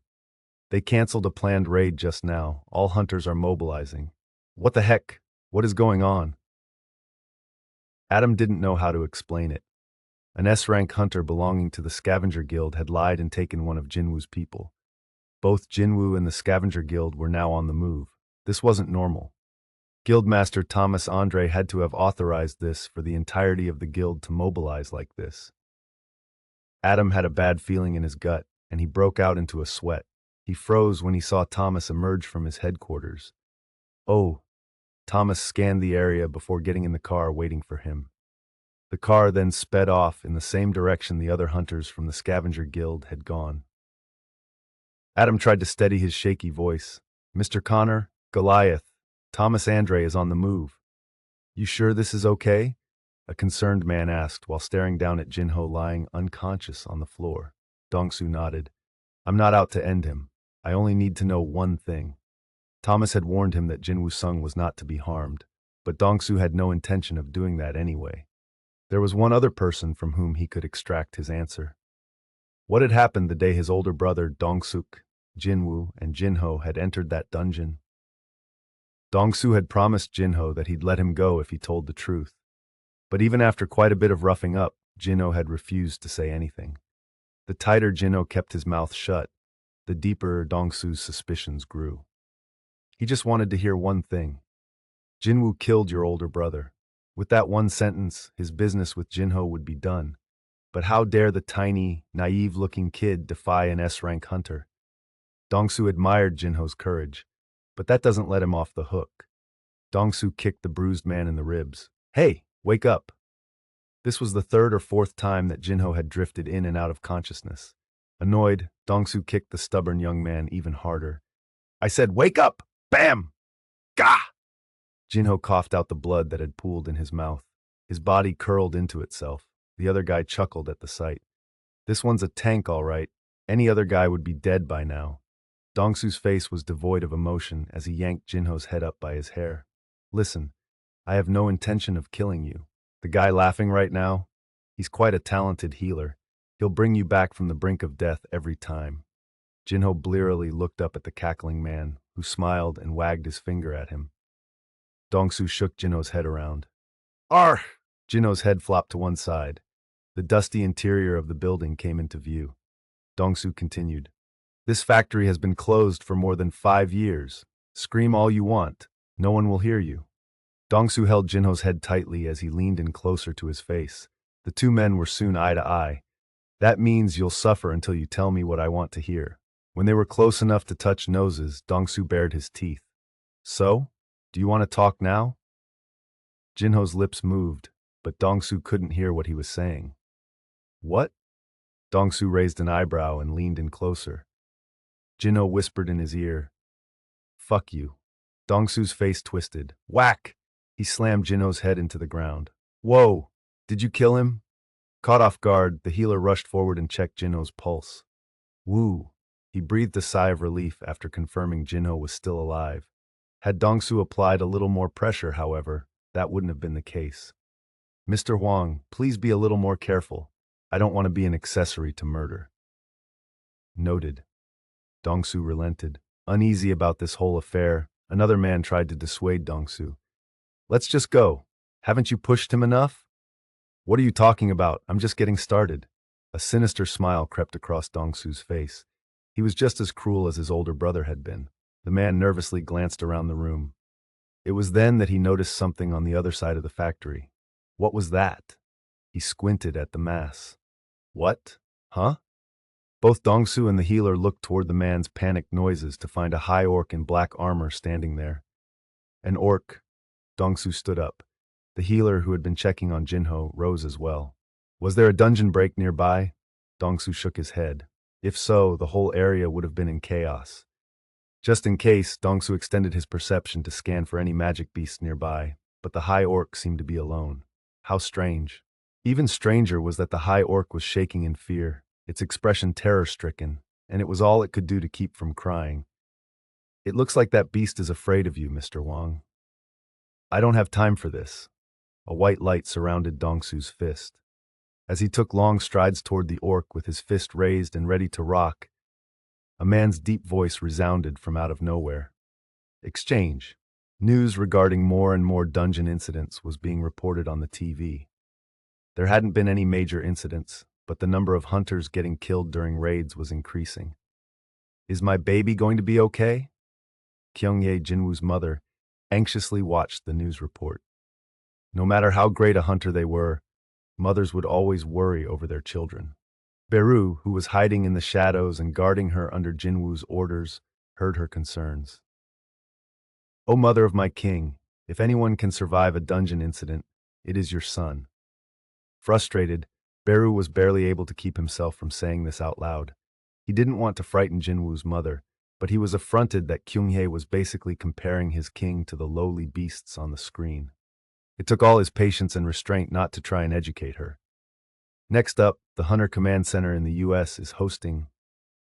The anchors changed subjects to the International Guild Conference and showed footage of Jin-Woo at the airport. Forgetting her concerns for him, Kyunghee beamed proudly at the sight of her son swarmed by the paparazzi. Jinna, your brother is on TV. Really? Gina abandoned her studies and skipped out of her room.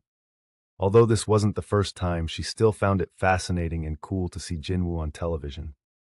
However, the two women were oblivious to another being cheering even more passionately for Jin-Woo than they were. Oh, my king! Beru gazed upon the screen with sparkling eyes. A sudden chill ran up Beru's spine, and his body began trembling. He had felt like this once before. When was that? Beru searched his memories until he recalled that moment when Jin-Woo had gazed down at Beru with murderous intent in his eyes. The feeling of his inevitable end approaching and the smell of death in the air. This was the first time he'd felt his king's rage since becoming a shadow soldier, and his whole body was paralyzed. But Beru was the king's soldier now. He snapped back to reality.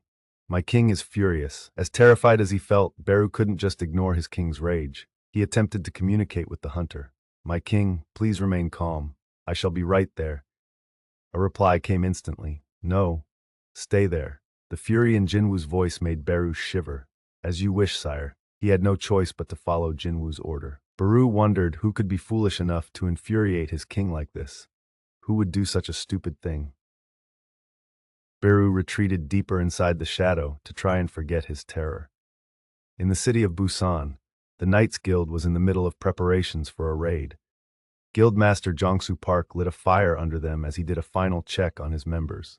There have been a lot of reports of incidents within dungeons, so stay focused, everyone. Let's go home without a single person harmed.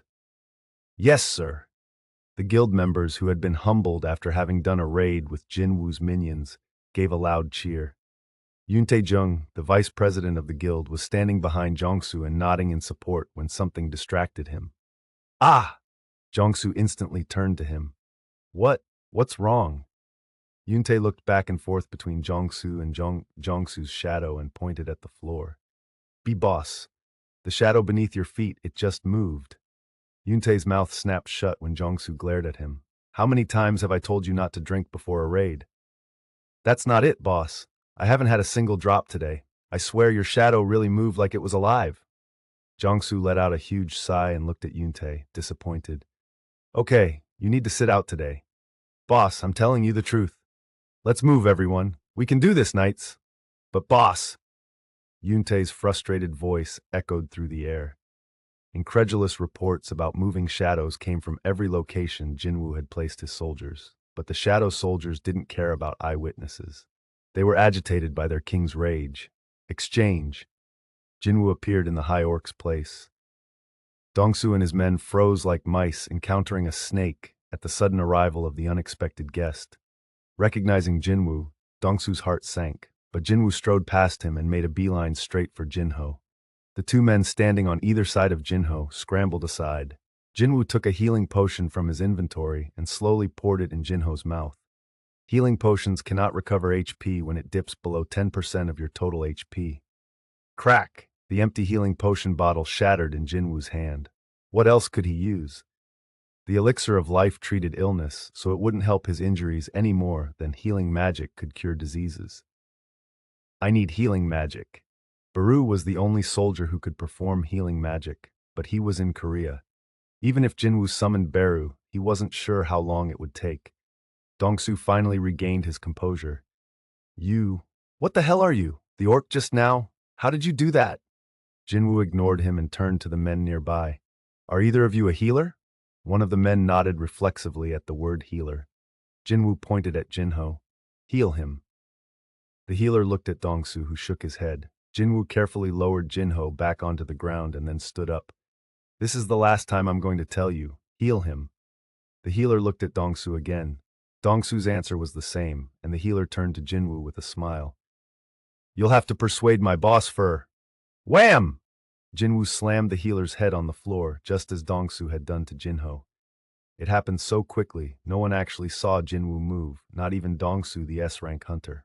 Jin-Woo turned to the other guy. What about you? The man trembled as Jin-Woo approached him. Jin-Woo Sung? Hunter Jin-Woo Sung. He stepped back and glared at Dongsu. Mr. Huang, you never said this had anything to do with Jin-Woo Sung. What's going on? What the hell is going on? I asked if you were a healer. No, I'm... Wham! The man's head was knocked into the ground by an invisible hand. Two high-rank hunters had been rendered unconscious in no time. Having witnessed Jin-Woo's power with his own eyes, Dongsu panicked. Boss. Jin-Ho had regained consciousness, perhaps from the ground shaking. Boss. Jin-Woo crouched down. Jin-Ho opened his swollen eyes and struggled to speak with his bloodied mouth. Dongsu Huang, younger brother, be careful. Jin-Woo's heart broke as he watched Jin-Ho struggle to breathe. Shh, don't talk. Boss. Jin-Ho grabbed Jin-Woo's hand and tears welled up in his eyes. Can you hold on a little longer? Asked Jin-Woo. Jin-Ho nodded, unable to speak. Jin-Woo put Jin-Ho's hand down and slowly stood. His eyes landed on Dongsu. Dongsu stared back. His knees buckled at Jin-Woo's murderous gaze, but he wasn't one to run away. Dongsu pretended to be all right as he yelled, It was you! You killed my brother Dongsu Kwang, didn't you? Dongsu's fearful expression drew closer. Jin-Woo saw the face of someone who had been strong against the weak and weak against the strong. His gaze turned cold. Answer me. Did you kill my brother and his squad members? Jin-Woo stopped right in front of him. Go ask your brother. Dongsu swung a fist surrounded by light at Jin-Woo's face, but Jin-Woo ducked and punched Dongsu right in the stomach. One strike, and Dongsu was already coughing up blood. Stop the car! Pardon? I said stop the car! Thomas screamed at the driver, who slammed on his brakes. With the lead car screeching to a halt without any warning, the other cars following quickly braked as well, filling the night with the sounds of skidding rubber. Bam! Thomas kicked open the car door and turned to look in a particular direction. He growled, Damn it! The elite hunters of the Scavenger Guild, among the best in the world, jumped out of the other vehicles. Sir, what's wrong? What's going on? Thomas answered the anxious guild members in clipped sentences. It's already begun. I'll go ahead. Follow me. Excuse me? What had begun? Thomas bent at the knees before his team could ask. His leg muscles bulged as the asphalt heated up, sending the other hunters retreating 2 or 3 steps. Whoom! Thomas leaped into the air and was out of sight in the blink of an eye. Something is headed this way. Something powerful was approaching fast. Just as Thomas sensed Jin-Woo's power, Jin-Woo sensed Thomas's. One hand held Dong-Su by the collar and the other paused in midair. Dong-Su was now as severely injured as Jin-Ho was. Boom! Part of the factory's roof collapsed as Thomas landed on the ground like a superhero. Without so much as blinking, Jin-Woo turned in his direction. Thomas checked his surroundings as he stood. His gaze moved from Jin-Ho to Jin-Woo to Jin-Woo's hand before fixing on Dong-Su. He frowned. He had been unable to sense Dong-Su's presence because it was drowned out by Jin-Woo's. Thomas threw off his sunglasses. Dong-Su Huang, is he still alive? For now. Thomas used simple English words and enunciated clearly for Jin-Woo's sake. Let him go. If you do, I'll pretend this did not happen. Please. Jin-Woo gripped Dong-Su's collar even tighter. And if I say no, I'm not asking. One of the strongest hunters in the world bared his teeth. The average hunter would have been scared half to death, but Jin-Woo didn't so much as flinch. Come at me then. 6, the level of a beast. Thomas raised an eyebrow. Had any other hunter responded to him that way, he would have torn them apart. As a national-level hunter, he had a kind of diplomatic immunity. It was a reward for saving 300 million American citizens from the worst disaster in human history. But his opponent this time was Jin-Woo Sung, so he couldn't do as he would like. Thomas's fingers twitched as he tried to contain his anger. He ground his teeth as he glared at Dong-Su. I told him not to do anything. Like he'd thought, Jin-Woo wouldn't be an easy opponent. Seeing him in person confirmed this. If Thomas had to describe this feeling, he'd say it was like being stuck in quicksand. One wrong move, and it would be difficult to escape the dark and ominous manna flowing from the Korean hunter. Yet Thomas couldn't step down either. Jin-Woo had an ace hunter of the scavenger guild by the throat, and more importantly, his pride as a national-level hunter was on the line. Thomas frowned as he posed a question. By any chance, do you know who I am? Jin-Woo's response was clear. I don't care who you are. At that moment, Dong-Su regained consciousness and yelled at Thomas. Sir, quick, kill this son of a bitch! Whack! Dong-Su was out like a light, his body limp after a punch from Jin-Woo. Thomas's eyes widened at the audacity. How dare you? Jin-Woo was acting this way despite knowing who Thomas was. Thomas looked like he was ready to kill. He knew from experience how to deal with anyone who defied him. Thomas had been born to a poor immigrant family in an impoverished neighborhood. As the only white kid in a school full of African American students, Thomas stood out. He made enemies everywhere he went. Often, making eye contact with the wrong person resulted in a fight. Many times his opponents were armed. Most of the time, it was him versus several people. Though he had nothing else to his name, he was blessed with one thing: overwhelming physical strength, the power to literally step on other people. Ironically, the place where he grew up was the perfect proving ground.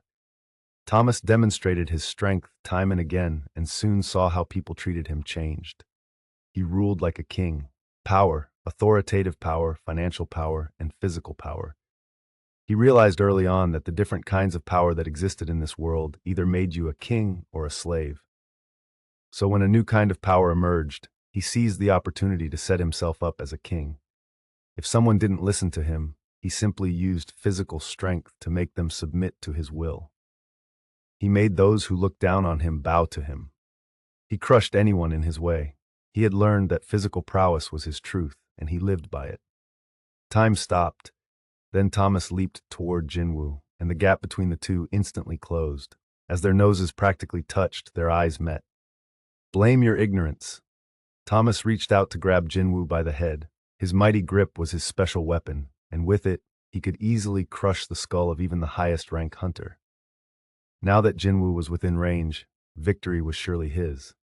What? Suddenly, a light flashed before his eyes. The hunters of Scavenger Guild arrived in time to witness something crashing through the side of the abandoned factory at lightning speed. Kaboom! It took down the whole wall and skidded across the ground, coming to a stop right in front of the other hunters. They couldn't contain their shock. Thomas! Sir, are you all right? Who could send Thomas Andre flying like this? They couldn't believe their eyes. Steam rose from Thomas's whole body due to the great impact. Had this been an ordinary human, their skin would have ripped off as they slid across the pavement, or their body would have broken into pieces after being thrown through the wall.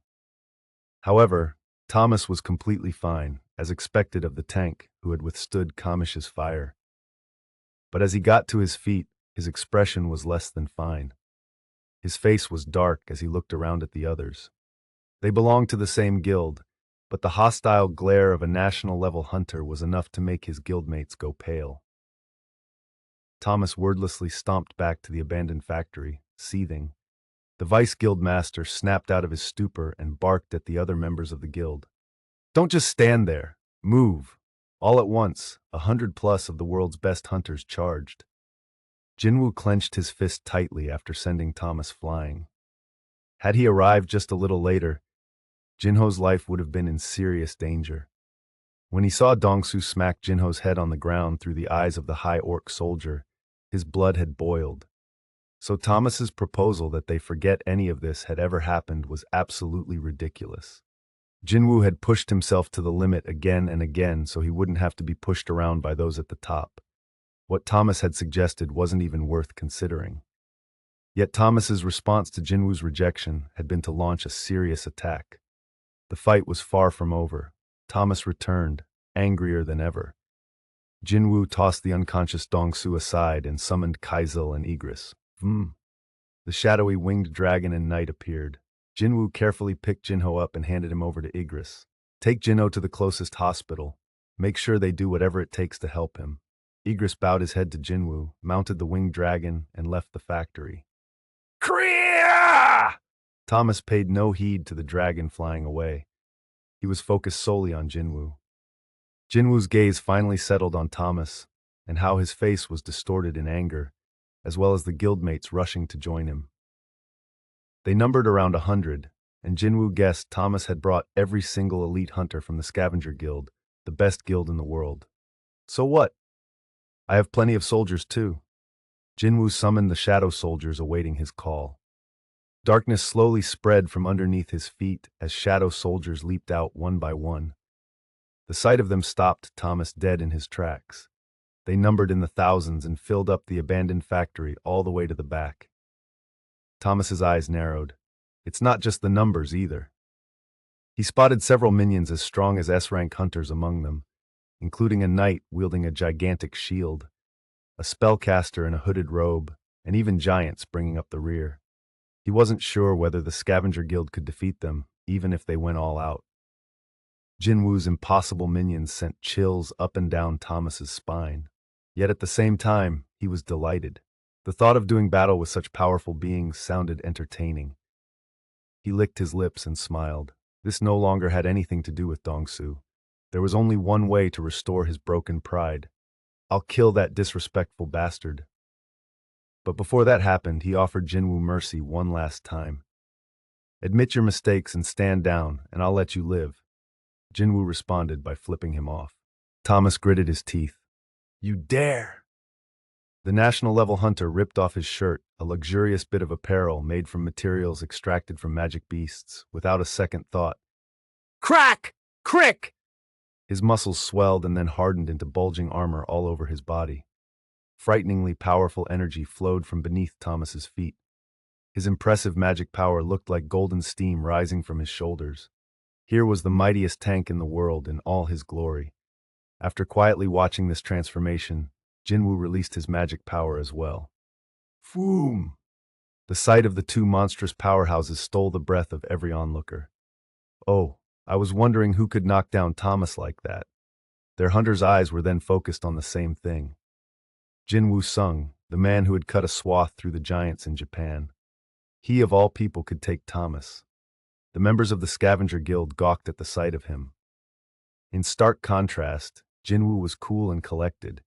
This was the perfect opportunity to test how much he'd grown. He could unleash his full powers against them without worry.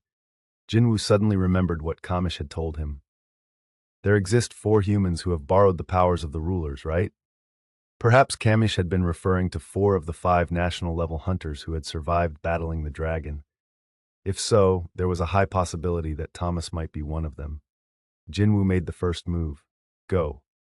As soon as their king gave the order, the soldiers charged. Thomas yelled, "Here they come." It was one man versus one guild. Nearly 1,000 minions and 100 elite hunters collided. Boom! Thomas thrust Iron aside, charging past the front line and searching for Jin-Woo. Someone came at him from one side at an incredible clip. Over there. Thomas turned, but Jin-Woo was faster. In an instant, Jin-Woo was in Thomas's personal space and thrusted the Demon Monarch's dagger at his waist. But the weapon couldn't penetrate the Guildmaster's hardened skin. Jin-Woo was startled. Pow! Thomas smiled as he slammed an elbow into Jin-Woo. His opponent might have an edge when it came to speed, but Thomas was convinced Jin-Woo would be unable to overcome his defenses. Let the Korean hunter despair after seeing the difference in strength between them. Predicting victory, he continued his attack and held out his hand. Boom! Thomas pulled Jin-Woo back toward him using a gravitational force, like an invisible fist. It was the same ability Thomas had used to yank Kamish's floating body out of the air and bring him to the ground. As the distance between Jin-Woo and Thomas narrowed at an incredibly fast pace, Jin-Woo's eyes widened. Ruler's authority! Wham! Thomas's shoulders strained from a powerful force slamming down on him. What? Thomas was taken aback to discover that Jin-Woo possessed the same ability. Seeing his chance, Jin-Woo punched Thomas in the face a second time. Kapow! And for the first time since becoming a hunter, the man nicknamed Goliath bled. R! The Hunter Command Center wasn't just sitting on their hands. Dozens of cars carrying hunters were headed in the same direction the Scavenger Guild hunters had gone. But the car leading the pack stopped short of the destination. Adam, who had been nervously looking out the window, was shaken by the sudden stop. What's wrong? The driver looked back at him. He was the only S-rank employed in the Hunter Command Center. Agent White, please tell me what's going on here. There's no time to explain. Adam stopped as he took in the driver's pale face. The driver had lived through a great many things that had hardened his heart, but Adam had never seen the man wearing this expression before. Adam sensed the situation was dire. Did something happen? The S-rank hunter was firm. If we go any further, we'll die. Jin-Woo tore Thomas's lip open with one punch. Startled, Thomas was sent reeling backward. How does he have this much power? It was an incredibly powerful blow, strong enough to rattle Thomas's head. Furthermore, Jin-Woo possessed the ability to move things with his mind, but he hadn't resisted being pulled toward Thomas. Instead, he'd used it to distract Thomas so he could throw an unavoidable punch. Thomas's own ability had been used against him, lending even greater force to the strike. What a brilliant strategy. How many battles did it take for him to come up with a move like that? Although Thomas had acknowledged Jin-Woo's power, he'd still considered him a rookie, but this changed his mind. Thomas landed safely on the ground. Crack! The friction tore at the cement floor, sending dust and debris everywhere. Jin-Woo rushed at his opponent without giving him a moment's break. The battle-tested hunter wanted to strike before Thomas got his bearings, but the American was faster this time. Thomas realized that if he kept minding his surroundings, he was likely to lose, so he threw caution to the wind. Enforcement. Thomas's armor-like muscles blew up even more. Whoosh! Where he'd already been close to 2 meters tall, Thomas now easily surpassed 3. Rah!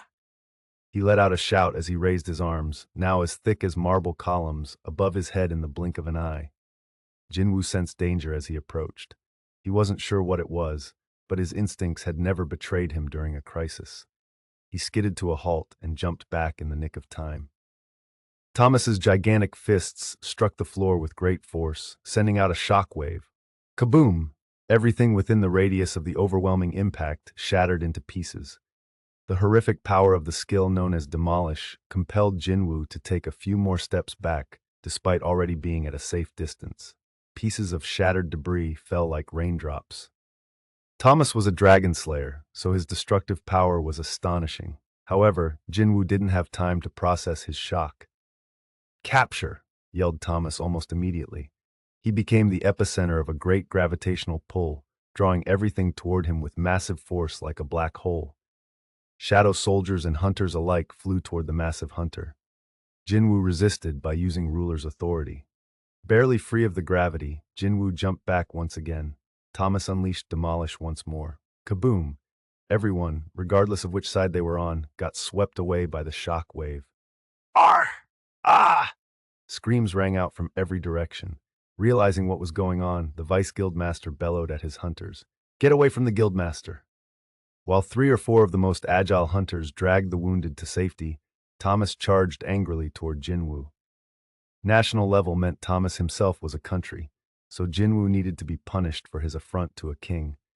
Quickly reaching the object of his rage, Thomas swung his fist. Whish!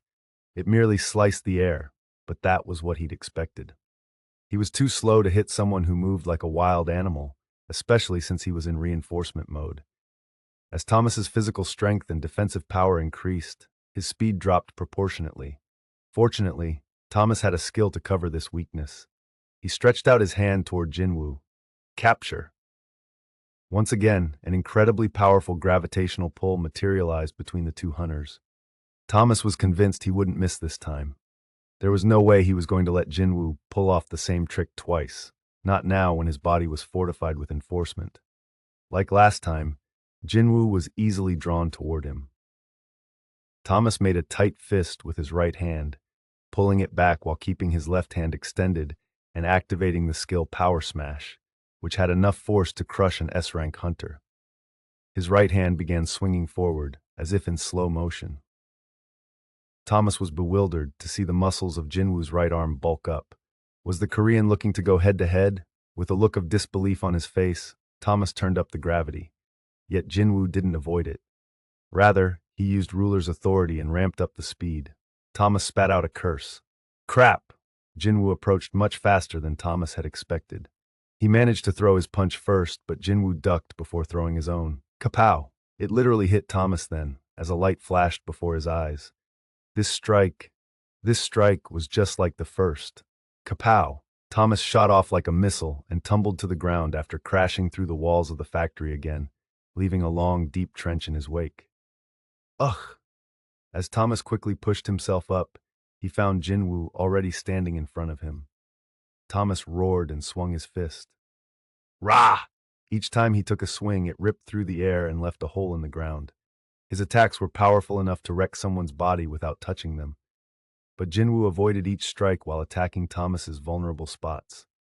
Pow! Bam! Pow! Blood began pooling inside Thomas's mouth. Irk! How can a mage hunter be this strong and fast? As Thomas's confusion grew, so did the damage to his body. Thomas Andre was going to lose? That should have been impossible. No, that was impossible. The strength to overcome his enemies was what defined him. He gnashed his blood-stained teeth. There was madness in his glaring eyes. Grah! Jin-Woo dodged and struck Thomas on the chin. Slam! The American shook his head vigorously to stave off the effects of the impact, but Jin-Woo was already nose-to-nose with him and pouring on the attacks. Pow! Pow! Pow! Pow! Arr! Thomas, a walking fortified castle, began to topple. He stumbled, but once he got his balance back, he began screaming. I am Thomas Andre. Do you really think this is enough to best me? I already told you. Whack! Jin-Woo delivered an uppercut. I don't care who you are. Thomas stopped his head from whipping all the way back. Furious, the man known as Goliath raised his interlocked hands above his head. Demolish! Kaboom! Thomas pounded the ground with all his might, causing an earthquake. But Jin-Woo was gone. Where did he? Thomas's eyes scoured the area, then belatedly noticed strong magic power above him. He looked up. Jin-Woo had leaped before Demolish was activated and was now quickly descending. Jin-Woo's elbow slammed into Thomas's face. Wham! Dozens of cars came to a stop a good distance from the abandoned factory. It would be dangerous to go any closer. The people emerging from the vehicles were the elite of the Hunter Command Center, each of them a great hunter. However, despite his amazing colleagues, Adam was still anxious, since they might have to face off against Jin-Woo Sung, Thomas Andre, and the entire scavenger guild. The S-rank hunter named Brent commanded the forces of the Hunter Command Center. He shook his head with a grim look on his face. Damn. What kind of monsters were generating this much magic power? Brent didn't want to go any farther, but Adam waited anxiously behind him. Brent relented with a sigh. It's right there, but it's extremely dangerous. Are you sure about this? Adam nodded. Kaboom! Just then, something shot into the sky and fell back down with a crash. Adam looked toward the noise and then turned to Brent. The S-rank hunter's jaw hung open. What was that just now? If I'm not mistaken, there was no way he was, but the hunter hesitated a bit before continuing. I believe that was Mr. Andre. What? But I can't be sure. Horrified, Adam urged him along. Hurry, let's go! Brent gestured for the other hunters to follow them as he took off after Adam. They arrived at the scene of the collision. Ah! An Asian hunter was beating up the invincible Thomas Andre. Pow! Bam! Kapow! Shocked, Brent pointed at the two of them. Mr. Andre is getting pummeled by Hunter Sung. I can see that. Adam didn't know what to do. He could see from this distance that Thomas did not look good. Brent was at a loss. What should we do? We need to stop them. Are you really going to watch a national-level hunter get beaten to death? Stop who? Stop him? Brent stared at the Asian hunter emitting so much magic power that he didn't dare get closer. However, Adam darted toward them before Brent had a chance to stop him. Adam was an ordinary agent. He could lose his life just coming into contact with magic power from high-rank hunters. Brent hesitated but soon followed with a groan. Agent White. The elbow to the head knocked Thomas down on all fours. His hands dug deep into the ground. Ah! Thomas pushed himself up, but he had lost a lot of his strength at this point, and his fists lacked much of their previous impact. Seeing Thomas's sluggishness, Jin-Woo knew that victory was his. The American kept missing his target, and his punches were weak. All he had left was his rage. Jin-Woo effortlessly avoided his attacks and then began counterattacking. Pow! Kapow! Unlike Thomas, Jin-Woo was still going at full strength. Thomas couldn't handle the barrage. Irk! Blood splattered in every direction, his head was battered. He lost his balance and wobbled before Jin-Woo kicked him into the air. Whack! Arr! The collision of magic power caused an explosion, and Thomas shot up like a rocket. Ruler's authority. Jin-Woo then pulled Thomas back down to earth. Powerless, he tumbled onto the ground. What? Cough! Cough! Thomas lay spread eagle in the dirt and coughed up blood. Jin-Woo got on top of Thomas and started wailing on him, just as he had done to the demon monarch Balin in the demon's castle. Pow! Pow! Pow! Jin-Woo felt Thomas's resistance gradually weakening. Pow! Pow! Pow! Jin-Woo raised his fist for the final blow. A desperate cry rang out. Hunter Sung! Stop! Please stop! Jin-Woo's face was devoid of expression as he stared at Adam running toward him. He charged his fist up again. A terrifying amount of formidable magic power emitted from his flexed shoulder and fist. No! Stop! Adam reached his hand out in vain. Jin-Woo's fist was about to connect when Thomas parted his lips. I've lost. Whoosh! Jin-Woo's fist came to a halt at the tip of Thomas's nose. The national-level hunter passed out and went limp, totally spent. Jin-Woo lowered his fist and quietly stood. The elite of the Hunter Command Center slowly gathered around the victor and the fallen. What the hell? Is this for real? Seriously? The reporter muttered to himself as he continued snapping pictures. He had planned to take a few photos of the scavenger guild preparing for a raid, but when they suddenly canceled the raid and headed elsewhere, he'd followed. But what the hell had just happened? At first, the reporter thought there had been a dungeon break. Instead, he was witnessing something unimaginable. He zoomed in with his camera on the man lying on the ground. It was the unmistakable face of the national-level hunter, Thomas Andre. Oh my God. Who in the world could beat Thomas up that badly? The reporter gasped as he reviewed the pictures he had taken. But at the same time, his heart raced with excitement at the thought of how much money he'd get for them. Adam ran to check Thomas for signs of life. Ba-dump! Bump! Ba-dump! He put his ear on Thomas's chest and heard a heartbeat. He cupped Thomas's nose to check his breath. Fortunately, there were signs of life, but Thomas was barely hanging on. To put Thomas Andre in this condition, how many hunters in the world could do this to Thomas? If this went public, the whole world would turn upside down. Adam had to respect Jin-Woo's power, which far exceeded the Hunter Command Center's estimates. But this wasn't the time to be starstruck. Hurry! He gestured to the healers of the Hunter Command Center. One of the highest-ranked healers kneeled beside Thomas and checked his vitals before casting some healing magic. He then sucked his teeth. Every single bone in his body is broken. The bleeding is severe. I can't do this on my own. We need every healer to work together. With this, other healers joined him in reviving Thomas, but it was like trying to fill a lake with tap water. Someone with Thomas's great stamina required extra effort to heal completely. As the healers struggled to help their shattered patient, Adam stood up. The rest of the Hunter Command Center staffers were busy removing the wounded from the abandoned factory. My leg! My leg! The elite hunters of Scavenger were in horrific condition. Adam hadn't witnessed who had done this to them, but he had a good guess. A single hunter just crushed one of the best guilds in the world. Seriously, Adam was astonished by both Jin-Woo's audacity and the power he had to back it up. Huh? It was then that he realized Jin-Woo was nowhere to be seen. As Adam scanned the area, he heard his ringtone go off. This is Agent White. Agent White, we've located Jin-Ho-Yu. It was the Hunter Command Center calling with an update. Adam brightened at the good news. Really? Where? The caller relayed that Jin-Ho had been found outside of a large hospital nearby. He was quickly treated in the ER and was now in stable condition. I'll be right there after I finish cleaning up the mess over here. Understood. Adam hung up the phone and breathed a sigh of relief. Whoa! Thinking about trying to deal with Jin-Woo's anger if something had happened to Jin-Ho made Adam's head spin. Spilled water could not be poured back in, but he counted his lucky stars that at least the cup hadn't broken during the spillage. The good news took a tiny bit of the weight off his shoulders. We're done. The healers treating Thomas stood up. Is Hunter Andre okay? Asked Adam. For now. What does that mean? His injuries were severe, so while his body is healed, it will take time for him to regain consciousness. Ah, I see. Healers had been able to mend his physical wounds, but mental trauma was another thing entirely. Thomas would be spending a significant amount of time in a hospital room recovering from this ordeal. A healer tried to comfort the unhappy agent. He lived through this because he's Thomas Andre, a national-level hunter. If it were anybody else, this much damage would have killed him at least 10 times over. Well, that's goo. Adam was about to agree with the healer, but stopped. Thomas had survived only because he was a national-level hunter? A chill ran up Adam's spine. Then what had happened to Dong-Soo Hwang, the initial target of Jin-Woo's rage? Was he here too?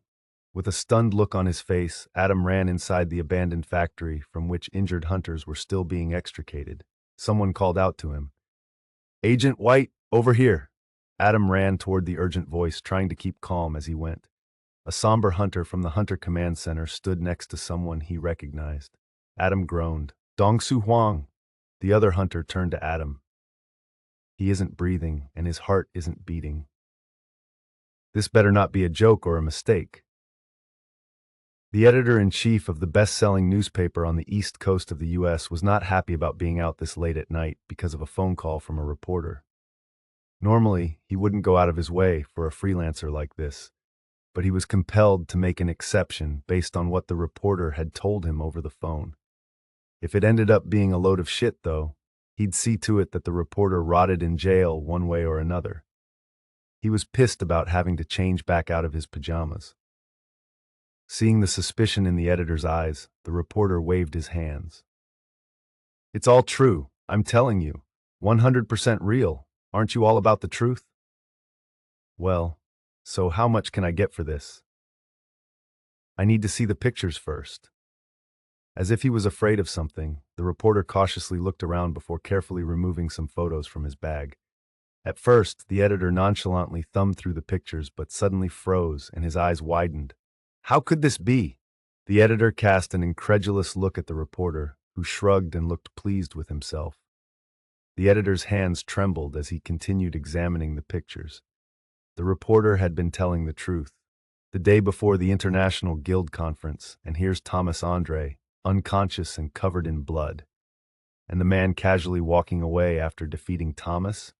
That was Jin-Woo Sung, wasn't it? This was a great scoop. No, this was a veritable gold mine. The editor's breathing quickened. The reporter saw which picture had captured the editor's attention. That's the guy who did this to Thomas Andre. The world would go nuts over an investigative report about him. What an idiot! While Westerners sometimes had trouble telling Asians apart, it looked like the reporter didn't recognize Jin-Woo at all. The Asian American editor quietly snorted. Potential headlines for tomorrow's front page ran through his mind. Dragon Slayer bested by Asian Dragon. Hunter of Giants Jin-Woo Sung hunts Goliath. National level hunter falls to Korea's rising star.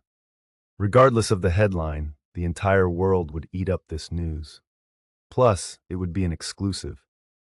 Getting a hold of all these pictures was like hitting the jackpot, as these images were worth a mint. The editor's heart fluttered. Seeing the greed in his prospective buyer's eyes, the reporter quickly snatched back the photos. The editor smacked his lips in disappointment. You've seen the goods, so now let's talk price. How much are you willing to pay? It's hard to say. The editor hesitated and watched for the reporter's reaction. Why don't you tell me what you think? How much would you say they're worth? The reporter thought hard before he finally held up 5 fingers. The editor nodded in agreement. 50,000? Fine, we can swing that. Nope, the reporter corrected him. $5 million. 5 million? The editor was taken aback. If it's too much for you, I can go somewhere else. The reporter turned to leave, but the editor quickly stopped him. No, wait. People shell out millions for pictures of celebrities' babies, so why shouldn't he pay $5 million for the scoop of the century? Once this news leaked, all the broadcasters and newspaper publishers would report on it day in and out for weeks. He couldn't pass up this opportunity. He finally came to a decision. We have a deal on the condition that you hand over everything and any originals, and we make it an exclusive. How's that? An offer was made. The reporter thought about how he'd worked as a freelance reporter living on the bottom rung of society, and how he might finally be able to visit his parents for the first time since leaving his hometown. His voice shook as he replied. Sounds good. Jin-Ho was no longer in critical condition, but he still hadn't regained consciousness. His breathing was labored, and the morphine didn't seem to have much effect on him. Sometime after the doctor left Jin-Ho's room, a figure shot out from the shadows inside the hospital room. Wish! It was Beru trading locations with Jin-Woo via shadow exchange. Beru stretched his hand toward Jin-Ho to heal him, as per his king's order. Soft blue light spread from the tip of his hand, and the pained expression on Jin-Ho's face soon eased up. Possessing power beyond an ordinary S-rank hunter, Beru had healing magic that was also next level. The ant slowly healed Jin-Ho's wounds in order to allow his psychological healing to begin. Jin-Ho, who had been tossing and turning in his bed, opened his eyes at the warmth enveloping him. He laid eyes on a huge ant head that put a finger to his lips and made a shushing sound. I must be dreaming. Jin-Ho closed his eyes again and fell asleep with a happy look on his face. Meanwhile, Beru quietly continued healing him into the night. In Seoul, Korea, there was a 14-hour difference between the east coast of the U.S., so it was morning there. In a deserted playground next to the swings, a black knight was laying prostrate on the ground, balanced on his feet and forehead. My king, how long must I stay like this? Jin-Woo quietly sat on a swing. Until Beru tells me that Jin-Ho's treatment is done. The knight said no more, knowing he had spoken out of turn. Jin-Woo shifted focus from the knight to his hands. The backs of them were a mess. Thomas had been an unbelievably sturdy opponent, so Jin-Woo himself had been injured punching him. Of course, they would heal thanks to the power of the passive buff, health and longevity once he had a good night's rest. I'm sleepy. He felt a little fatigued. The crazy day was about to end on a quiet note. After a while, the shadow soldier spoke up again. My king, what? Please bestow a name upon me as well. Jin-Woo looked at his newest shadow soldier. LV, general rank, right, he had to name this one too. Jin-Woo thought about it briefly and smiled bitterly. Since you died because you were so selfish, why don't we call you Greed? 7. What happens in the International Guild Conference? The next day, almost every broadcast station and newspaper in the U.S. covered the hunters attending the International Guild Conference. But one newspaper on the East Coast had a unique headline. Thomas Andre knocked out. Thomas Andre was a household name in the U.S., but how had a national-level hunter been knocked out? Was he sick? People threw their money down, snatched up the newspaper with the sensational headline, and read it where they stood. The article's contents were even more shocking. According to the report, a single hunter had taken on Thomas Andre, and the entire scavenger guild, single-handedly for reasons unknown. The article was accompanied by large pictures showing the bloodied and unconscious Thomas and other injured hunters in the aftermath of the fight. Had someone seen the photos without any context, they might have thought it was some kind of terrorist attack. But weren't these extremely high-rank hunters? Thomas, in particular, was a national-level hunter who had survived the raid of Kamish. Everyone who read the article was flabbergasted. They were floored, just like the editor of the newspaper had been when he first laid eyes on the evidence. And once readers reached the part of the article revealing the identity of the solo hunter, they couldn't contain their shock. Oh my! Damn! There was a picture of Jin-Woo, the man who had been praised by the international media for rescuing Japan from a great disaster not so long ago. He was walking away from the scene with no emotion on his face, a stark contrast to Thomas lying on his back on the ground. With most of the media focused on the International Guild Conference, the article had an even greater impact. In Korea, the contents of the report spread faster over social media than through traditional news sources. LOL, did Jin-Woo Sung beat up Thomas Andre Farr? Link to article here. Lo, it's true. Says Thomas Andre's entire guild got their butts kicked. Nah, fake news. Makes no sense at all. He crushed the national level hunter super elite hunters by himself? Read the article first. It's true. But why were they fighting? No clue. No reason stated. LOL. Yanks love to brag about their national level hunters, but that's all they got? Lame. Thomas is no slouch. Jin-Woo's just that good. Yeah, Hunter Jin-Woo Sung is the pride of Korea. Hey, bartender. I feel great. Give me a glass of patriotism. Most of the comments from Korea expressed surprise. But on the other hand, comments from Japan expressed how proud people were of him. It's obvious Thomas Andre is no match for Hunter Sung. L'America probably refused to help us because they didn't want to reveal how weak they actually are. I'm really thankful that we had the right kind of hunter come help us. I want to give Hunter Sung a gift of appreciation. Where can I send it? You can send it here. The address is... Isn't that your home address? LLMAO, moron. Jin-Woo was already a hero in Japan. That their savior had crushed America's hero felt like a huge boost to their self-esteem as a nation. Things had finally quieted down for Jin-Woo after he took care of the giants, but now the entire world had its eyes focused on him once more. Why had Jin-Woo Sung beaten up Thomas Andre and his guild members? What had happened between the two guildmasters? As theories and rumors circulated the internet, everyone was dying to find out exactly what went down. Jin-Woo woke up to find a ridiculous number of reporters gathered in front of his hotel. Where did all these people come from? He knew why the reporters had come to the hotel, but he was surprised at how quickly the news had spread. Still, he had no intention of avoiding them. This was an opportunity to let everyone know what would happen to anyone who dared to cross Jin-Woo Sung. Besides, he hadn't broken any laws. In the US, it was legal to shoot someone in self-defense, and this law had been reinforced after the appearance of hunters. It would have been a problem if Jin-Woo had continued attacking Thomas after he lost consciousness, but he stopped when his opponent acknowledged defeat.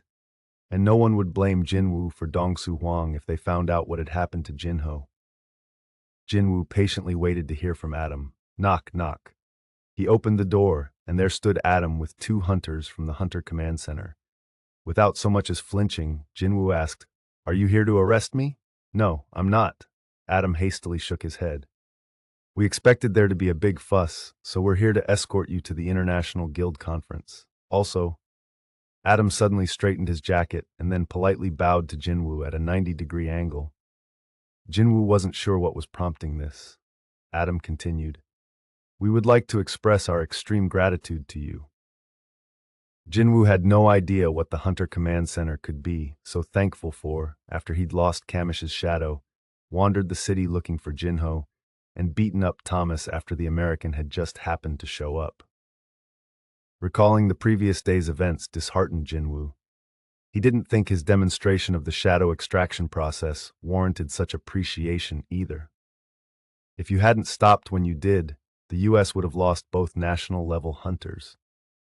Oh, that's what Adam was going on about. Jin-Woo nodded in understanding, remembering how Adam had run screaming at him to stop. If the agent hadn't shown up and Thomas had somehow gotten a second wind, things would have ended differently. The U.S. had already lost one national-level hunter, so they would have done whatever it took to save Thomas. Adam continued. The Hunter Command Center of the U.S. will do our best to prevent this incident from troubling you further. With that, Adam lifted his head. He looked tired after attending a meeting all night regarding how to handle this situation. The final conclusion had been, do not provoke him. The powers that be had decided to let Jin-Woo have his way. His stock with the Hunter Command Center had skyrocketed after he defeated Thomas. From their perspective, they didn't want their relationship with Jin-Woo to sour because of the Scavenger Guild's missteps. After all, Thomas was still alive, wasn't he? Adam had been ordered to attend to Jin-Woo and proceed with the schedule as planned. He swallowed hard as he made eye contact with Jin-Woo. This is the man who crushed the Scavenger Guild.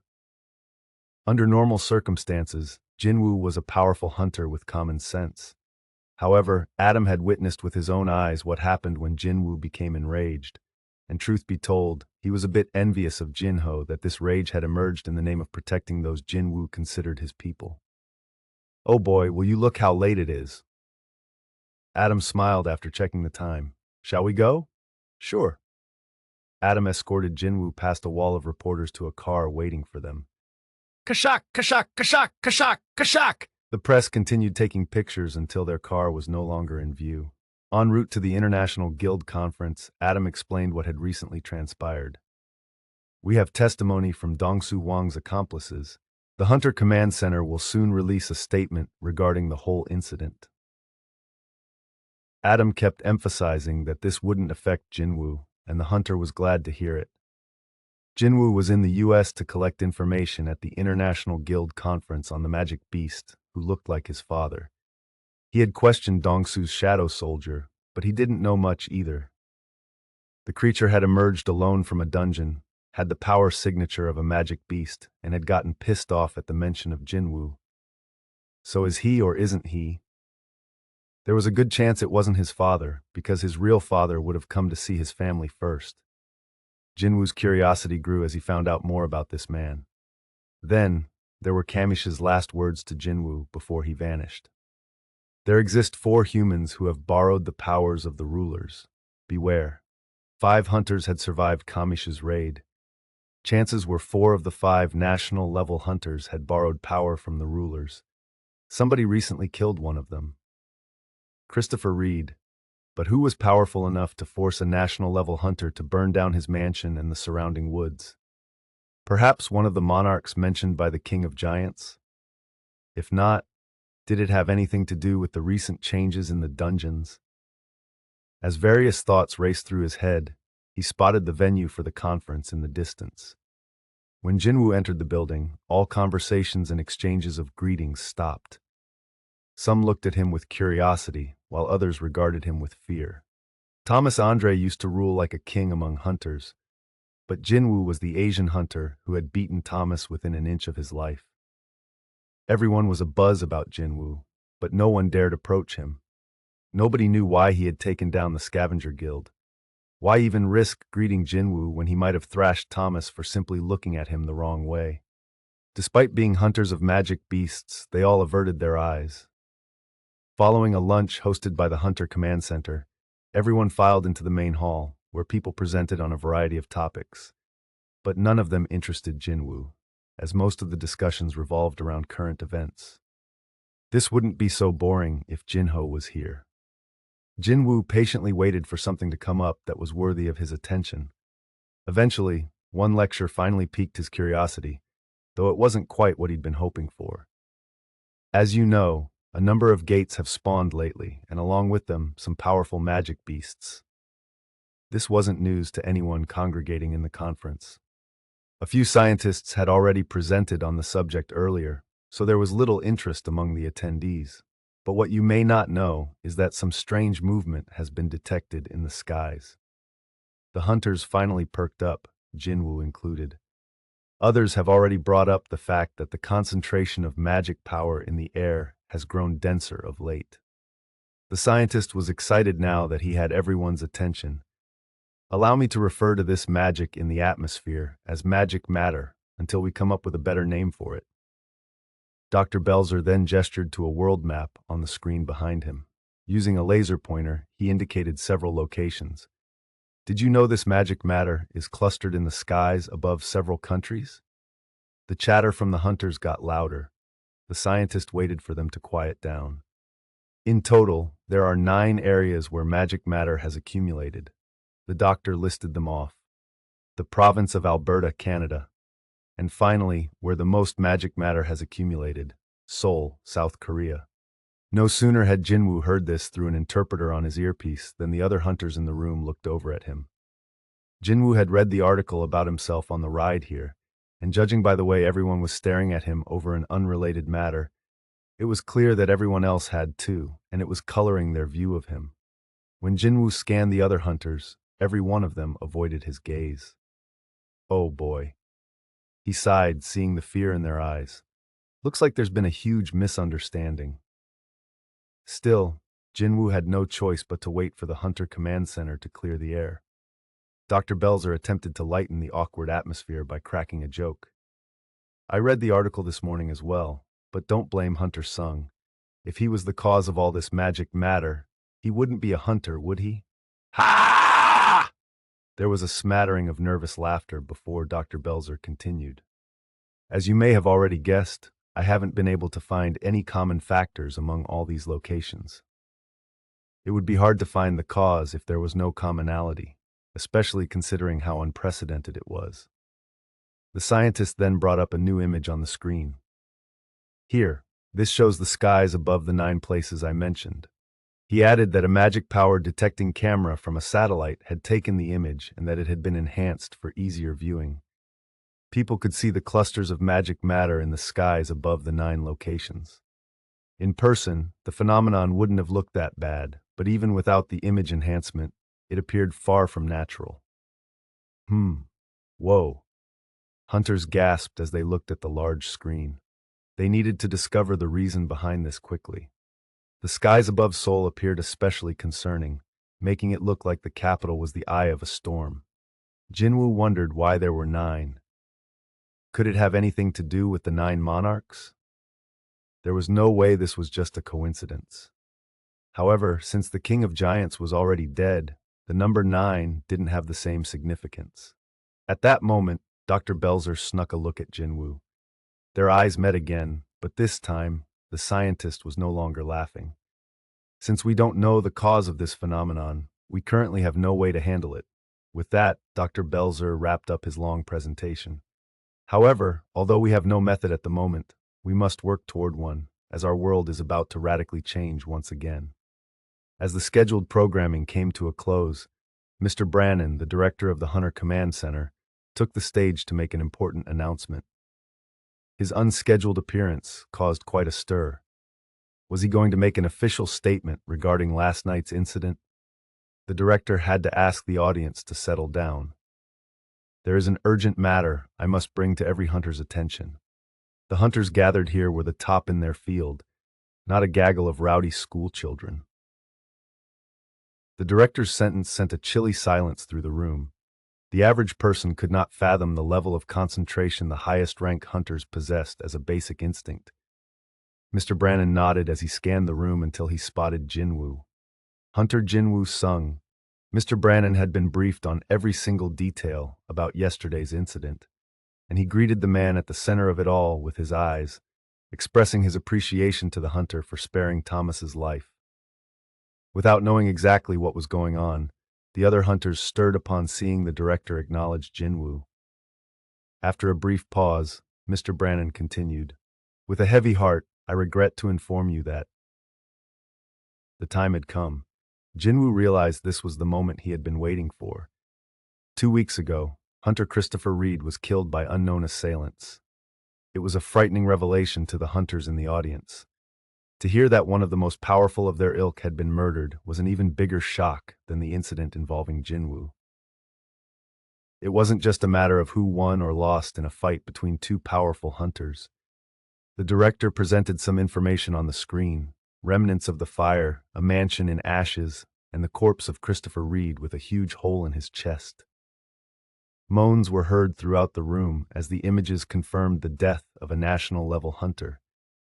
No one could deny that Christopher had been murdered. Director Brannon was flooded with questions, but he shook them off. "I'm sorry, but I'll present the facts before I field any questions." He had more important things to do than answer queries. The director briefly stole a glance at the corner of the room where Jin-Woo was planted, quietly contemplating the matter at hand. Director Brannon had mixed feelings about Jin-Woo's placid demeanor. However, there was no time to waste. He pressed a button on a remote to change the image on the screen. This is the prime suspect in this case. The face of an Asian man filled the screen. The hunters immediately noticed something odd. He closely resembled someone in the room.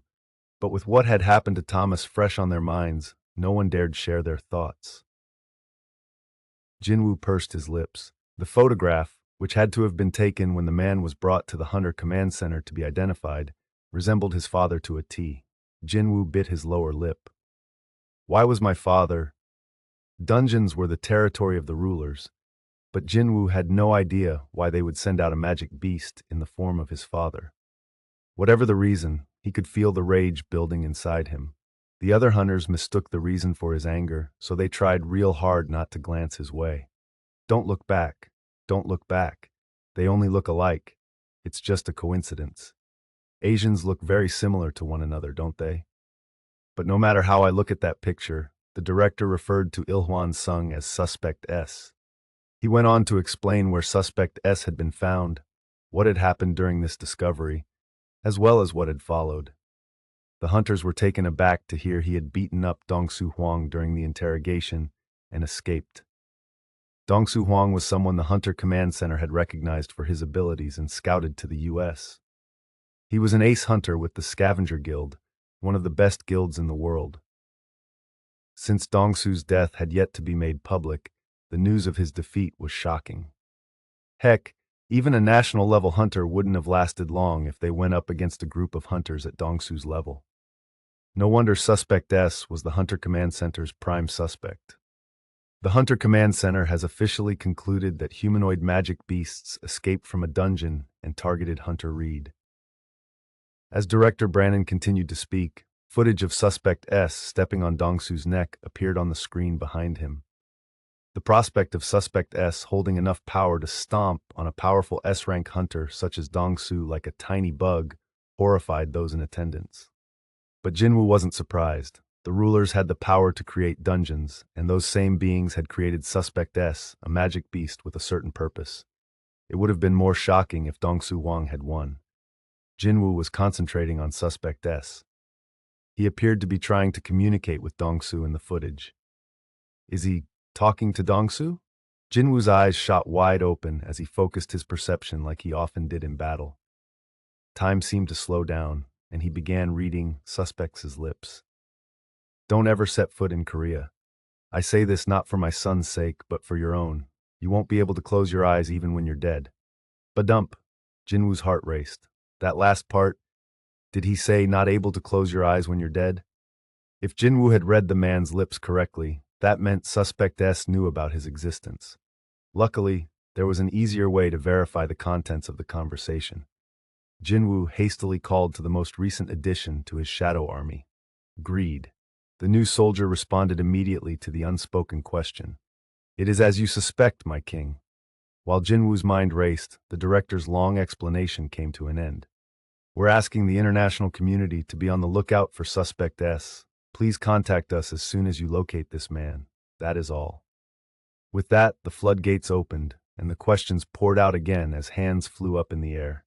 Yes, the hunter over there? The director pointed to someone. Is there any evidence that Suspect S isn't human?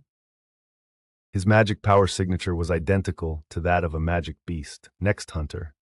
You said he insisted he was a man who went missing in a dungeon. Did the hunter he claimed to be actually exist? Yes, he did exist. Next hunter. Then why don't you reveal his identity? Oh.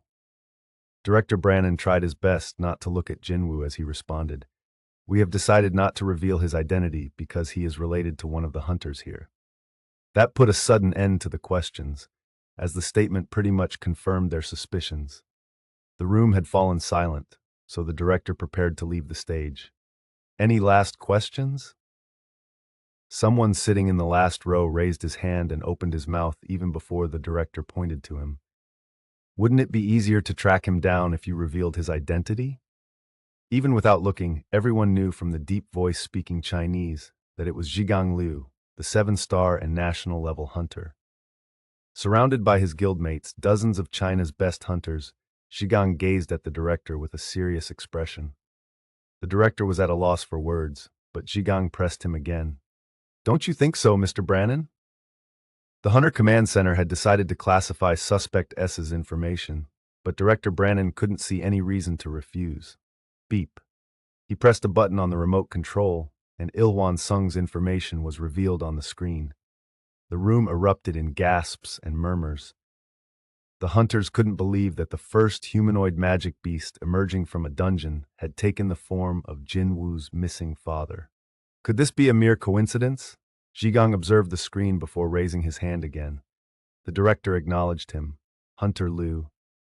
I have a question for Hunter Sung. The director looked at Jin-Woo, who nodded and turned to face Zhigang. Zhigang's voice resounded through the large room. If Suspect S really is your missing father and hunters try to take him down, what will you do?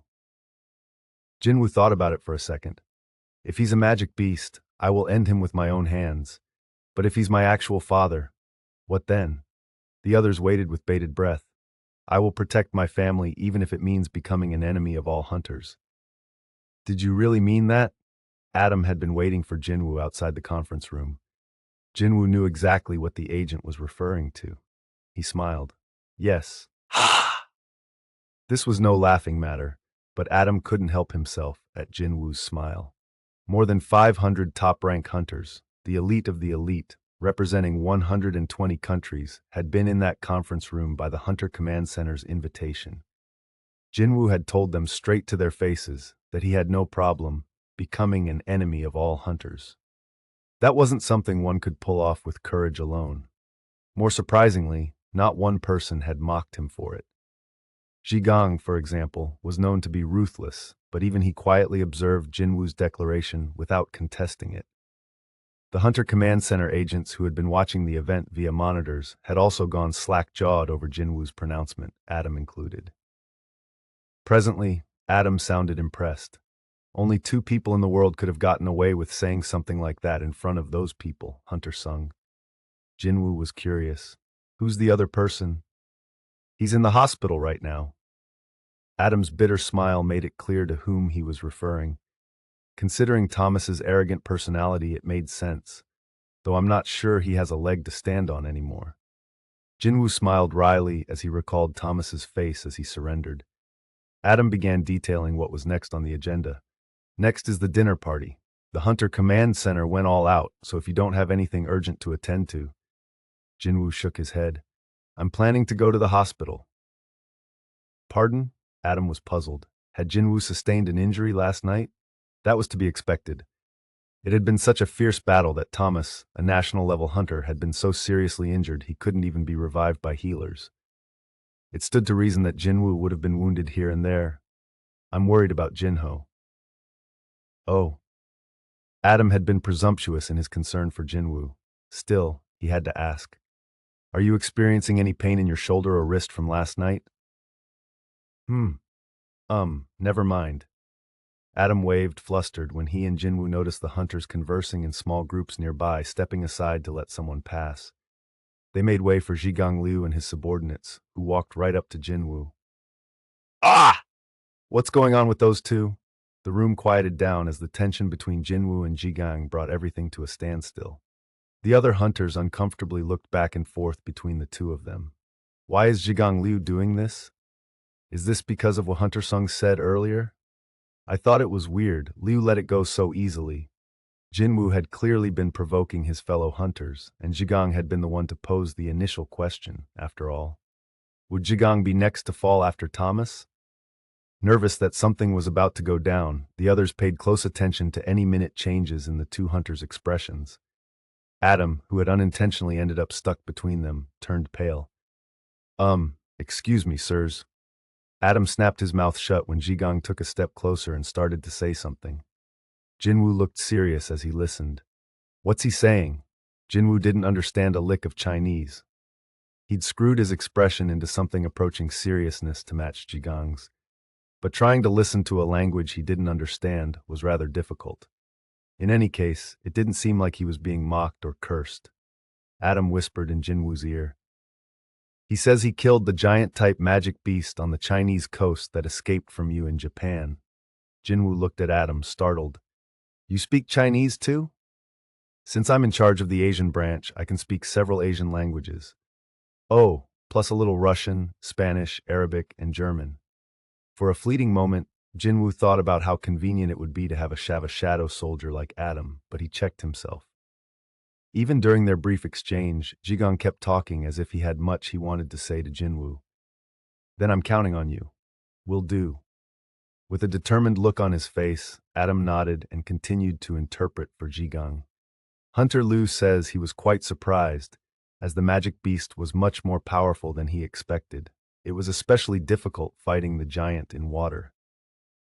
Jin-Woo had felt similarly when first fighting the giants. They were very quick considering their size. Jigang must have faced quite a challenge battling it in water rather than on solid ground. As Jigang continued to speak, Adam brightened.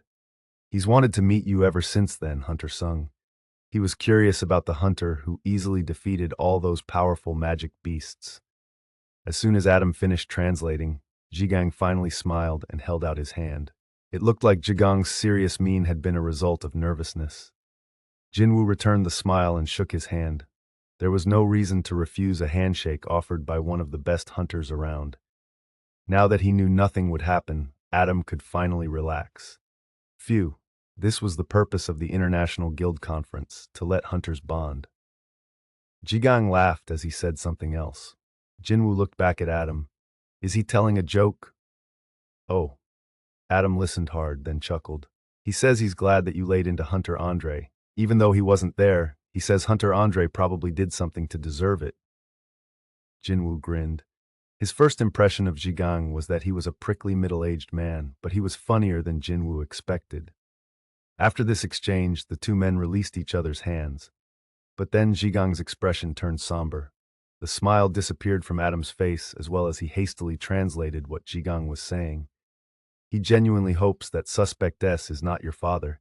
He says he never wants to fight you, Hunter Sung. Jin-Woo wordlessly nodded. There you two are. Both Jin-Woo and Jigang turned toward the newcomer. The person had a presence but no magic power, so it wasn't a hunter. As they suspected, their eyes landed on the director of the Hunter Command Center.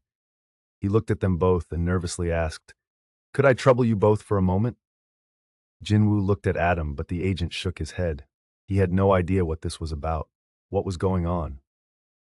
Before responding to the director, Jin-Woo widened his perception and scanned the movement of people in the room.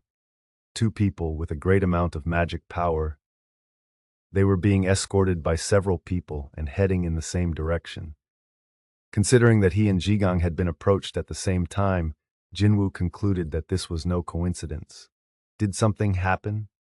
Seeing Jin-Woo's hesitation, Adam decided to interject. Oh, sir, Hunter Sung needs to go to the hospital where Hunter Jin-Ho Yu is stay. Jin-Woo put his hand on Adam's shoulder and shook his head, then turned to the director. I have time. The director beamed and turned to Jigang. How about you, Hunter Liu? Sure. Great. Please follow me. The director led the way, looking rather pleased with himself. The two men's destinations were different. Agents escorted Jigang down a hallway to the left, while Jin-Woo continued to follow the director. That's odd. Three powerful hunters, the two with the strong magic energy who had gone ahead earlier, plus Jigang, had been shepherded to one location. Jin-Woo had expected to join them, but was being escorted elsewhere. He tried to come up with a few theories before eventually asking, Why am I the only one going in a different direction? Oh, Director Brannon considered a response, but ended up passing the buck.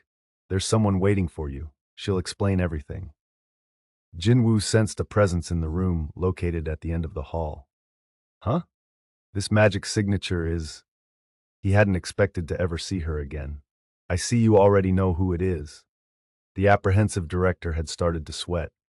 We go to extreme lengths to keep her in a hidden location, but as this is such an important matter, did the Hunter Command Center ask her to do this?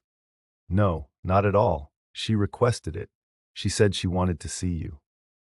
Director Brannon opened the door, and Jin-Woo met the eyes of the lady awaiting him. It's been a while, Hunter sung. Indeed, Mrs. Sellner. It was the upgrader Norma Sellner, possessor of a unique ability. Considering how much time had passed since he last saw her, Jin-Woo was surprised to see her eyes hadn't changed. The intense fear that erupted whenever she looked at him was still there. But if that was the case, what could compel her to meet him again? I wasn't expecting to see you again. He sat down across from Mrs. Sellner. Adam was acting as the interpreter, so he stuck close to Jin-Woo's side. Mrs. Sellner politely bowed her head to Jin-Woo. I apologize for last time. My mind wasn't in the right place back then. Jin-Woo raised his hand to stop her. He didn't mean to bring up the past and solicit an apology from her. Mrs. Sellner looked at the director, who gave her a resolute nod. She hesitated, but finally spoke with some difficulty. Recently, I keep having the same dream every night. Jin-Woo assumed he hadn't been called here to interpret her dreams. What kind of dream is it? Every night, I see the top hunters becoming the hunted. Someone hunting hunters. Jin-Woo had a hunch this had something to do with him. And a few days later, that dream comes true. You mean Christopher Reed? Mrs. Sellner nodded. The director took over the explanation. We warned Mr. Reed about the danger, but he didn't listen to us. The result was, well, I'm sure you know. Her voice shaky, Mrs. Sellner continued. Powerful hunters who defend this world will continue to be killed. The ones hunting them will never stop. In other words, Jin-Woo calmly cleared his throat. You're here to warn me to be on the lookout. No, Mrs. Sellner shook her head firmly. This wasn't a warning. Jin-Woo wasn't sure how to react. Mrs. Sellner pleaded. You must protect them. I've lost. 2 words Thomas had never expected to come out of his mouth again. The phrase repeated over and over in his head as he opened his eyes. He was in the hospital. When was the last time I was in a hospital? Unlike Jin-Woo, who had practically lived at the hospital for most of his career as a hunter, Thomas hadn't been in one since awakening. Jin-Woo had started off as the lowest of the E-rank hunters, while Thomas had been an apex hunter from the start. How the tables had turned. The result of their match left quite an impact on Thomas. I really lost. He felt as if his soul had left his body as he sat up. Tak-a-tak. Someone stopped typing on a keyboard. Thomas turned to see that Laura, the head manager of Scavenger Guild, sat by his bedside at an appropriate distance. Her fingertips hovered above her laptop keyboard. You're up. Yeah. Thomas avoided eye contact with her as he rubbed the bottom of his chin. He was relieved to see by the length of his beard that not much time seemed to have passed. It's been about a day? Yes, sir, Laura nodded. The doctor who examined you initially said we should be prepared for you to be out for several weeks. His condition had been that bad at one point. Laura couldn't decide whether him waking up a day after that diagnosis was very much like Thomas, or him being unconscious for a day was very unlike him. Laura drew closer to him. Should I call the doctor? No, not yet. Thomas shook his aching head while massaging his temples. He could still feel the impact from that man striking his head. It was a horrible pain he never wanted to experience again, and there was nothing any doctor could do about it. Besides, there was something he needed to check first. What happened to Mr. Wang? Laura opened her mouth but didn't know how to phrase her response. Instead, she just shook her head. I see. Thomas thought about it for a moment and then casually changed the subject. Any other damages? Many hunters were injured, but they've all recovered thanks to the Hunter Command Center's quick response.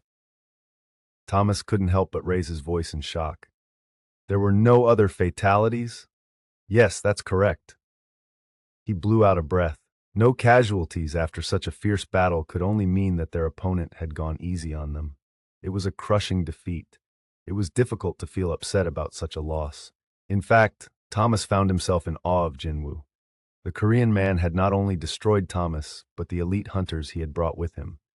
Rather than fear, he felt respect for Jin-Woo.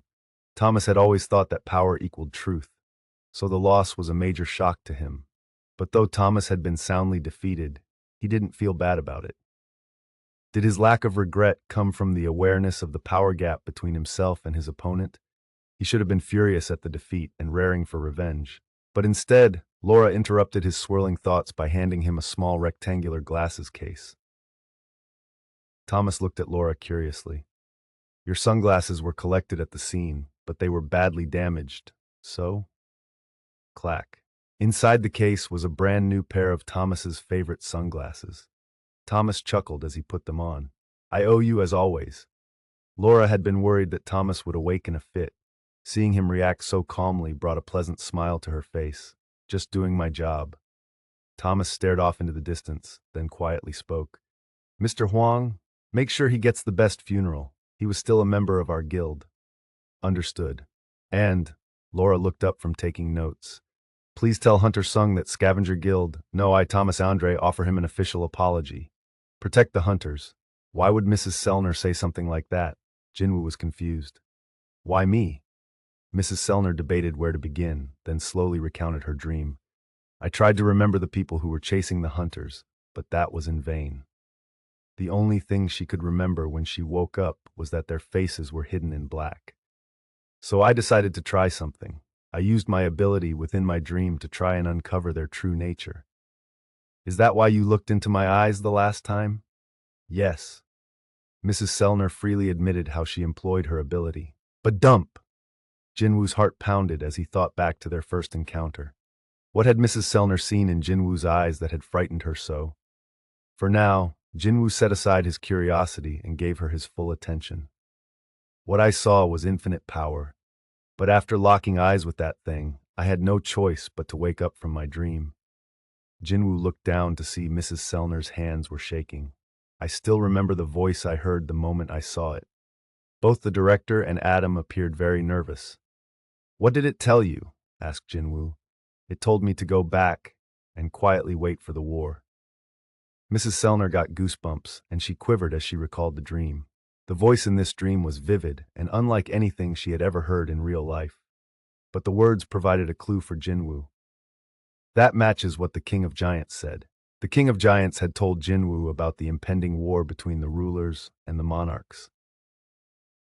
But the rulers couldn't be the only ones getting ready to battle, so the question was which side the creatures in Mrs. Sellner's dreams were on.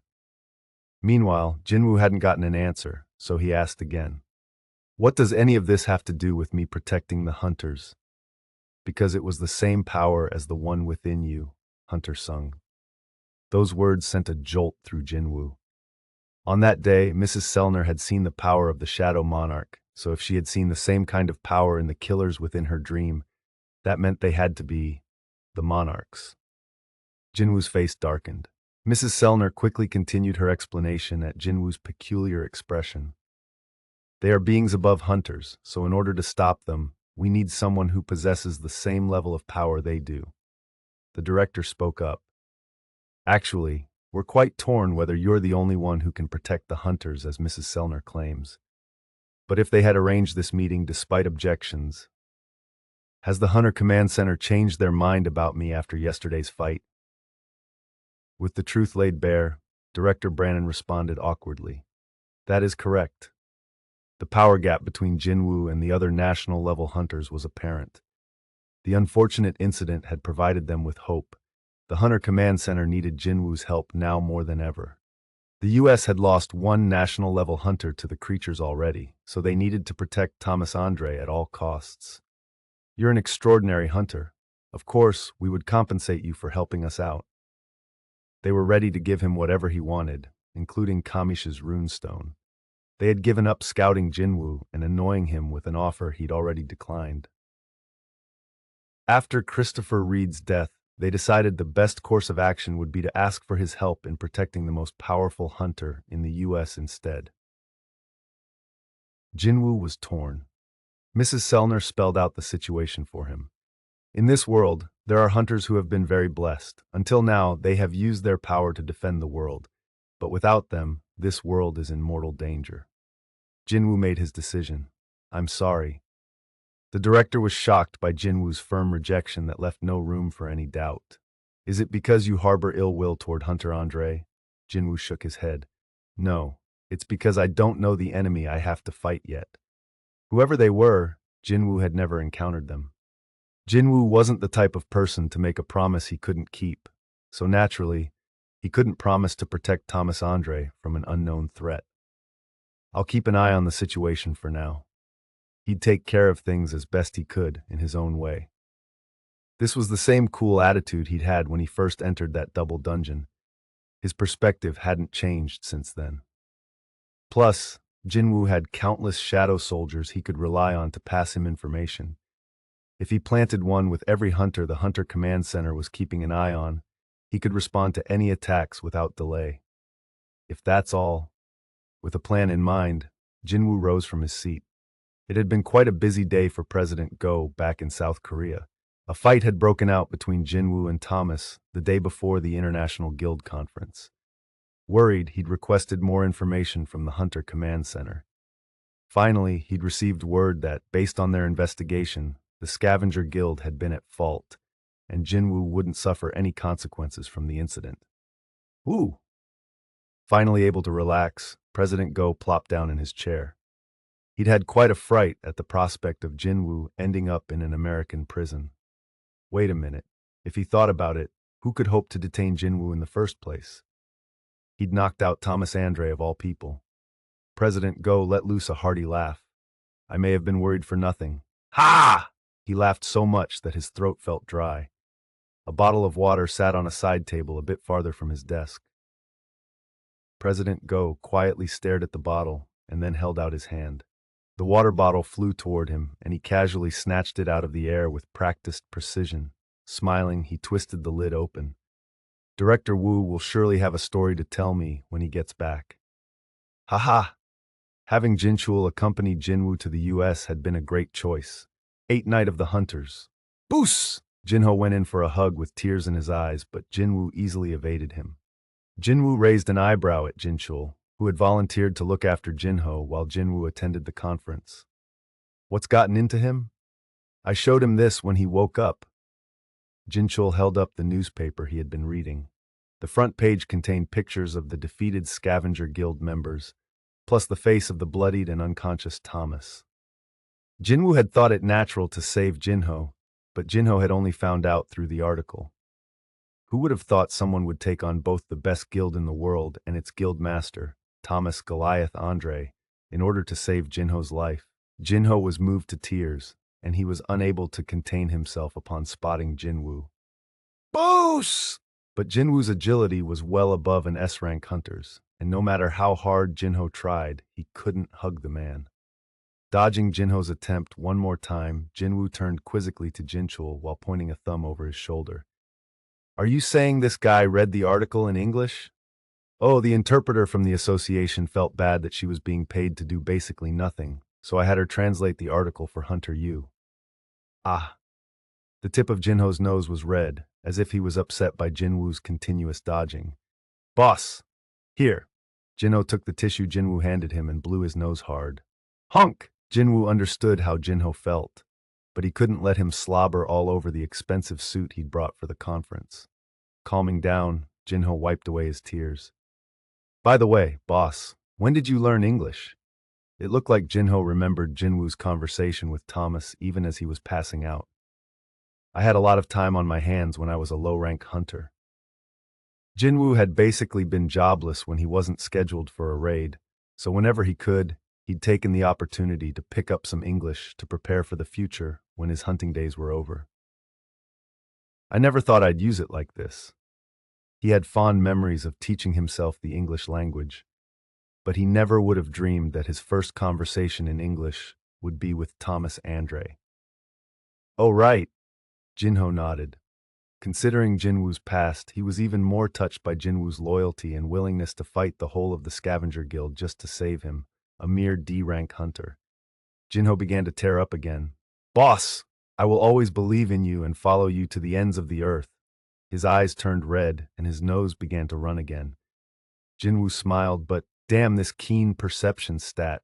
His extremely keen senses heightened his perception of Jinho's emotions, and it made him emotional in turn. He looked to Jinchul to avoid Jinho. I guess he can go now? Yes, Hunter Yu's doctor was quite surprised that his injuries had completely healed overnight.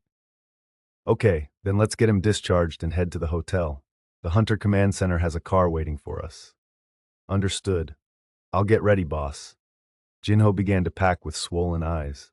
Jin-Woo watched him fondly, thankful that he was safe. Yet at the same time, he still felt bitter and angry at the culprit behind the whole incident. Greed, you know what to do when we go back to the hotel, right? Yes, my king. As they left the hospital, Jin-Woo comforted Greed by telling him that he had to assume the position for only 2 hours this time. The Hunter Command Center had sent 2 cars. Jin-Woo joined Adam in the first because he wanted to discuss a personal matter with the agent. Jin-Ho got in the second car with the 2 people from the Hunters Association. Jin-Woo opened the car door. Clack. Adam was sleeping with his head leaning against the window. His shoulders twitched, and he shook the sleep from his head as the door opened. "Oh, you're here, Hunter-sung." Adam looked run down. Exhausted from his busy schedule and the events of the last 2 days, he had bags under his eyes. Jin-Woo looked at him with pity as the driver started the car. Jin-Woo got straight to the point. "Could I have a list of the hunters you'd like me to protect?" This jolted Adam fully awake, and his face brightened. "Have you changed your mind?" "No, I'm just curious." "Oh!"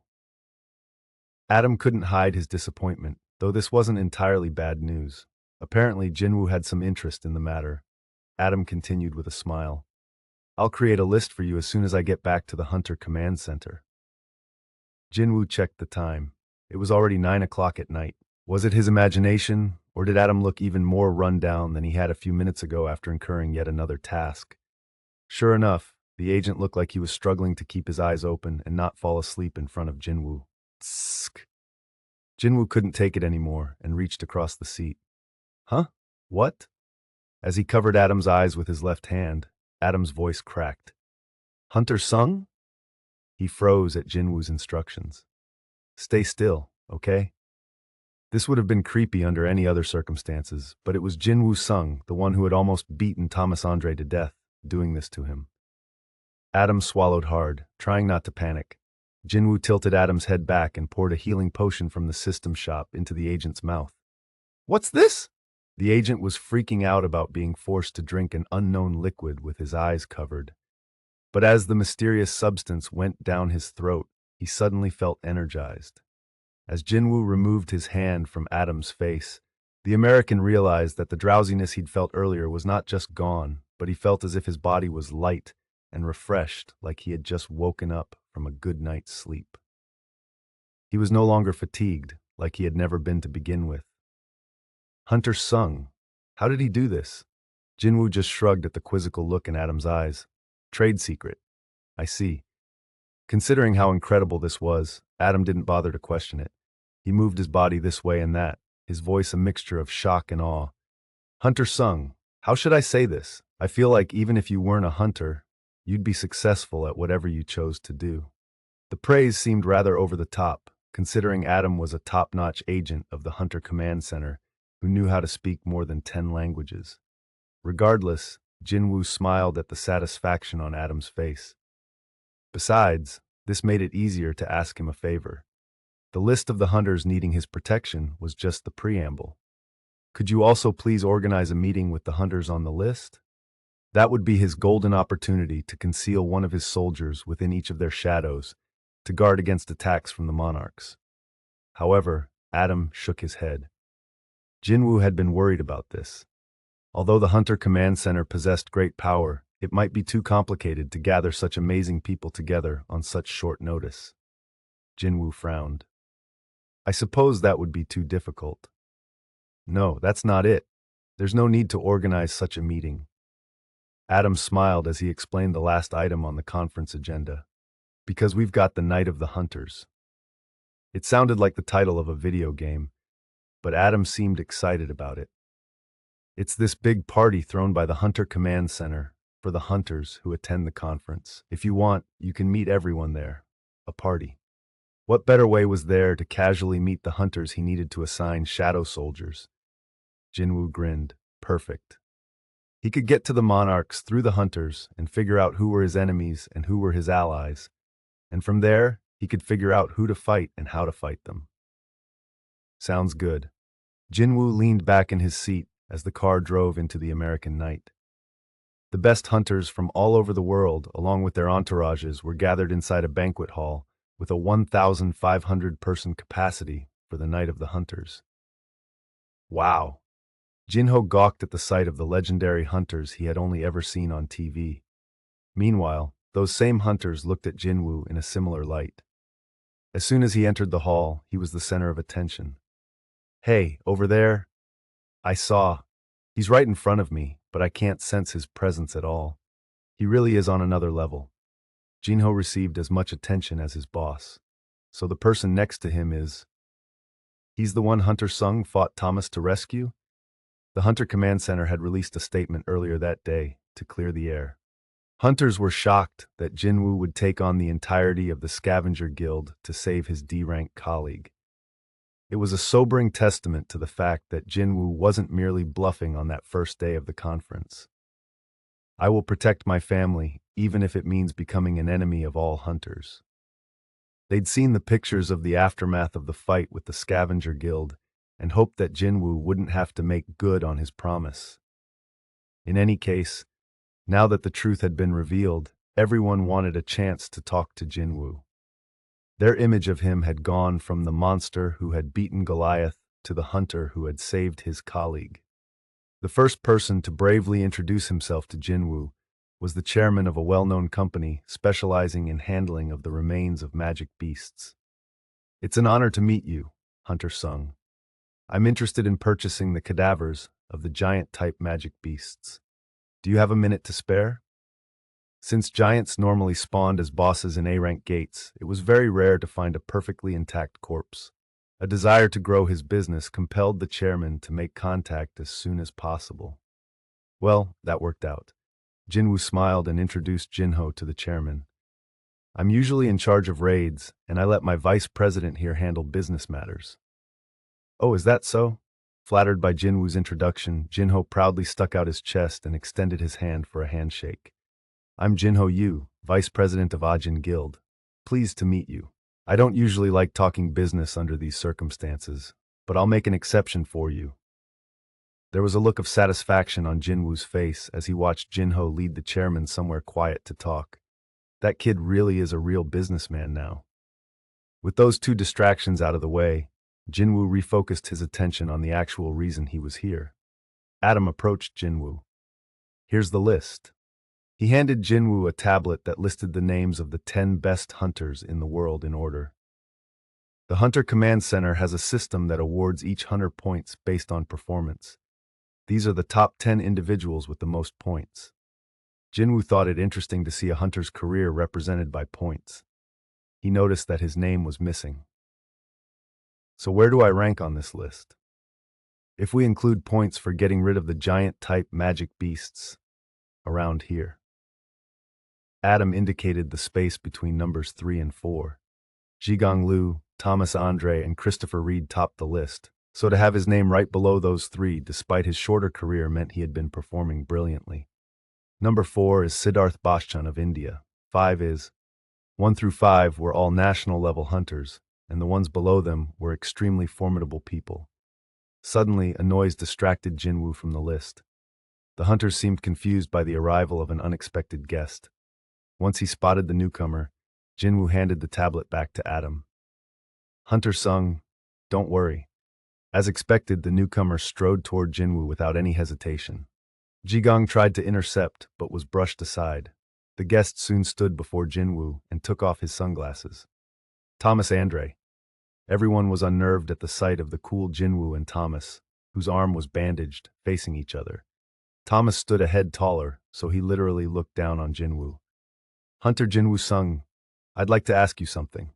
What could Thomas possibly have to ask him? Jin-Woo thought it odd, but the national-level hunter didn't seem hostile, so he acquiesced. "This arm." Thomas raised his left arm wrapped in bandages. "Healers told me they couldn't fix it because the magic power that hit me was so strong. Doctors told me the same thing. They said it was healing but would take a long time to fully recover." Thomas had used his left arm to block a punch from Jin-Woo packed with magic power. By the end of the fight, Thomas's bones were shattered almost into dust. There was a good chance he wouldn't be able to use his left arm again. It had mended to this extent thanks to the healer's quick response and Thomas's own regenerative ability. Jin-Woo's attack was unimaginably destructive. One question plagued Thomas's thoughts as he suffered through the pain of his injuries, but he could only get an answer by approaching Jin-Woo like this. Jin-Woo wondered if Thomas was here to show off his injuries. Thomas continued, "You could have ended me along with everyone else in my guild." Thomas and his subordinates had been responsible for kidnapping Jin-Ho in a foreign country and then attacking Hunter Sung when he came to rescue his colleague. Hence why the Hunter Command Center had recognized that Jin-Woo had acted in self-defense. They wouldn't have punished him even if he had killed everyone there. Not that there's any way to actually punish him. However, Jin-Woo had spared everyone apart from Dong-Soo Hwang. If Thomas had been in Jin-Woo's shoes, he wouldn't have let anyone live. He would have had power as well as the justification to do it. But why had Jin-Woo chosen not to? This question had plagued Thomas's thoughts for the last 2 days. Why? Did you let us live? Thomas himself had admitted defeat and asked for mercy, but the choice had been in Jin-Woo's hands. He'd even spared the guild members who had battled his shadow soldiers. Thomas was curious as to why, but Jin-Woo's answer seemed almost too simple to justify Thomas's mental agonizing over the past few days. None of you did anything to deserve death. While his arrogant attitude had been annoying, Thomas and the Scavenger Guild had shown up at the abandoned factory to rescue Dong-Soo, one of their own. Though they had attacked Jin-Woo first, they had suffered enough for their actions. That was the conclusion Jin-Woo had reached in making the decision to spare their lives. Thomas nodded at the response. I see. Considering Dong-Soo's fate for his crimes, Thomas realized that Jin-Woo was being genuine. What a simple and clear reason. Thomas had even more to ponder on, but he felt at peace. He smiled. When my arm gets better, I'd like to have a meal with you. If you leave your number with my manager, I'll drop you a line later. With his cautious invitation extended, Thomas turned. Laura, who was waiting behind him, bowed her head. And with that, Thomas left the banquet hall without looking back. The hunters in his way parted like the Red Sea. Laura watched as Thomas walked off before turning to Jin-Woo. My boss was expressing his gratitude for sparing his and our guild members' lives. Jin-Woo didn't know how to respond to that. How was he supposed to get any of that from what Thomas had said? Laura explained. He may not look it, but he gets embarrassed quite easily. Oh, okay. If she said so. Jin-Woo nodded. More importantly, this exchange meant he didn't have to track Thomas down to assign a shadow soldier to him. Having given a proper interpretation of her boss's words, Laura then pulled out a small notebook and prepared to write something down. If it's no trouble, could you let me know how to contact you? Oh, and the blonde beauty smiled. Our guild master would like to give you a token of his appreciation. If you need anything, please let me know. Oh, thank you, but no. Jin-Woo politely declined her offer. Laura's smile turned awkward, as if this troubled her. Our guild master is a very competitive person. He doesn't like being indebted to anyone, so please, it can be anything. Jin-Woo was about to decline again, but sensed it would be rude to do so. The issue was, I don't really have anything I need. Jin-Woo had already made quite a lot of money through raids. Ajin Guild's profits were well above most large guilds, thanks to the sale of the giant's remains alone. Of course, it wasn't comparable to the financial might of the Scavenger Guild, but it was more than enough for them. I don't think I'd need their help either. But just as he was about to decline the offer again, something popped into his head. Wait a minute. This is the Scavenger Guild. The guild consisted of the most elite hunters ever gathered. They had cleared countless dungeons, so they must have also acquired a great number of artifacts. Perhaps there was something worthwhile in their inventory. Jin-Woo reluctantly asked, maybe a useful dagger?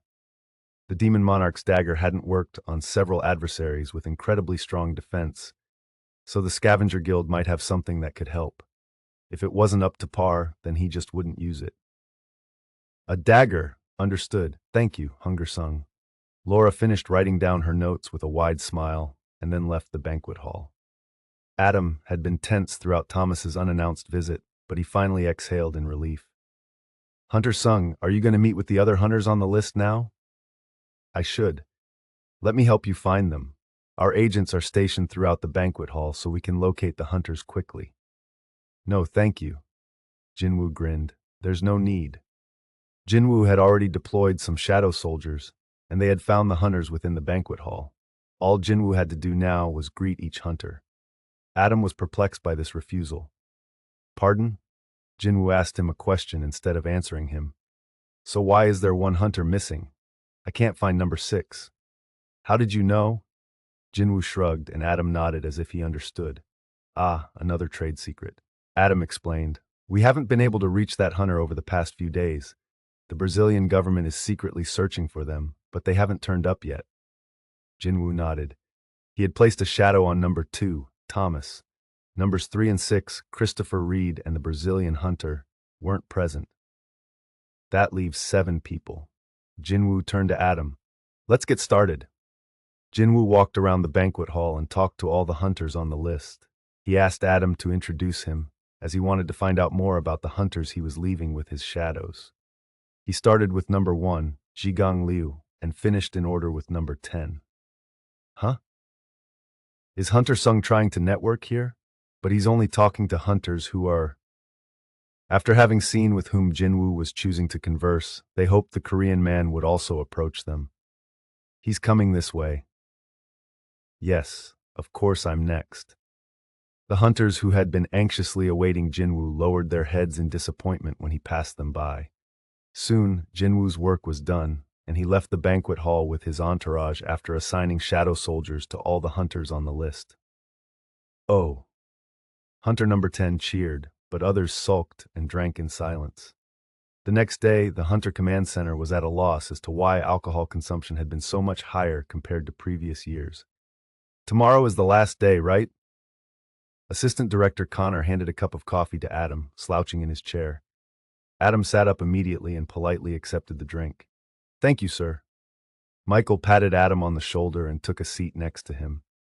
I started to hyperventilate when I first heard that Goliath and Hunter Sung were fighting, but I'm glad everything turned out okay, thanks to your efforts. Good job. You don't need to mention it, sir. Despite his words, Adam's face lit up at the praise. His reaction brought a smile to the assistant director's face. So what's it been like with Hunter Sung? Adam pondered the question. Sir, did you know? Hunter Sung still works out every day. He works out? Yes, I've witnessed it with my own eyes.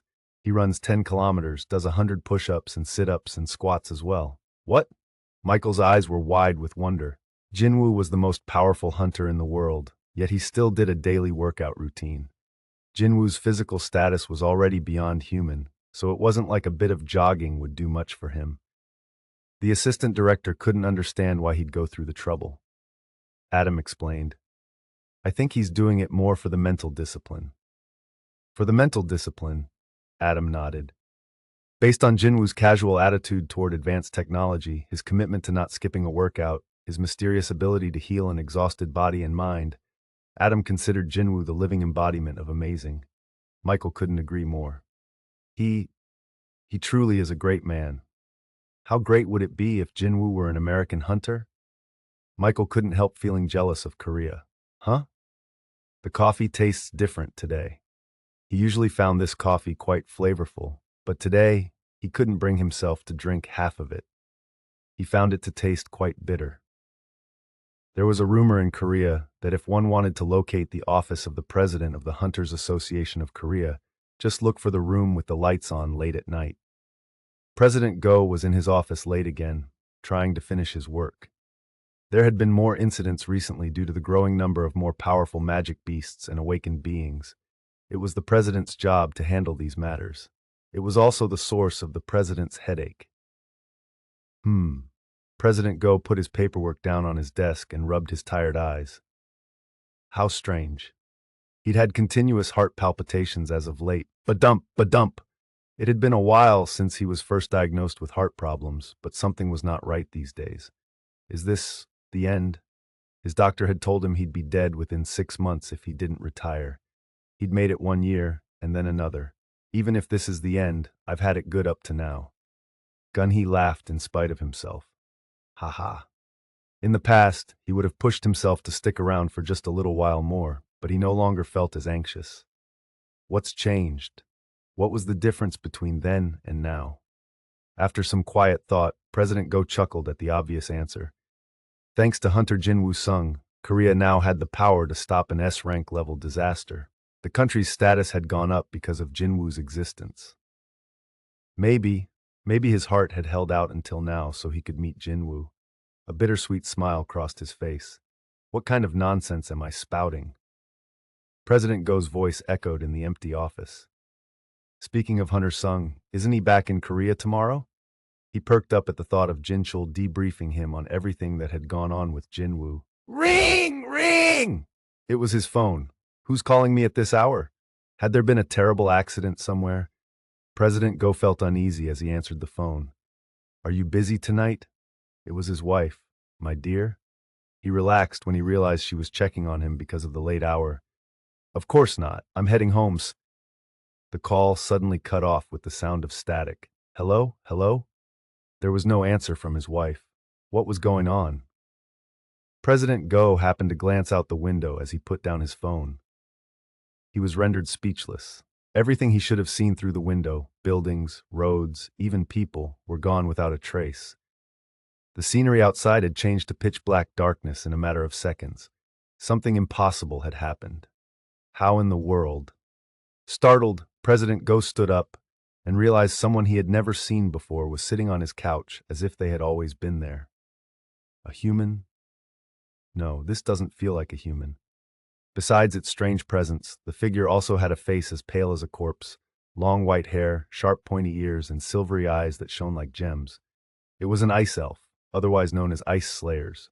But President Go hadn't sensed it when it entered the room. He slowly put the phone down and asked in a low voice, who are you? 9. The Frost Monarch. Would it be possible to communicate with a magic beast? President Gun-hee Go's eyes were locked on his uninvited guest. The creature did not say a word. However, unlike other magic beasts, it also did not show any immediate aggression. It just sat there quietly, ignoring the occupant of the room. In this momentary silence, Gun-hee took the time to observe the intruder. It looked similar to an ice elf. Ice elves, otherwise known as ice slayers, usually appeared in high-ranked dungeons. Their unique appearance was well known among hunters. The uninvited visitor before Gun-hee had the universal characteristics of ice elves, but was also different enough to make Gun-hee to doubt himself. It's as if ice elves were like individual trees, this particular creature would be the ancient tree that guarded the forest. Its skin was cracked like bark. Its fingers were tapered. Hair appeared here and there on its chin, and its eyes looked weary. This was what an ice elf would look like if it lived for several thousand years. Its appearance wasn't the only thing out of the ordinary. Gun-hee subconsciously swallowed hard. I can't sense its presence. Although the interloper had entered the room and sat down on the couch, Gun-hee hadn't noticed until he set his eyes on it. The hunter would have noticed any normal magic beast straight away. I cannot handle such an adversary. Having quickly arrived at this conclusion, he quietly turned over the cell phone on his desk and peeked down at the screen. The magic beast moved to look at him. This place has been completely isolated from the outside world. The cell phone had no signal, just as the beast had said. Gun-hee put it down. Am I dreaming or something? Not only had this magic beast stolen into the headquarters of the Hunters Association, located in the middle of the bustling city of Seoul, but it had addressed Gun-hee in Korean. How could this be anything but a dream? A sharp flash of pain made him grab his left shoulder. This happened as soon as the magic beast pointed at him. Gun-hee carefully removed his hand to reveal what looked like a knife-inflicted laceration. Strangely, despite his flesh being torn, there was no blood. The wound was covered in frost, as if it had been frozen over. How? Gun-hee stared at his injury, then looked up. The serene magic beast hadn't moved from its spot. Did you dream up that pain as well?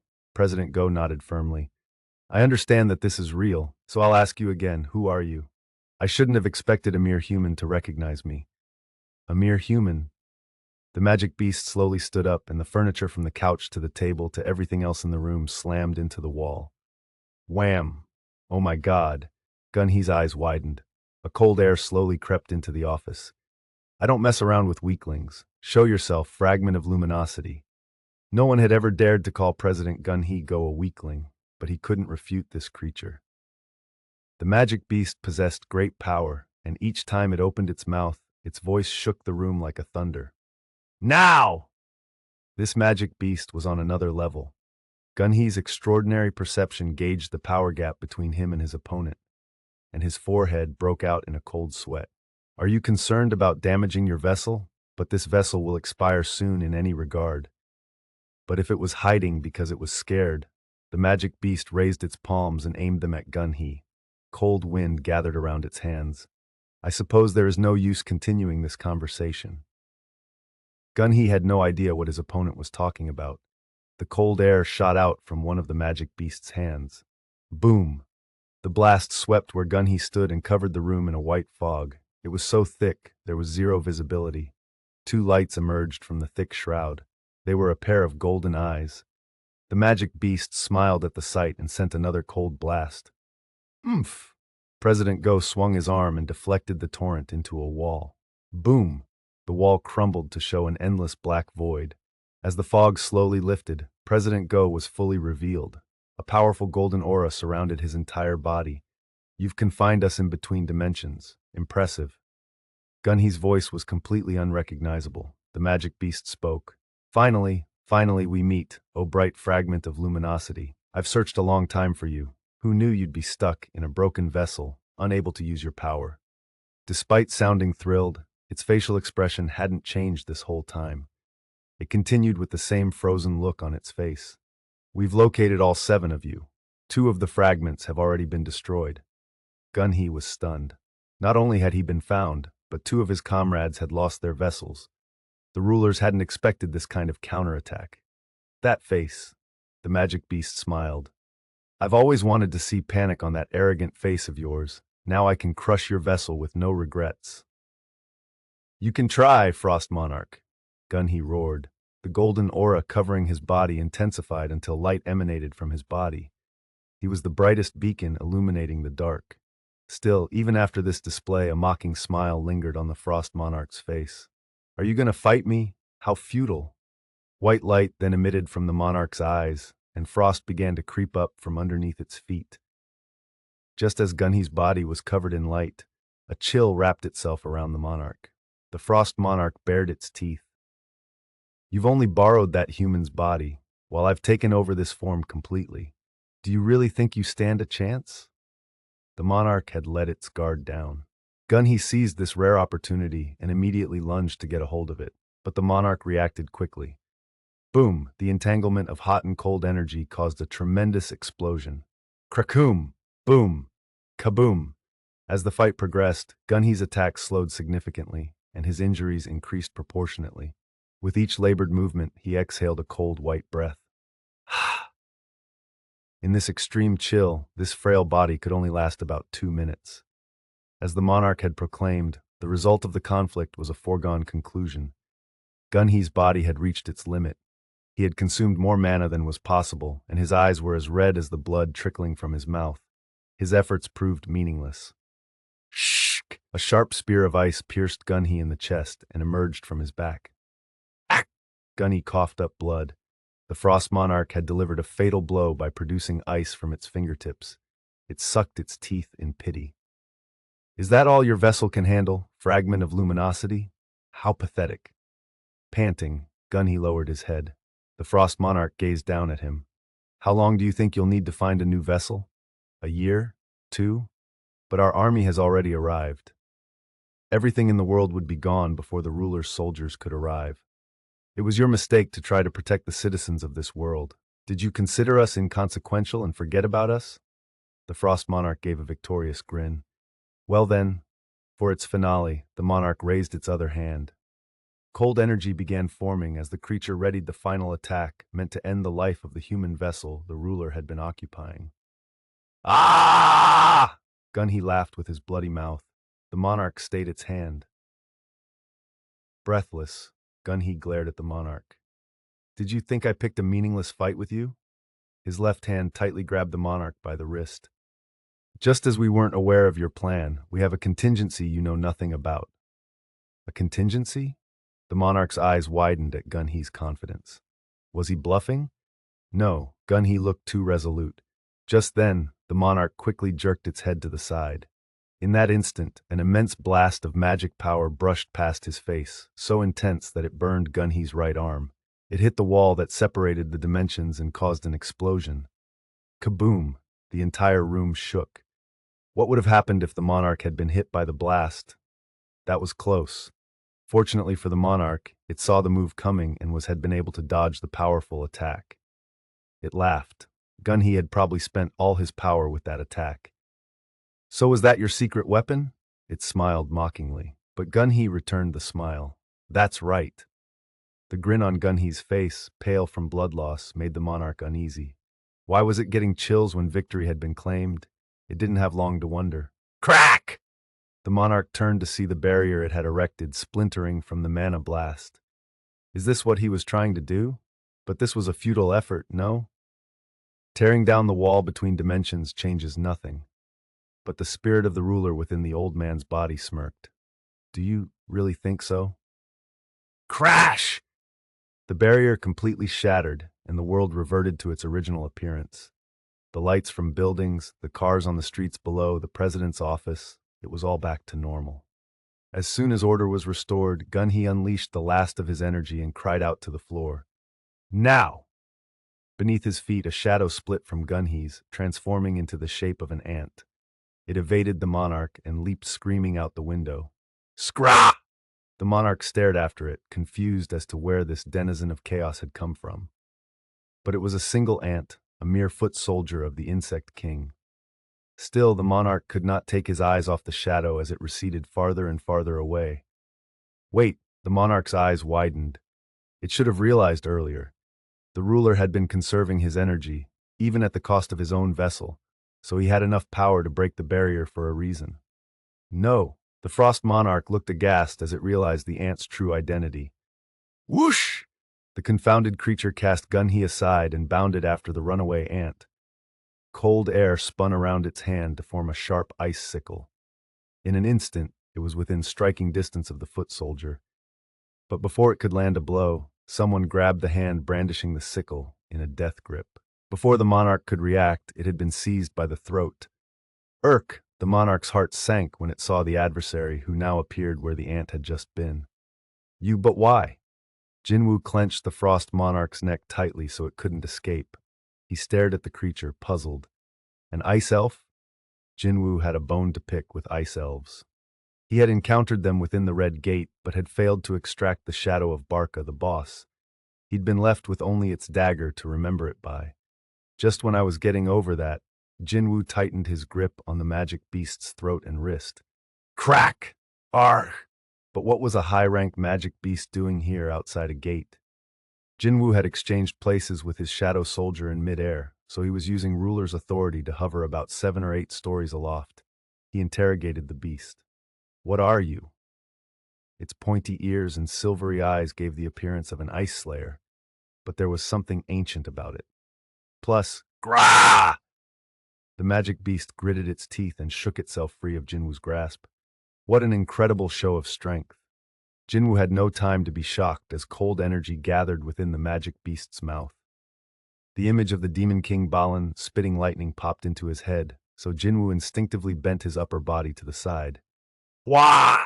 A blast of frozen air shot past Jin-Woo, narrowly missing him. Seeing this display of powerful magic, Jin-Woo quickly put some distance between them. Jin-Woo observed the frost monarch as it dusted ice off its shoulder.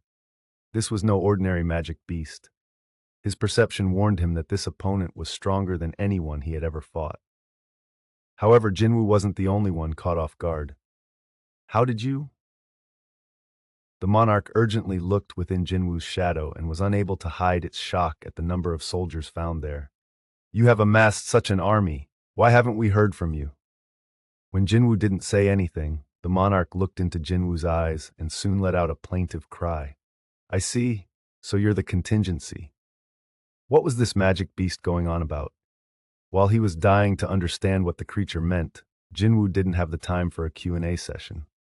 If the hunter let his guard down even for a split second, his enemy's blade would come at him, and that would be a wound he wouldn't be able to shrug off. His shoulder, which had been frozen for only a moment, was still throbbing. As he quickly inspected his shoulder, he quietly summoned the demon monarch's daggers from his inventory. He held one in each hand. Is it a mage type?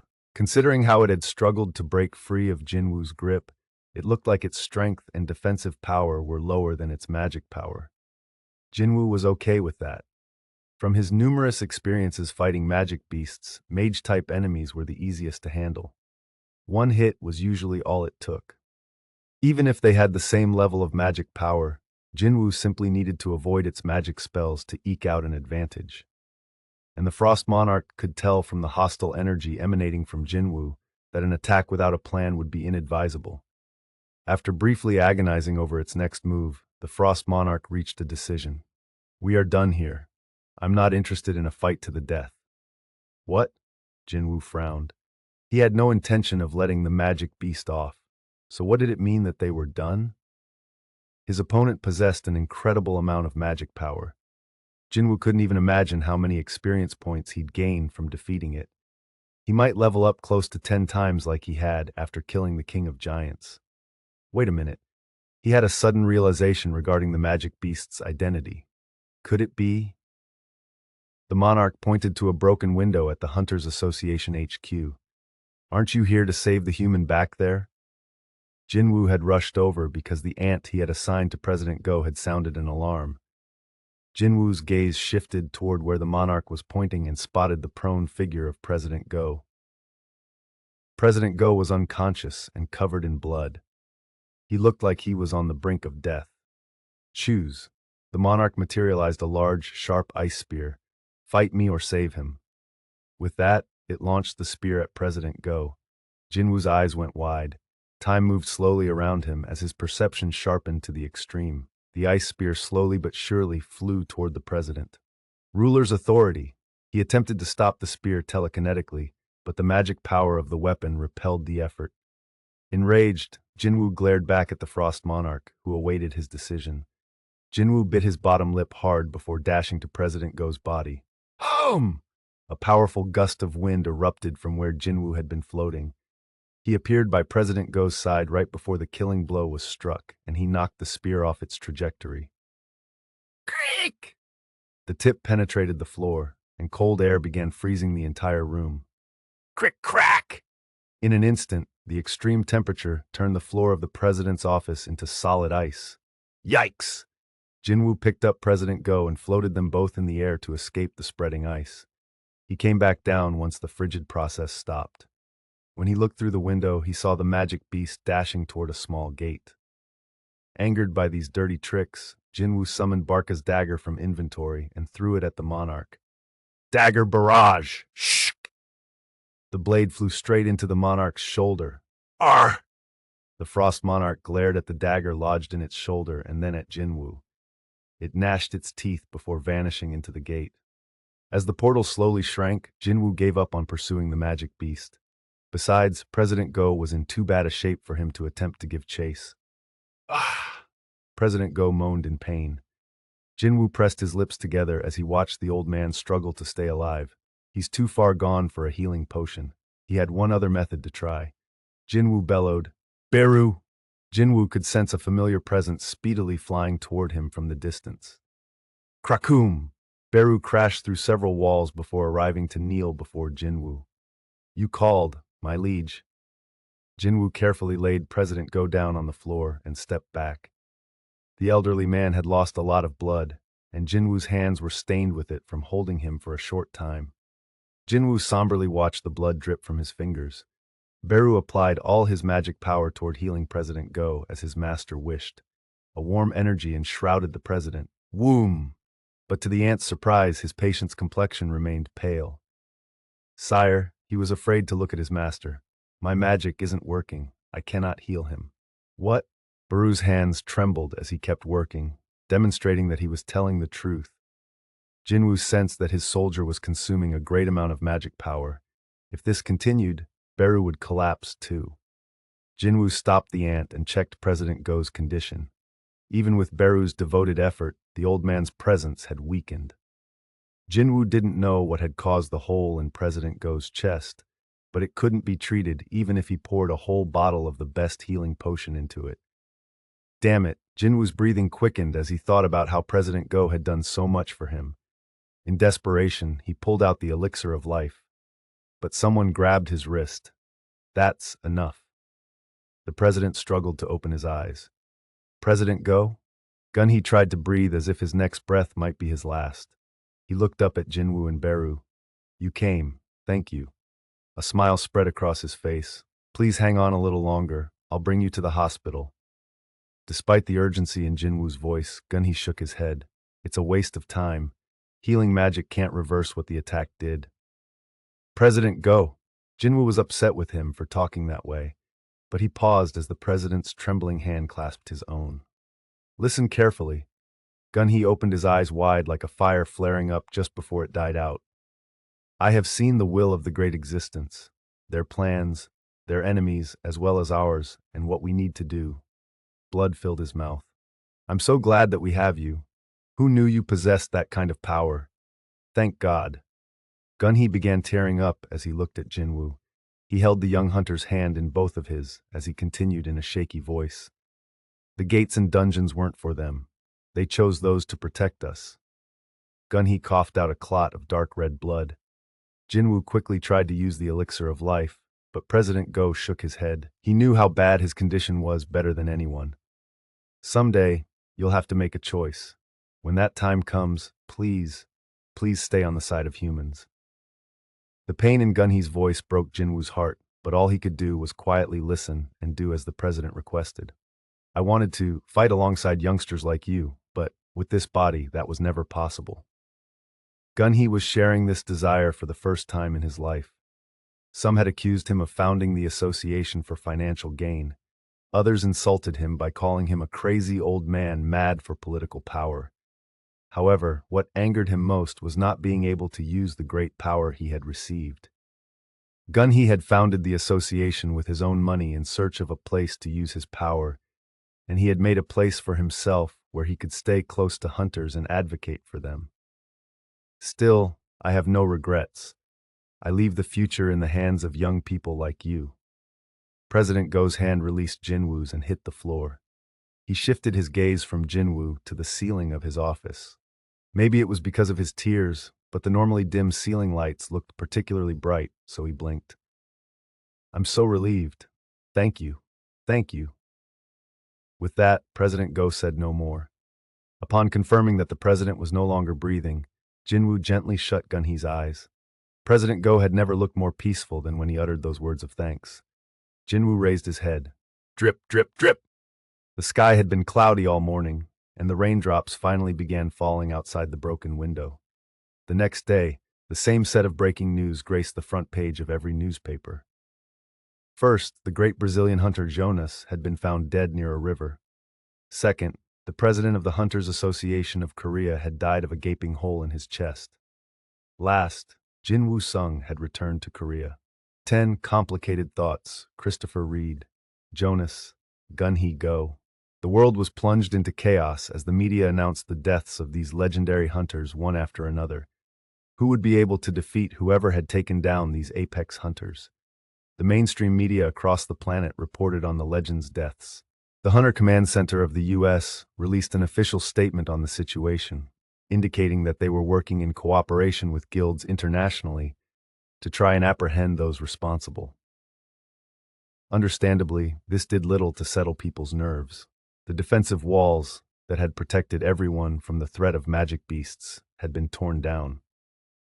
Amid the chatter of the media and the hunter community, the Hunters Association of Korea released some video footage from the security camera in President Go's office. Oh my God. Oh, people couldn't contain their horror. The footage showed two men, President Go and another man who stabbed the president in the chest with something sharp. It was easy to tell that the second man wasn't human. An ice elf, a magic beast that belonged in a dungeon killing a top hunter, had been clearly captured on video. A close-up of the monster's face spread throughout the internet. The impact of the footage was staggering. Not only could hunters hunt magic beasts, but they could also be hunted. A wave of terror hit the general population. Hunters had protected them, but who could protect the hunters? To complicate matters, people started arguing that hunters should not be permitted to leave their own country, since President Go had been murdered while Jin-Woo was away from Korea. That shifted the focus back onto Jin-Woo during this chaotic time. It was public knowledge that Jin-Woo and President Go got along, so people were curious about Jin-Woo's reaction. But Jin-Woo said nothing. A few days passed, and the investigation into the cause of President Go's death was completed. A day before his funeral, Jin-Woo quietly visited the Hunters Association. Director Jin-Woo looked exhausted as he entered the waiting room. "Sorry, Hunter-sung. I've been all over the place these past few days." He fidgeted with his messy stubble as he apologized to Jin-Woo. The day they returned from the U.S., the shocking news had sent Director Woo rushing straight to the Hunters Association as soon as they landed at Incheon Airport. That had been 3 days ago. Before he got to the reason he was there, Jin-Woo had a question for Jin-Chul. "Why did you withhold some of the footage from the security camera?" The Hunters Association had shared only up to the close-up of the Frost Monarch's face. They didn't release the part showing Jin-Woo or Beru entering the president's office. Scratching his head as he responded, Jin-Chul sounded despondent. "The safety of hunters is the association's #1 priority. We decided that it is not our place to reveal the skills you chose to keep hidden." Skills were like cards that hunters held close to their chests. Showing off one's skills would be like revealing one's whole hand. Naturally, the higher the hunter's rank, the greater the effort to keep one's skills secret, as it could prove advantageous during unexpected encounters. Jin-Woo possessed a teleportation skill that allowed him to travel from the U.S. to the Hunters Association building instantly. The Hunters Association had decided they couldn't put this skill on display to the world without Jin-Woo's consent. If President Go were alive, he would have made the same decision. No one respected or patterned themselves after President Go more than Jin-Chul. His eyes turned red as he spoke about his late mentor. "No wonder you looked so grave when we boarded the plane that day." Jin-Woo confirmed Jin-Chul's suspicion. Jin-Chul had wondered as to the cause of Jin-Woo's strange mood, but it had been easy to surmise once he watched the video footage. "Was the magic beast too powerful for even you to stop?" Jin-Woo shook his head. "When I arrived, President Go was already—" Seeing the somber look on Jin-Woo's face, Jin-Chul lowered his head. "I'm sorry. I'm sure you're mourning him too, but in my frustration—" Jin-Chul knew better than anyone that Jin-Woo was not responsible for President Go's death, and the hunter's attempts to reassure him that he didn't take it personally made the director feel even guiltier. "I still can't believe it." Jin-Chul fixed his eyes on the floor. "President Go told me to hurry back because he wanted to hear everything that happened in the U.S. So why did he have to—" Jin-Chul couldn't finish his sentence. Jin-Woo patiently waited for him to continue. "What did President Go say before he passed?" "He said he was relieved." "What?" Jin-Chul looked up in surprise. "He said he was relieved that there were young people like me to take care of the future." "Oh." The thought of President Go worrying about everyone else's future during his final moments brought tears to Jin-Chul's eyes again. He wiped his eyes and nodded. "Thank you for being with President Go at the end." The peaceful look on his face showed that the old man had to have been sincere about being relieved. Jin-Chul was genuinely thankful. Jin-Woo quietly listened to Jin-Chul. His thoughts had been a jumbled mess over the past few days, so it felt like his head was clearing thanks to Jin-Chul. "I'm going to kill him with my own hands." "Huh?" Jin-Woo coldly declared. "I'm going to kill the magic beast who took President Go's life, whatever it takes." This wasn't just for President Go, but also a warning to the creatures threatening Jin-Woo. Jin-Chul swallowed hard. Although the murderous aura coming from the hunter wasn't directed toward him, he found it hard to breathe. Jin-Woo's murderous rage pressed down on Jin-Chul's shoulders like a cold, hard weight. Jin-Woo dialed it down after seeing Jin-Chul's face grow pale. "So please save your thanks for later." "Oh." Jin-Chul nodded and tried to calm his racing heart. "Understood." He then realized he didn't know why Jin-Woo was here in the first place. A hunter like Jin-Woo likely wasn't here simply to find out why the rest of the video footage hadn't been revealed to the public. Oh dear, now that I think about it, I haven't asked why you've come. Jin-Woo made a request for something he'd decided on after a few days of agonizing debate. Do you think you can arrange a press conference for me? The venue for the press conference was mobbed by reporters. Jin-Woo had been a newsworthy hunter for some time now. This was his first press conference, so no reporter wanted to miss the event. The loud chatter died down as Jin-Woo appeared. All eyes were focused on him as Jin-Woo began to speak. A group of highly intelligent magic beasts is targeting the top hunters. These magic beasts are stronger than any hunter and will use any means necessary to get to their targets. A group of magic beasts? Was more than one magic beast responsible for killing President Go? The reporters were stunned by the revelation. But Jin-Woo's information regarding the 9 monarchs and the coming war between them and the rulers had come from the King of Giants, the monarch of the beginning. The monarch's first targets had been the hunters borrowing the ruler's powers. 3 of them were already dead, and no one knew how many more they were after. Jin-Woo had placed shadows with the hunters on the Hunter Command Center's radar, but there was no way he could keep an eye on every single hunter out there. Victims could turn up in unexpected places, just like President Go. This impromptu press conference was meant to send a warning across the globe to possible targets of the magic beasts. Before attacking, these beasts use magic to trap their intended target between dimensions.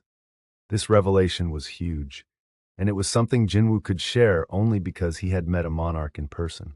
If you think you might be one of these targets, please stick close to colleagues who can help protect you. But, Jin-Woo revealed the ultimate reason for the press conference. But if you don't have anyone who can help you, I can be reached through the Hunters Association of Korea. Oh, the reporters let out sounds of admiration. Jin-Woo was the man who had defeated Thomas Andre, one of the best hunters in the world. His display of confidence made it seem as if the magic beasts were not a threat to him and relieved some of their worries. Jin-Woo was also looking to kill 2 birds with 1 stone. I need to set traps using the hunters who are potential targets. That way he could track the monarch's movements in case they targeted other retired hunters like President Go. At least one magic beast was sure to fall into his trap. As Jin-Woo wrapped up the press conference, he was inundated with questions. Question from the Daily News.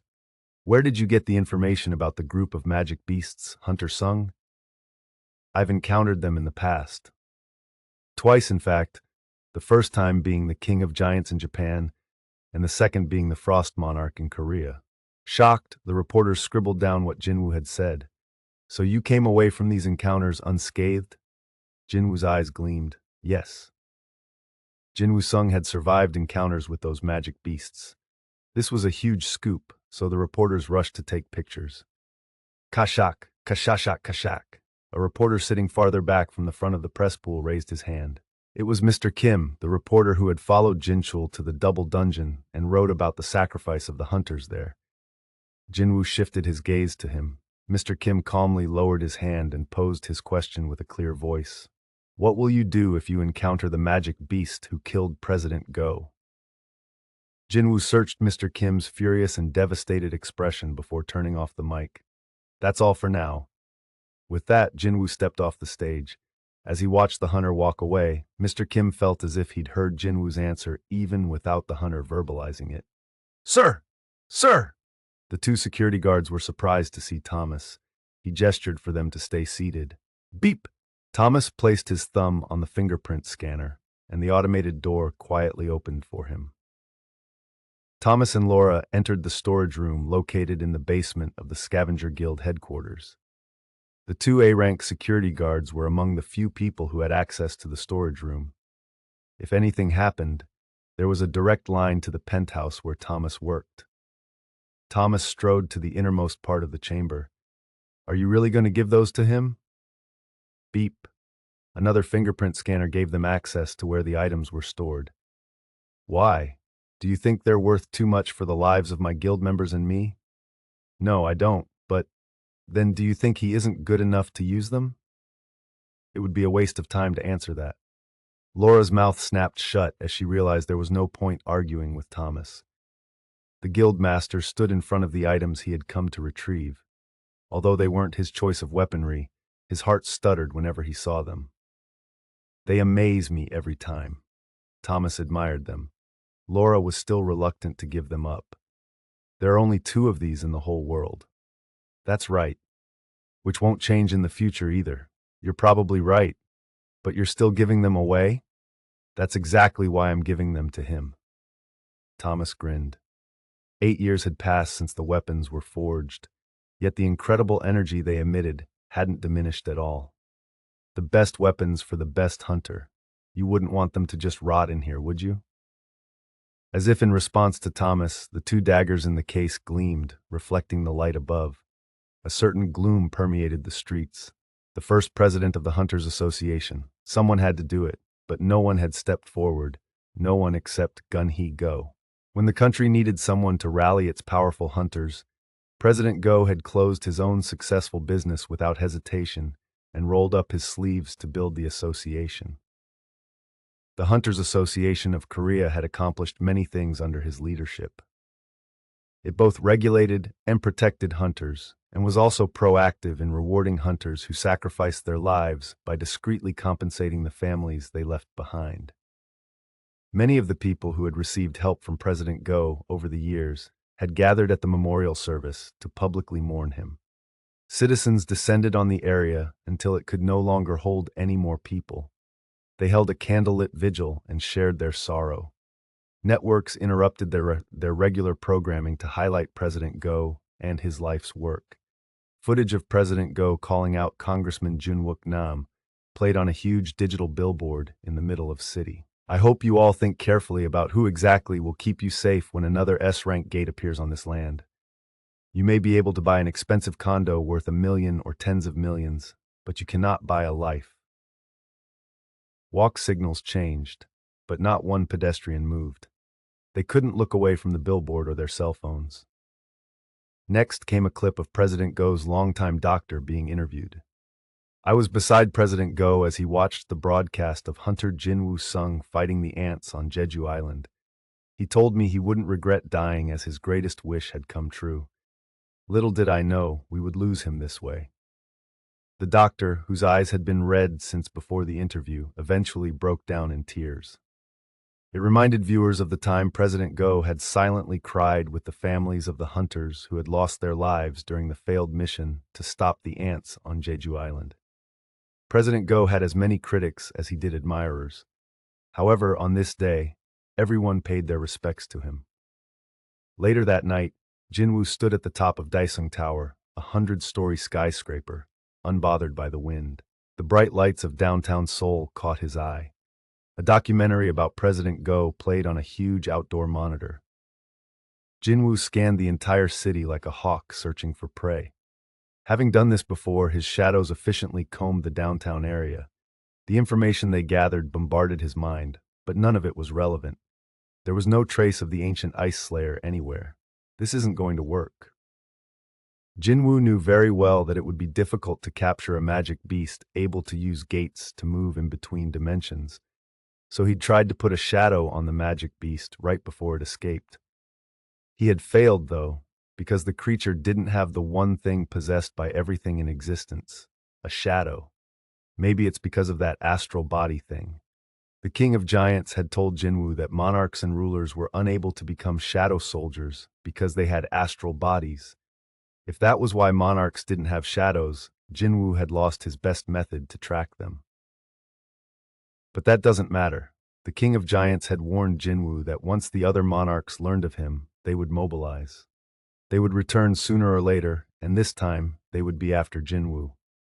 Of course, when that time came, Jin-Woo growled. Ever since he survived the double dungeon and acquired the abilities of the system, he had never let an enemy escape. This ice elf had been the first to get away. Regardless of whether they were human or magic beasts, Jin-Woo had an excellent track record with taking down his enemies, so he wasn't going to let this creature be the exception. Wait. Jin-Woo paused as he realized something odd about the enemies he had faced recently. When he thought about it, Did I receive any notifications from the system when I fought Dongsu Huang or Thomas Andre? In the past, the system had warned Jin-Woo through messages or urgent quests whenever there was a threat to his life.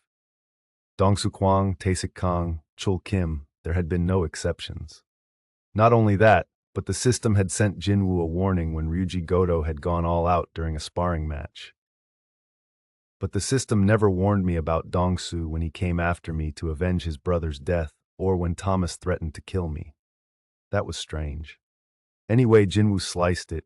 He couldn't make heads or tails of it. Jin-Woo took out his cell phone to confirm something. Luckily, he had gotten the contact number he needed from the manager. It was 1 o'clock in the morning in Korea, but it should still have been daytime on the east coast of the U.S. Ring. As Jin-Woo expected, the man answered after a few rings. I didn't think you would contact me first, Mr. Sung. Thomas sounded surprised. There's something I want to ask you. Me? Sure, ask away. I'll answer you as honestly as I can. That day we fought, what about it? Were you really aiming to kill me? I thought that was water under the bridge. Thomas seemed reluctant to relive that day, so Jin-Woo assured him he was asking out of curiosity.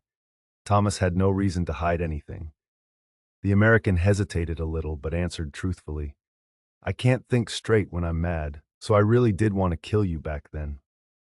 As Jin-Woo had suspected, he really had sensed murderous intent from Thomas during their encounter. However, the system had kept silent. There was no question about it. Something's changed. Mr. Sung, Thomas broke the awkward silence that followed his answer by changing the subject. Let's get off this gloomy topic. Why don't we talk about something awesome I've prepped? Click. Jin-Woo wasn't in the mood to joke around with Thomas, so he cut him off with a quick farewell and hung up. Thomas's response had clarified things. The system no longer reacted to a hostile enemy. This was a huge departure from the beginning, when the system had forced him to confront his attackers. I can't take this lightly. Initially, when Jin-Woo had received a notification that the system would stop his heart if he didn't kill his enemies, he'd had a vague idea as to its purpose. The system was trying to make him act according to its wishes, or so he'd surmised.